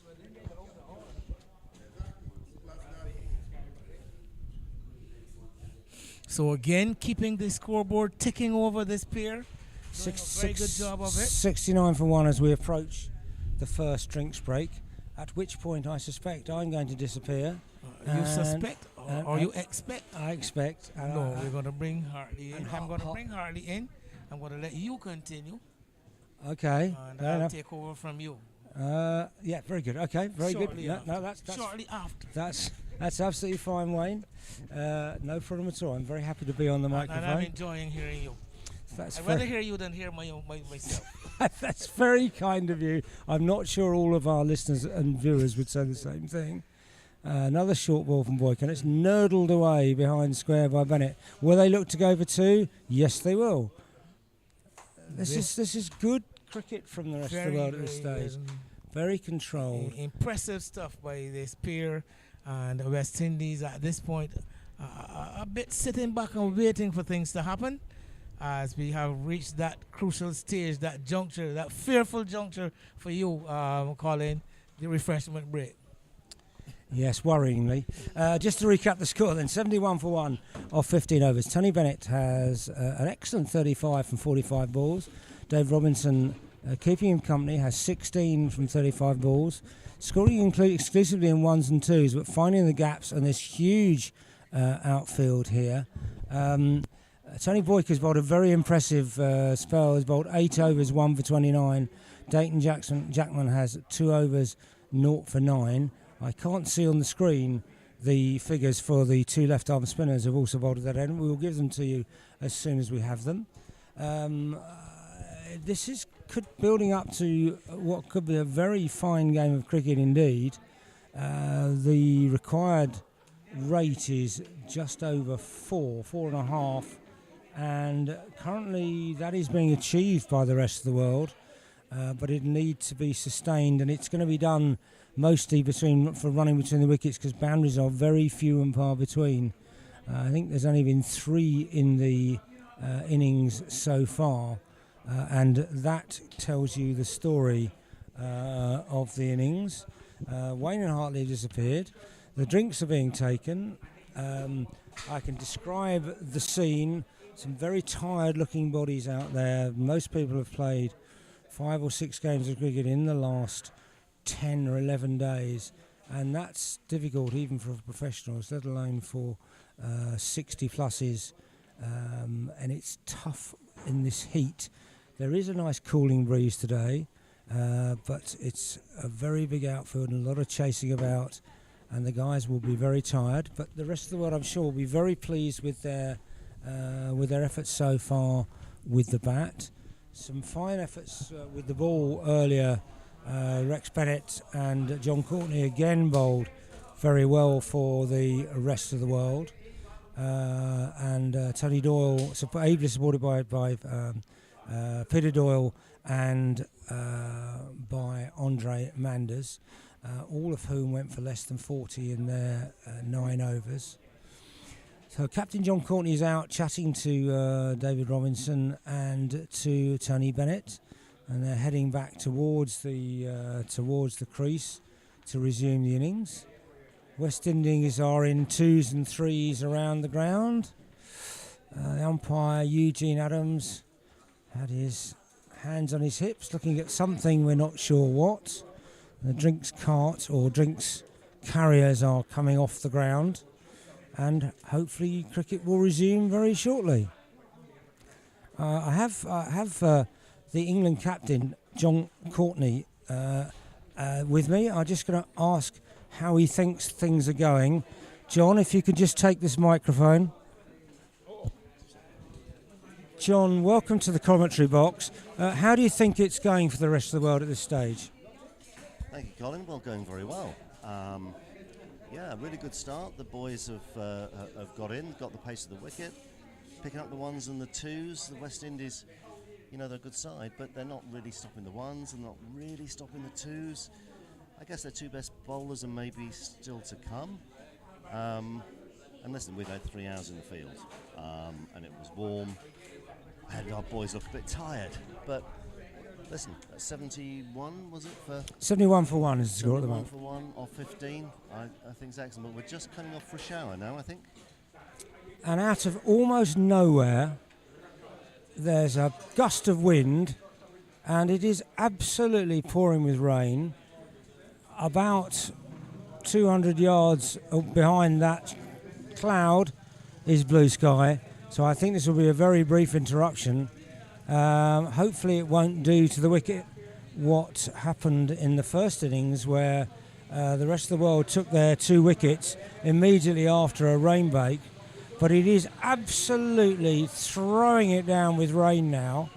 They are struggling to get the covers on, which are at the bottom side of the ground, and they're running up into the wind. And it seems to me as if the guys pulling the covers are actually going backwards. That's how strong the wind is. It is throwing it down with rain, and so we will have a bit of a break in play here. And we'll ask John a few more questions. He's busy taking a picture of the rain, because it's not something we've seen very much of here in Barbados. But that is a really hefty shower. John, just going back to your the tour so far. Have you enjoyed being in Barbados? Oh, fabulous! Really great. It's lovely to be back here. It's my 4th time. I really love being here. You know, the weather, aside from the fact that it's absolutely trenching it down now, but normally the weather's wonderful. The beach is fabulous. and those run punches and the catamaran. Can't beat them. Yes, we mustn't talk about the run punches unless you're going to name names, of course, because we will have certain sponsors that are involved in this tournament. I think that the rest of the world, which as many of you will know, is a collective of people from all different parts of the world, and in many cases they will not have known each other. They may have known of each other, but maybe had never met before. How do you think the squad and in fact the whole touring party has gelled together? Well, Colin, you're absolutely right. So I didn't know half the side before we turned up on the island. Gelled really well. We've got some, very experienced cricketers. They've travelled the world. But no, listen, we've done a lot of things together. Some very quick bonding. And it's a lovely, happy touring side, really. It's lovely to hear, and I do think that having these collectives just makes for something a little bit different within the world game. Opportunities for different players to get the opportunity to play in different places against different people, and to play international cricket where maybe there are so many people in the country that not many get an opportunity, or there are too few for their countryside to have a full side. Yeah, and really that's the idea of the rest of the world. We started off.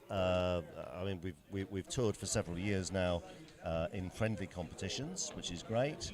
But we started, I guess, proper for the World Cup in Australia when England declined to send a side, and we got a makeshift side together. We performed very well, and then we're continuing. But you're right. The idea is for sides, countries that is, that aren't yet ready to put a full side into something like a World Cup or a big man tournament like this, that we can give them a leg up. That we can have 3 or 4 players from minor countries, let's call them, and help them to get used to international cricket and help them to build so that they can put their own sides in at some stage. That's why we're here. That's why we're still in existence, really. And it'll take us some time to get there.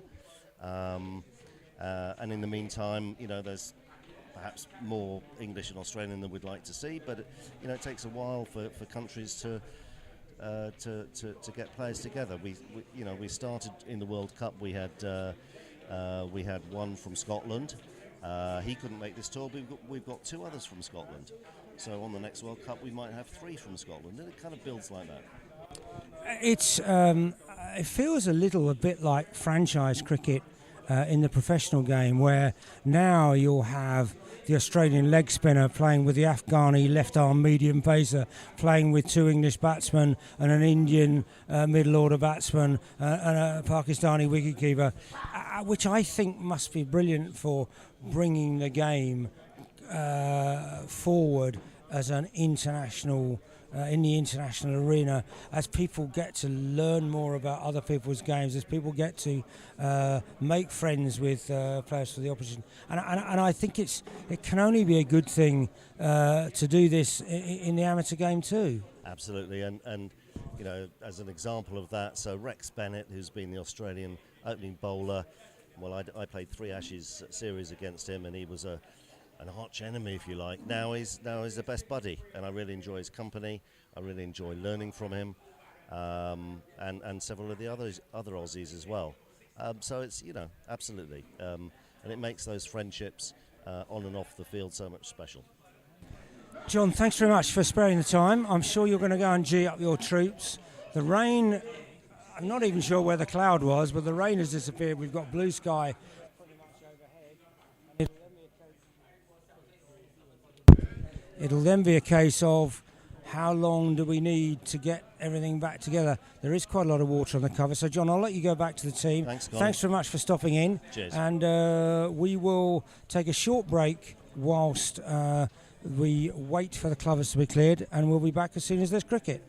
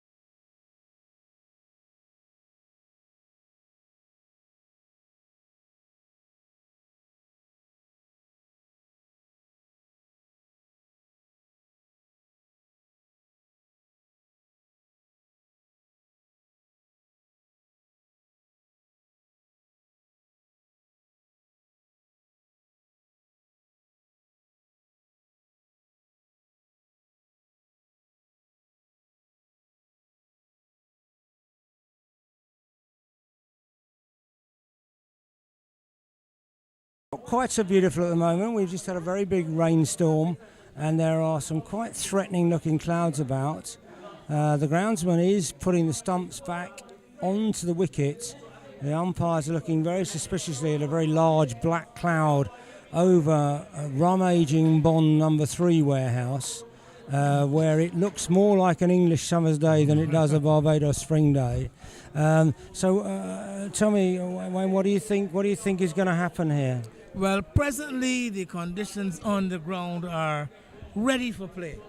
But as you mentioned, we are going to have to keep an eye on that area away to the east of us where the weather normally comes from.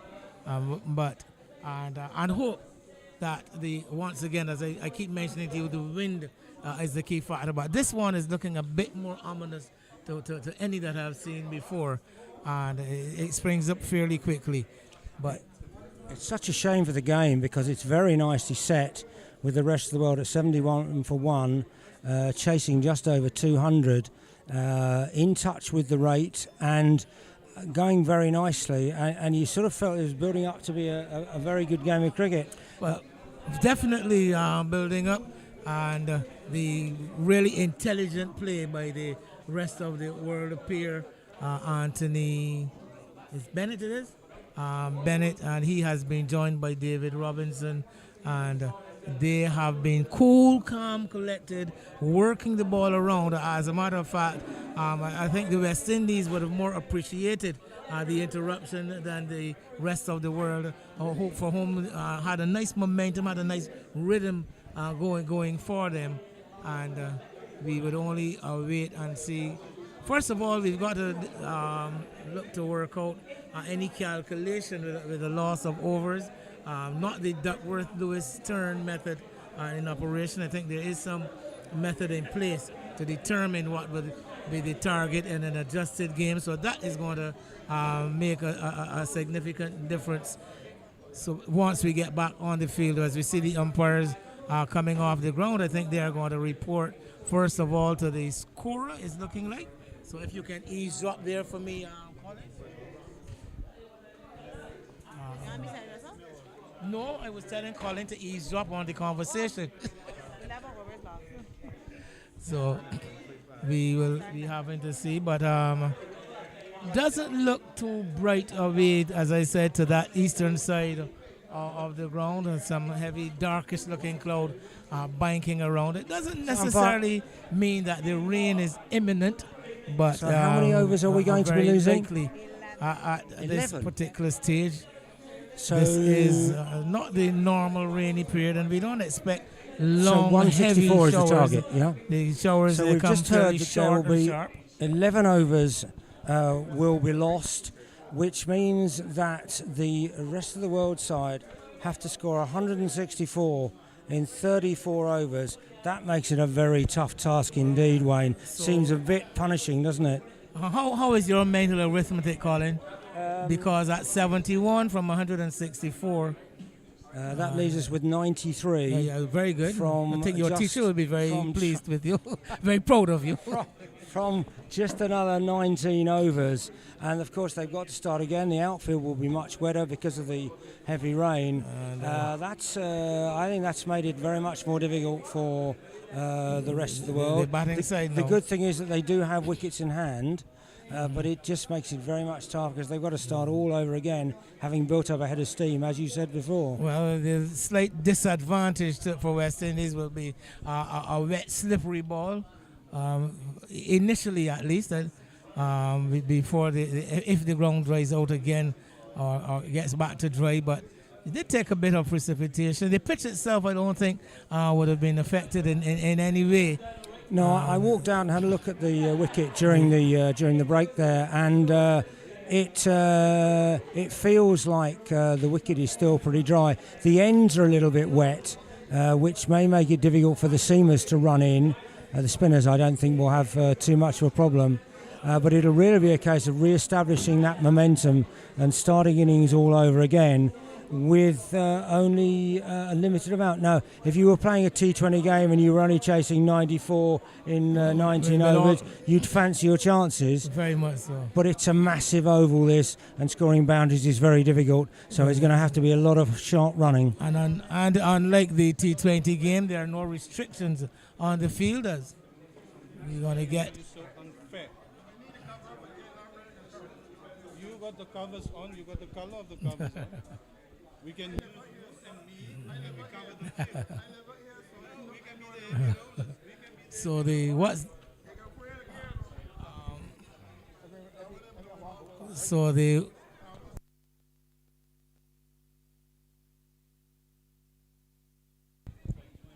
So we've had confirmation that the rest of the world will be chasing 164 runs in 34 overs.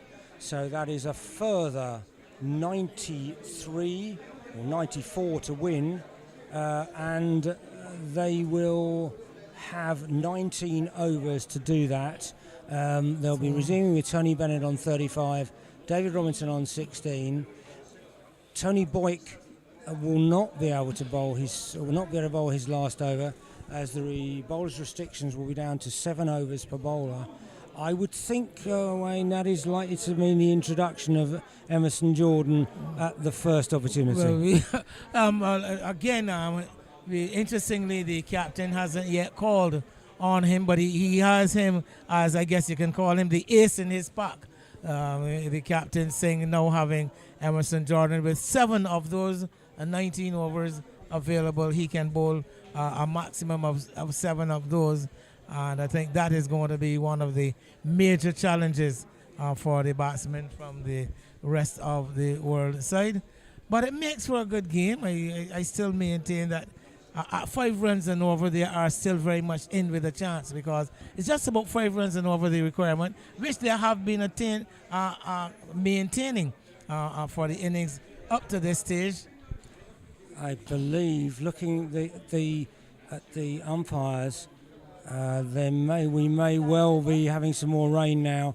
There is a very big black cloud overhead, and I have fear that we're going to get some more rain, Wayne, which will be such a shame, because it's been such a good game of cricket, and it would be a real tragedy to have it spoilt by the rain. Well, yes, I think the preparations are being put in place for a bit of for the covers. I believe I see the head groundsman heading out on his drive more out to the middle. Is he allowed to roll the wicket in between the middle of an innings? Well, he's not going to roll the wicket. He's actually transporting the blocks, the cement blocks that hold the covers down. Right, it's an improvisation that he's using the roller and the frame around the roller to actually carry the blocks. Very ergonomic. We're talking about innovation and improvisation. You know, they say necessity is the mother of all invention. And there we see another example. Well, for sure, they look quite heavy, so probably better to be doing it mechanically than manually. It does look very black overhead, and indeed... You've got the sun on the western side. I suspect somewhere around there's probably a very nice rainbow. I can't see one just at the moment, but there is rain around. I get the feeling, though, that this particular cloud is drifting more around to the south, so we very well might get lucky. The optimistic me. Well, Wayne, I very much hope you're right, because it would be a shame to see this game go. I do hope you can hear us. There's quite a lot of noise in the background because all of the players are in the pavilion, and I think they're all very much agitated. They would very much like to get out and get this game on. The West Indies are currently 3rd in the competition, and if no more cricket is played, they would remain 3rd because Duckworth Lewis does not come into consideration until 20 overs have been bowled in the second innings. So they will want to come out and they will want to win this game, but actually, if it doesn't happen, they will stay 3rd in the championship. That is not necessarily unfair, as that's where they finished in the league part of the competition. But I think the rest of the world, having got themselves into a good position here, would probably feel a bit disappointed if they weren't given the opportunity to chase down some sort of a target. Having been out there, apart from the run-ups, the outfield is relatively dry and the wicket is certainly bone dry, so hopefully we will get some more play at some time. Well, yes, in the interest of all concerned, we would like to see the decision actually happen on the field without any other contingency having to come into play. As I look out, I get the feeling that the rain is falling away somewhere in the south, probably over the sea south of us, because the ocean is not very far, just a couple of miles away as we look in a straight line over the south of the ground. But I'm getting the feeling that there's some precipitation over that way. But as I continue to see this cloud tending to drift southwards, we will hope that momentum continues, as I believe. But just a matter of wait and see, touch and go here. But dearly, we would love to see the game completed, at least the decision attained on the field of play. And I think the most importantly, to get those 20 overs in to make a match of it. And of course the players were off for drinks just as it started to rain, so the game had ceased at that point, and they would not have been able to stay on during that first rainstorm, Wayne. I think it was too heavy for them to have played through. Well, yes, definitely. Like you said, the players are forced off the field. The umpires forced to bring the players off the field with that downpour. But it was short, it was sharp, it was heavy, but nonetheless not doing a lot of damage to the conditions, but causing somewhat of a delay. But I'm noticing that the umpires are in the middle. They have put the bails back on. The West Indies players are making their way onto the field. Well, a number of them already on the field, and also the two not-out batsmen from the rest of the world. They are now following the West Indies players onto the field. So all look set for a restart, and at the moment I am favoring my forecast that this cloud is going to drift away towards the south, and we will not get that immediate interruption. Well, that's very good news, Wayne, because we have a very good game in prospect here. The cloud is still sort of hanging around over the ground, but behind it we're seeing some fluffy white cloud and a bit of blue sky, and hopefully we're going to get through to the end of the 34th over, which would be the end of the game, or if it finishes earlier, but at least we'll get the remaining 19 overs in. I think that this will be a stiff target because the outfield will be slightly wetter, because the guys have just lost their momentum, but it could be an absolute cracker of a game. We're not seeing a lot of blue sky, but you're going to see some blue very soon, because I'm going to leave you in the company of Hartley Reid, and he's in blue. Okay, thank you, Wayne. They're both in blue. I won't tell you which of the three of us is wearing a West Indies shirt, but it's not Wayne and it's not Hartley. What I can, my friend, I've rejoined you. What I can say that where the clouds are now, there is no threat now to this ground. So you have to be looking in the far east for any rain. Well, that's very good news indeed. I think this is the Englishman coming out in me. You see a big black cloud like that and you think it's time for tea, it's time for a glass of beer or something. But the players are out there. There is a blue sky appearing over the RL Seal rum refinery. So we're starting. The sky looks a bit like Old Trafford at the end of April, but we have cricket. I'm not quite sure who is due to bowl. Certainly it won't be Tony Boyk, who's already bowled his full allocation, and it appears that Zamin Amin is going to bowl. I would think that will mean that Emerson Jordan will bowl from the top end, Hartley, for probably the next over. Well, you will have. It depends on the run up. If the run up is good enough for him, because as a fast bowler, he would want a secure footing. But once he can bowl, there's no doubt that because right now the West Indies, they have a target. They recognize now that they are behind the 8 ball when it comes to the with Lewis and Stein. So they would have to ensure that one, they take wickets, or conversely, they must restrict the scoring. So Zamanan to bowl left arm round, across the front of the umpire. Wicketkeeper standing up. There are 3 in a ring on the covers.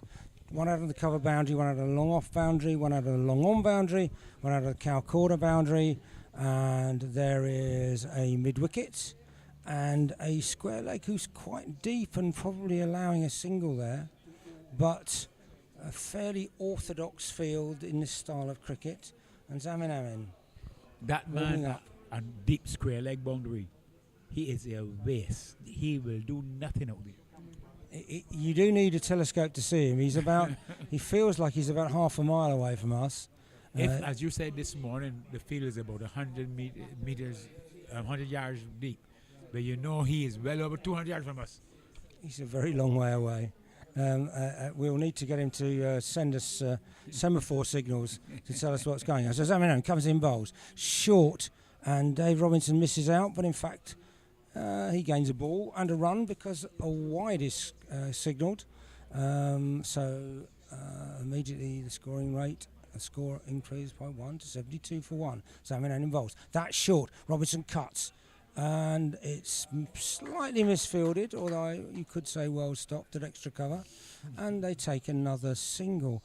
There's been a certain dynamism about the way that the rest of the world have batted in this innings, and they've pushed the West Indies hard, considering how they had 3 hours in the heat fielding. I mean, bowls, and Bennett pops it back. They take a very sharp single. There'll be a throw at the bowler's end, which misses. I think Bennett would have found home anyway. I think they've definitely got the message that they want to get this done as soon as they can.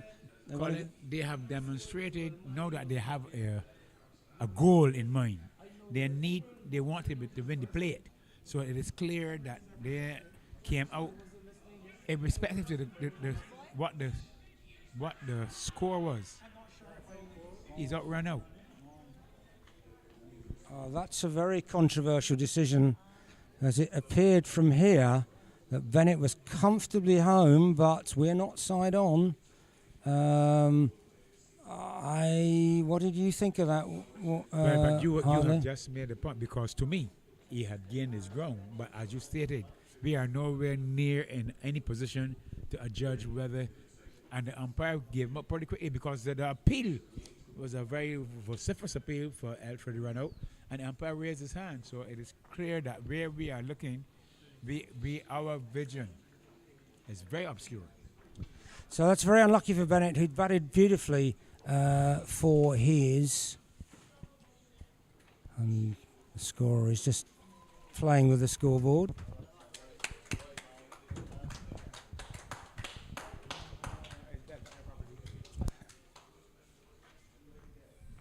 For his 36. And seeing the look on Bennett's face, I think he thought he was in as well. There was a half-hearted appeal rather than a full appeal. I'm not sure that West Indies really thought they had their man there. Well, it's all conjecture now, because the umpire gave him out and he's in. Absolutely. It brings Neil Calvert to the crease. Neil Calvert, former England international, and has struggled a little bit on this tour. So here's a good time for him to come to the party. Yes. And his feeling was not the best. He worked very hard in the deep. Well, we think he just about ran a marathon in the, but he can complete that off with a couple of 100-metre sprints here and get home. Zamin bowling over the wicket to the left-hander, and it's immediately driven wide of mid-on. They'll look for 2. I don't think they'll get 2. A very disappointing end, because they'd run beautifully between the wickets. Not sure they really needed to take that single. But it would be lovely to have a side on view here to see how close that actually was. I was not happy with the calling for that single because it looked rather sharp. Didn't really need to be done. Short. And that one turns and beats Robinson. And I suspect there probably is a little bit of spice in this wicket now. More than a little bit. With the rain having that fallen. That second shower was very harder than the first one.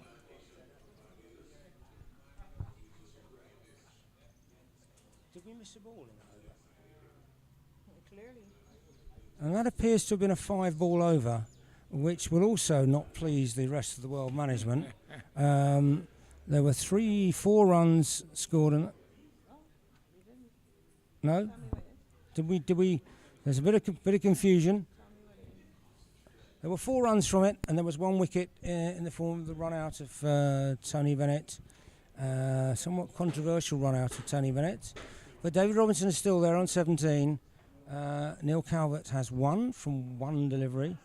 I would say the pressure is on the West Indies now. They have to bowl very tightly for a little while to try and put some pressure on. From the top end, Matara to bowl to Calvert, short and wide and cut, but straight to the fielder at cover. So no sign of Emerson Jordan yet. Maybe that run-off is not suitable for him to bowl on. I don't think he... in any case, most probably the captain has figured that because of the dampness of the pitch, that the slow boys will have more control. Matara in, short and wide, and Calvert dabbed this away beautifully. Backward of square. They'll look for 2. They will get 2, I think, very comfortably. Calvert quite quick between the wickets, despite having run a marathon in just over 3 hours this morning. He certainly had a lot of work to do out in the deep, and it is a massive outfield here. I cannot emphasise enough just how big this is for old men playing cricket. Yes, they should have shortened the boundaries. Matara in, and it's played back to the bowler. Matara slips slightly as he fields. We don't actually have a full game until 20 overs are bowled in the second innings here. So we're still a little way from that, but it's blue sky up ahead now. So I think we'll get through that. Tossed up, Calvert drives, lands just short, and then a very, very poor... And a second run out. A very poor piece of cricket. The ball driven straight to mid-off, who's thrown the stumps down, and Calvert is run out for 3. A very good throw, but those 2 run-outs have entirely turned the game. Exactly. In fact, I was about to ask you if during the break, if the English team decided that they wanted some excitement in the game, so they were going to give away some wickets. Because that one, he struck the ball straight to the fielder. I think had they gone and not hesitated, they probably would have got home. But that's a very, very sloppy way to lose a wicket in a run chase of this start. And of course, you start to bring into play the Duckworth Lewis thing. I guess they're probably behind the rate now with 3 down. The scorer is nodding. I'm not going to ask by how much because it probably won't make me feel any better. But you see, and this is the whole issue. The mere fact that the wickets are falling, it means it's going to check the scoring rate. So you're going to have now the wickets are going down, and the overs are getting closer, and the runs are not increasing. So yes, the Duckworth Lewis and Stein calculation will now show that the West Indies are in the favourite position. It was very unfortunate. Calvert hit a very nice shot, and 3 yards either side would probably been 4 runs. Hit it straight to the fielder, and Zaman Amin is one of the very few people on any of the teams in this tournament who can actually throw a ball flat and hard. And he had to hit, and he did.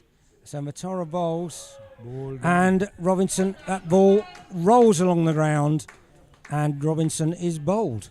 So a collapso here for the rest of the world.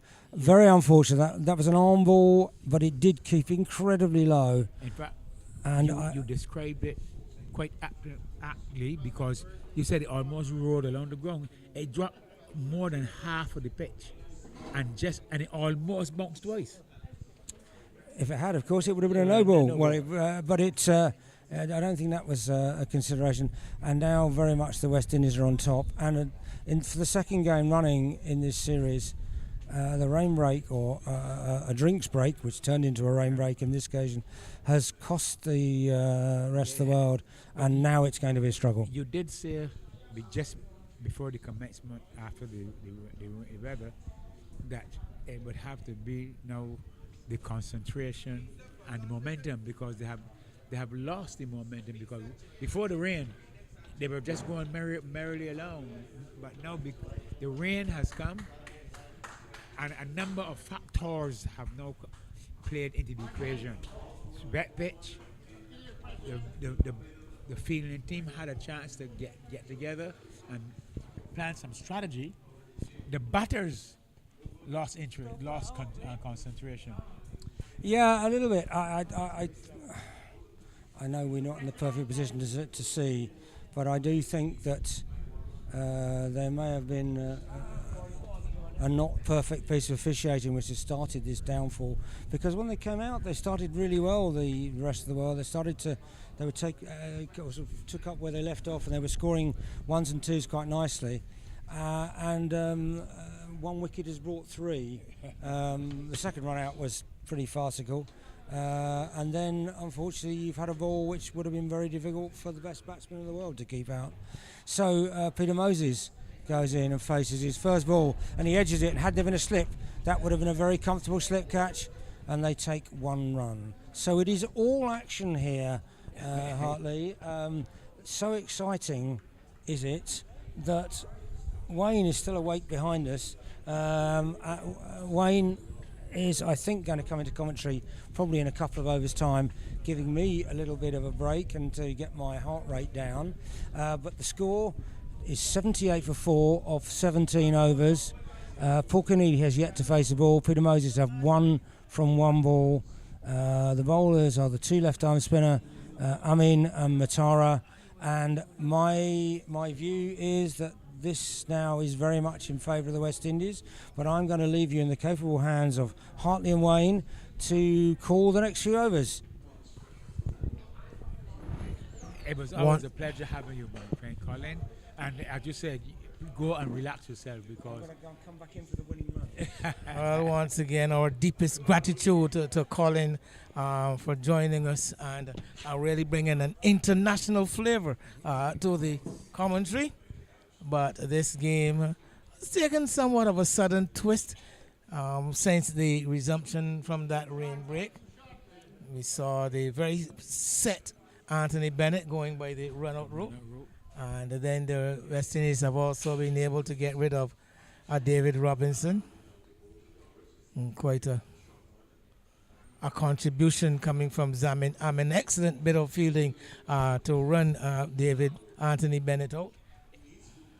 You know, one has to be so careful when you're giving a judgment from this vantage, where we are, even to attempt to give it if he's ground or not.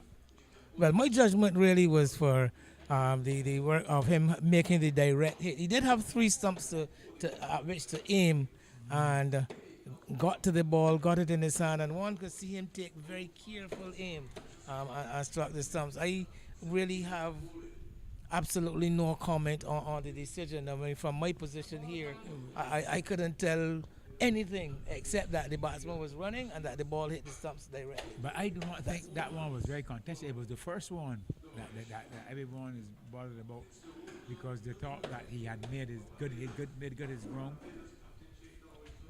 So delivery outside the off stump, and missing is so two relatively new batsmen at the crease, very new, Peter Moses and Paul Keneally, and the innings in a bit need of a bit of repair. 78 for 4 after 18. Remember the target now 164 from 34 overs. So another 86 runs are still required, and there are 16 overs left. So West Indies coming back into the match after that very dangerous looking partnership between Robinson and Bennett. That rain was a savior for the West Indies. Well, Everything was going wrong for them. The heads were down. The bowlers were not bowling with any sort of enthusiasm. And that rain break. as I would have pointed out to Colin earlier, I thought that the West Indies had gotten to a stage where they were waiting for things to happen rather than slightly running out of ideas.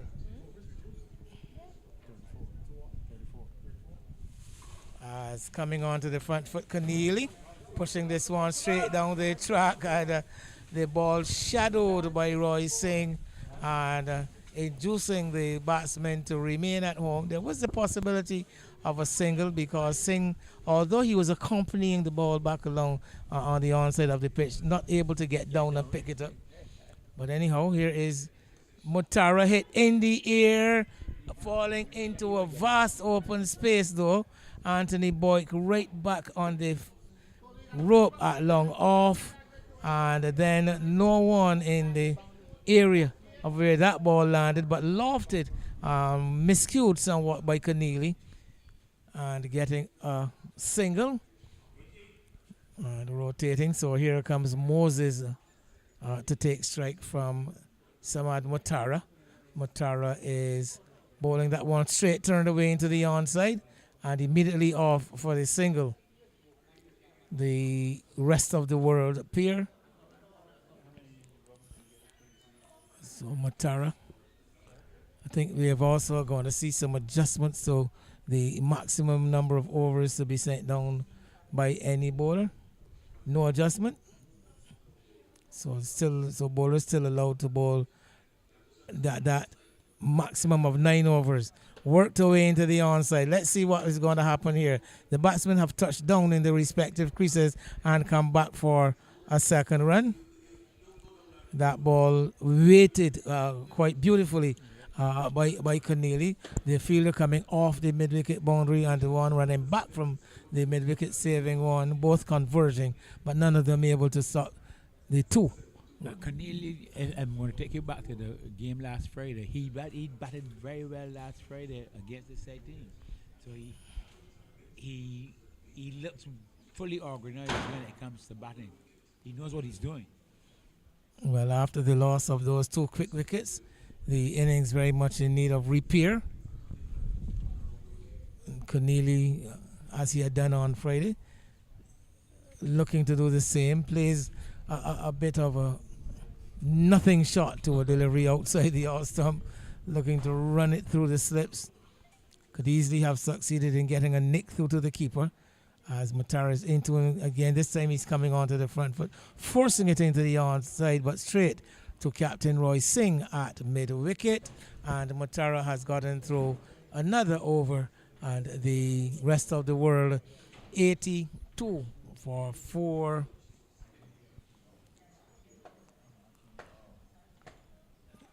Exactly halfway to the required target of 164, but now they've only got some 15 overs in which to do it, and I think the task is going to get harder and harder from here. 90 balls. Which songs? 19. So another important factor, Hartley, with the 20 overs required for it to be the outright decision. This is the 20th over, very important over, and according to the ruling, they require to be 86 at the end of the 20th over to be ahead. But we've got some rain again. This one hardly didn't come from over in the east. It looks very clear over that way. But we've had a cloud, I believe, creeping in from the northern side of the ground. And here is another interruption.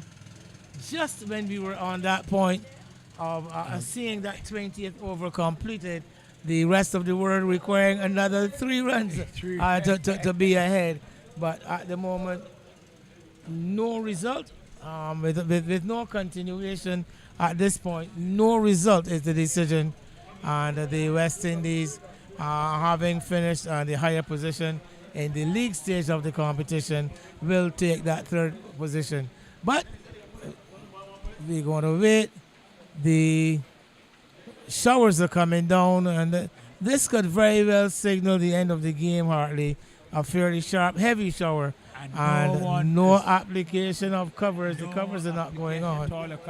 I think this may very well be it, but we will only speculate. Yes, We will wait for the and official we'll wait for the final outcome. Tremaine Prescott But and his the colleague players to once make a again, determination. for the second time we've had an interruption, and the players forced from the field with the rest of the world in pursuit of a target of 164 from 34 overs on 83 for 4 from 19.1 overs. Originally, West Indies making 202 for 2 when they batted first on, winning the toss, and the rest of the world setting out after a target of 202, but now with the adjustments that we have outlined to you, the game still very much up for grabs as we await a final outcome. When the rains came, Paul Corneli was not out on 3. Peter Moses was also not out on 3. And if I can ask Amelia to give us the scorecards for us to read for our viewers and the listeners, the scorecard coming up shortly. The rest of the world: Anthony Bennett run out for 36. Gary Whittaker caught by Singh off block for Boyk for 9. Robinson bowled by Mutara for 17. Calvert run out 3. Paul Corneli not out 3. Peter Moses also not out 3. Some 12 extras made of 12 leg byes and 8 wides. And the bowling for 4 leg byes, extras of 12. 4 leg byes and 8 wides. And the bowling: Boyk 8 overs, 29 runs, 1 wicket. Zamin Amin 4.1 overs, 1 maiden, 23 runs. Samad Mutara 5 overs, 18 runs, 1 wicket. Dighton Jackman 2 overs for 9 runs. The bowlers used by West Indies. At this point, I guess we can take a break, await the outcome after the shower is completed, and we will be back with an update and a report for you as to what is going to happen or what will not happen here in this third place playoff in the over 60s Big Man Cricket Caribbean Cup at the Foursquare Oval. More for you when we return.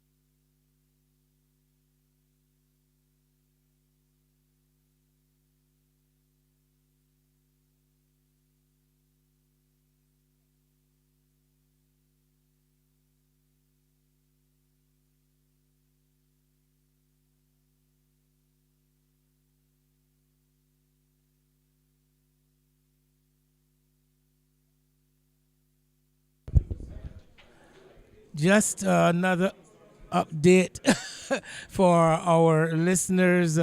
The umpires have had a look at the conditions after the rain that brought the game to a halt earlier subsided, and they have agreed that they will do a further inspection. There will be no immediate resumption. The rain has held up somewhat. The conditions still remain fairly overcast, so it's still a dicey situation as to whether we will have further rain. But at the moment, the umpire is just waiting, allowing the conditions to dry out as much as possible before they make the further inspection and decide whether the game will continue or not. The game very, very tensely perched at the moment with the West Indies, with the rest of the world on 83 for 4 in the 20th over. Remember, 20 overs constitute a game, so no outright result unless 20 overs have been bowled.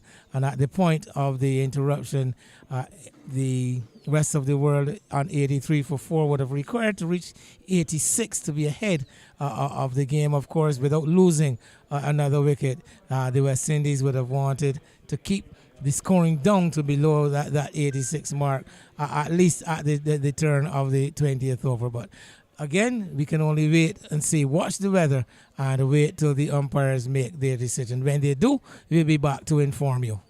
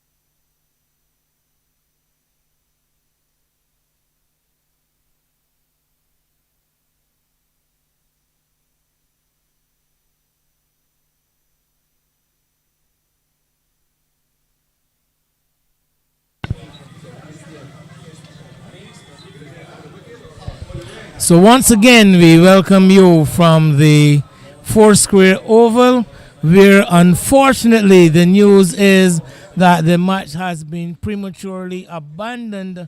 The umpires did make the second inspection and determined that the conditions had not improved enough, or will not improve enough for there to be a resumption, and the game finishing in a no decision in this the third place playoff between West Indies and the rest of the world. West Indies initially with a total of 202 for two, not out 105 by George Harris, the West Indies opening batsman, being the highlight. And then the rest of the world 83 for 4 in 19.2 overs, the game having been interrupted for a second time. The first interruption saw an adjustment to the target, 164 required of 34 overs by the rest of the world. And then we did have that resumption, but after 19 overs and 2 balls, with the total 83 for 4, the second shower coming and causing an abandonment. A game not constituted because we had not reached the 20 over 20 overs in the second innings, only 19 overs and 2 balls bowled, but a keenly contested game coming to something of an anticlimax. So no decision in the third place playoff. We'll be joining you relatively shortly for the presentation ceremony, which will be the final presentation ceremony as far as these two teams are concerned, because this comes to the end of their respective campaigns. And of course, we have the big final coming off tomorrow at Kensington Oval between England and Australia. We'll be joining you then also for description of that entire match. But for now, we're going to hand you over to the presentation ceremony, and stay tuned for that event.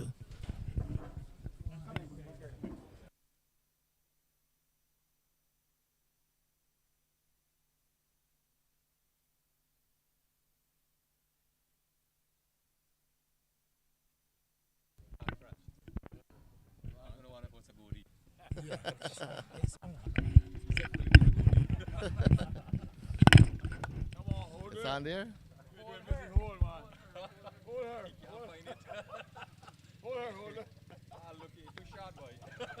Let's get the rest of the world anthem. Strike it up there. Where are the girls? The dancing girls. All right, guys, girls, we've come to the climax, the end of a wonderful tournament for us two teams. Congratulations, guys, on playing a wonderful tournament. It's a pity the weather decided today's match. I'm sorry that happened, but it is what it is. There's nothing we could do to change that. Congrats to the rest of the world team for making it out today and to making it here to Barbados and ensuring that we had a wonderful tournament. All right, guys, give yourself a round of applause. Congrats once again to the groundsman who did an amazing job to get us out there after. I mean, it's so hard to get the covers on and before the rain interfered. I'm sure if we had better kind of covers, we would have gotten maybe a complete match. Congrats to the groundsman and all the teams that helped out to ensure that we had, 45 and 19, 64 overs bowled today. The weather has been very kind to us for the majority of the tournament, save and except today and probably one other game. So this is far better than November when we were severely curtailed by the weather. So we're happy about that. Pick quick the facilities. Thank you very much, guys, George, for ensuring that everything was beautiful.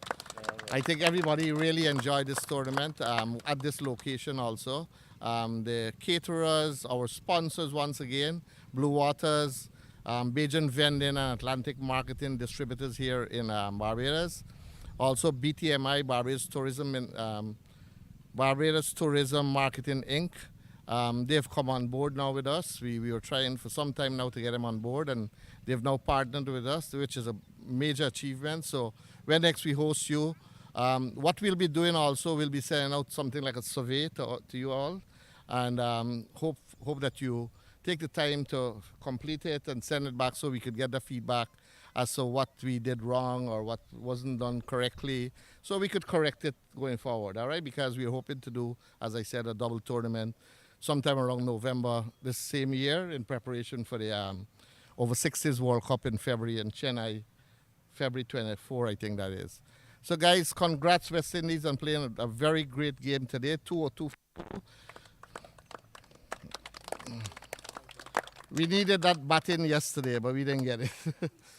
But George, once again, you're the only Centurion. You did it twice against the same opposition it was, right? You seem to really like this opposition. You gotta walk with them around the place. So guys, without further ado, I'd like to invite the losing captain. Well, not the losing captain, I'm sorry. Because the match is no result, I'll ask John to come forward and make his presentation and say a few words. Colin's going to do it. Oh, Colin, come forward. Colin's much more used to speaking than me. Colin's been speaking all afternoon in a microphone. I can only reiterate what Raj has said. I think we feel very blessed and lucky to have been here. And I think the tournament has been brilliantly well organised. We're more used to the rain than I think you are here in Barbados. This is quite common for us to not finish games of cricket. But it's been a brilliant tournament. The whole atmosphere around it, between all of the sides, for us to play against Australians because we didn't play them in the World Cup. It was wonderful to play against England, and there were no fisticuffs. So really, very good day. And it's always lovely. Third time we played against you in 3 or 4 months. They've all been great games of cricket, and it's just an absolute pleasure to be here at the Pickwick Pavilion and the Pickwick Oval. And look, the sun's beautiful. What more perfect thing could be? Oh, for the West Indies, it was a pretty tough choice. This.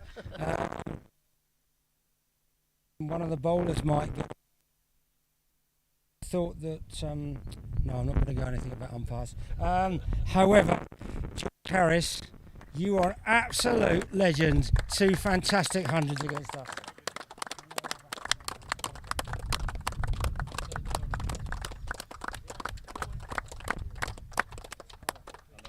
Thanks, Colin. Yeah.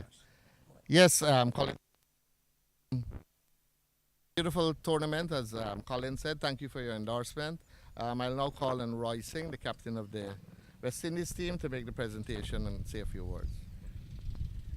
Well, it's unfortunate we couldn't get the game over in time to finish off and get a result, but nevertheless, it was still great playing what we did have.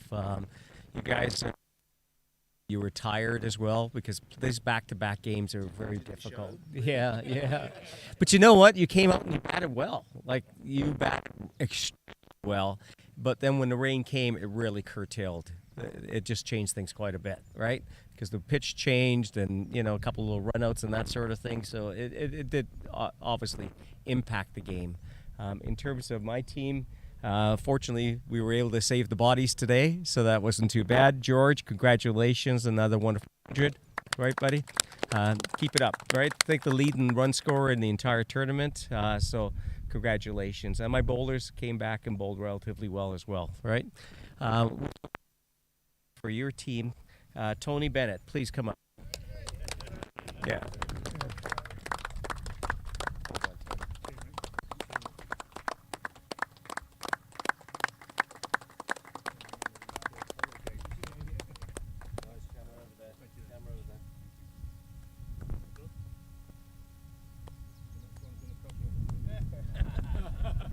I know Tony Bennett ensured that the Pickwick facilities is very strong.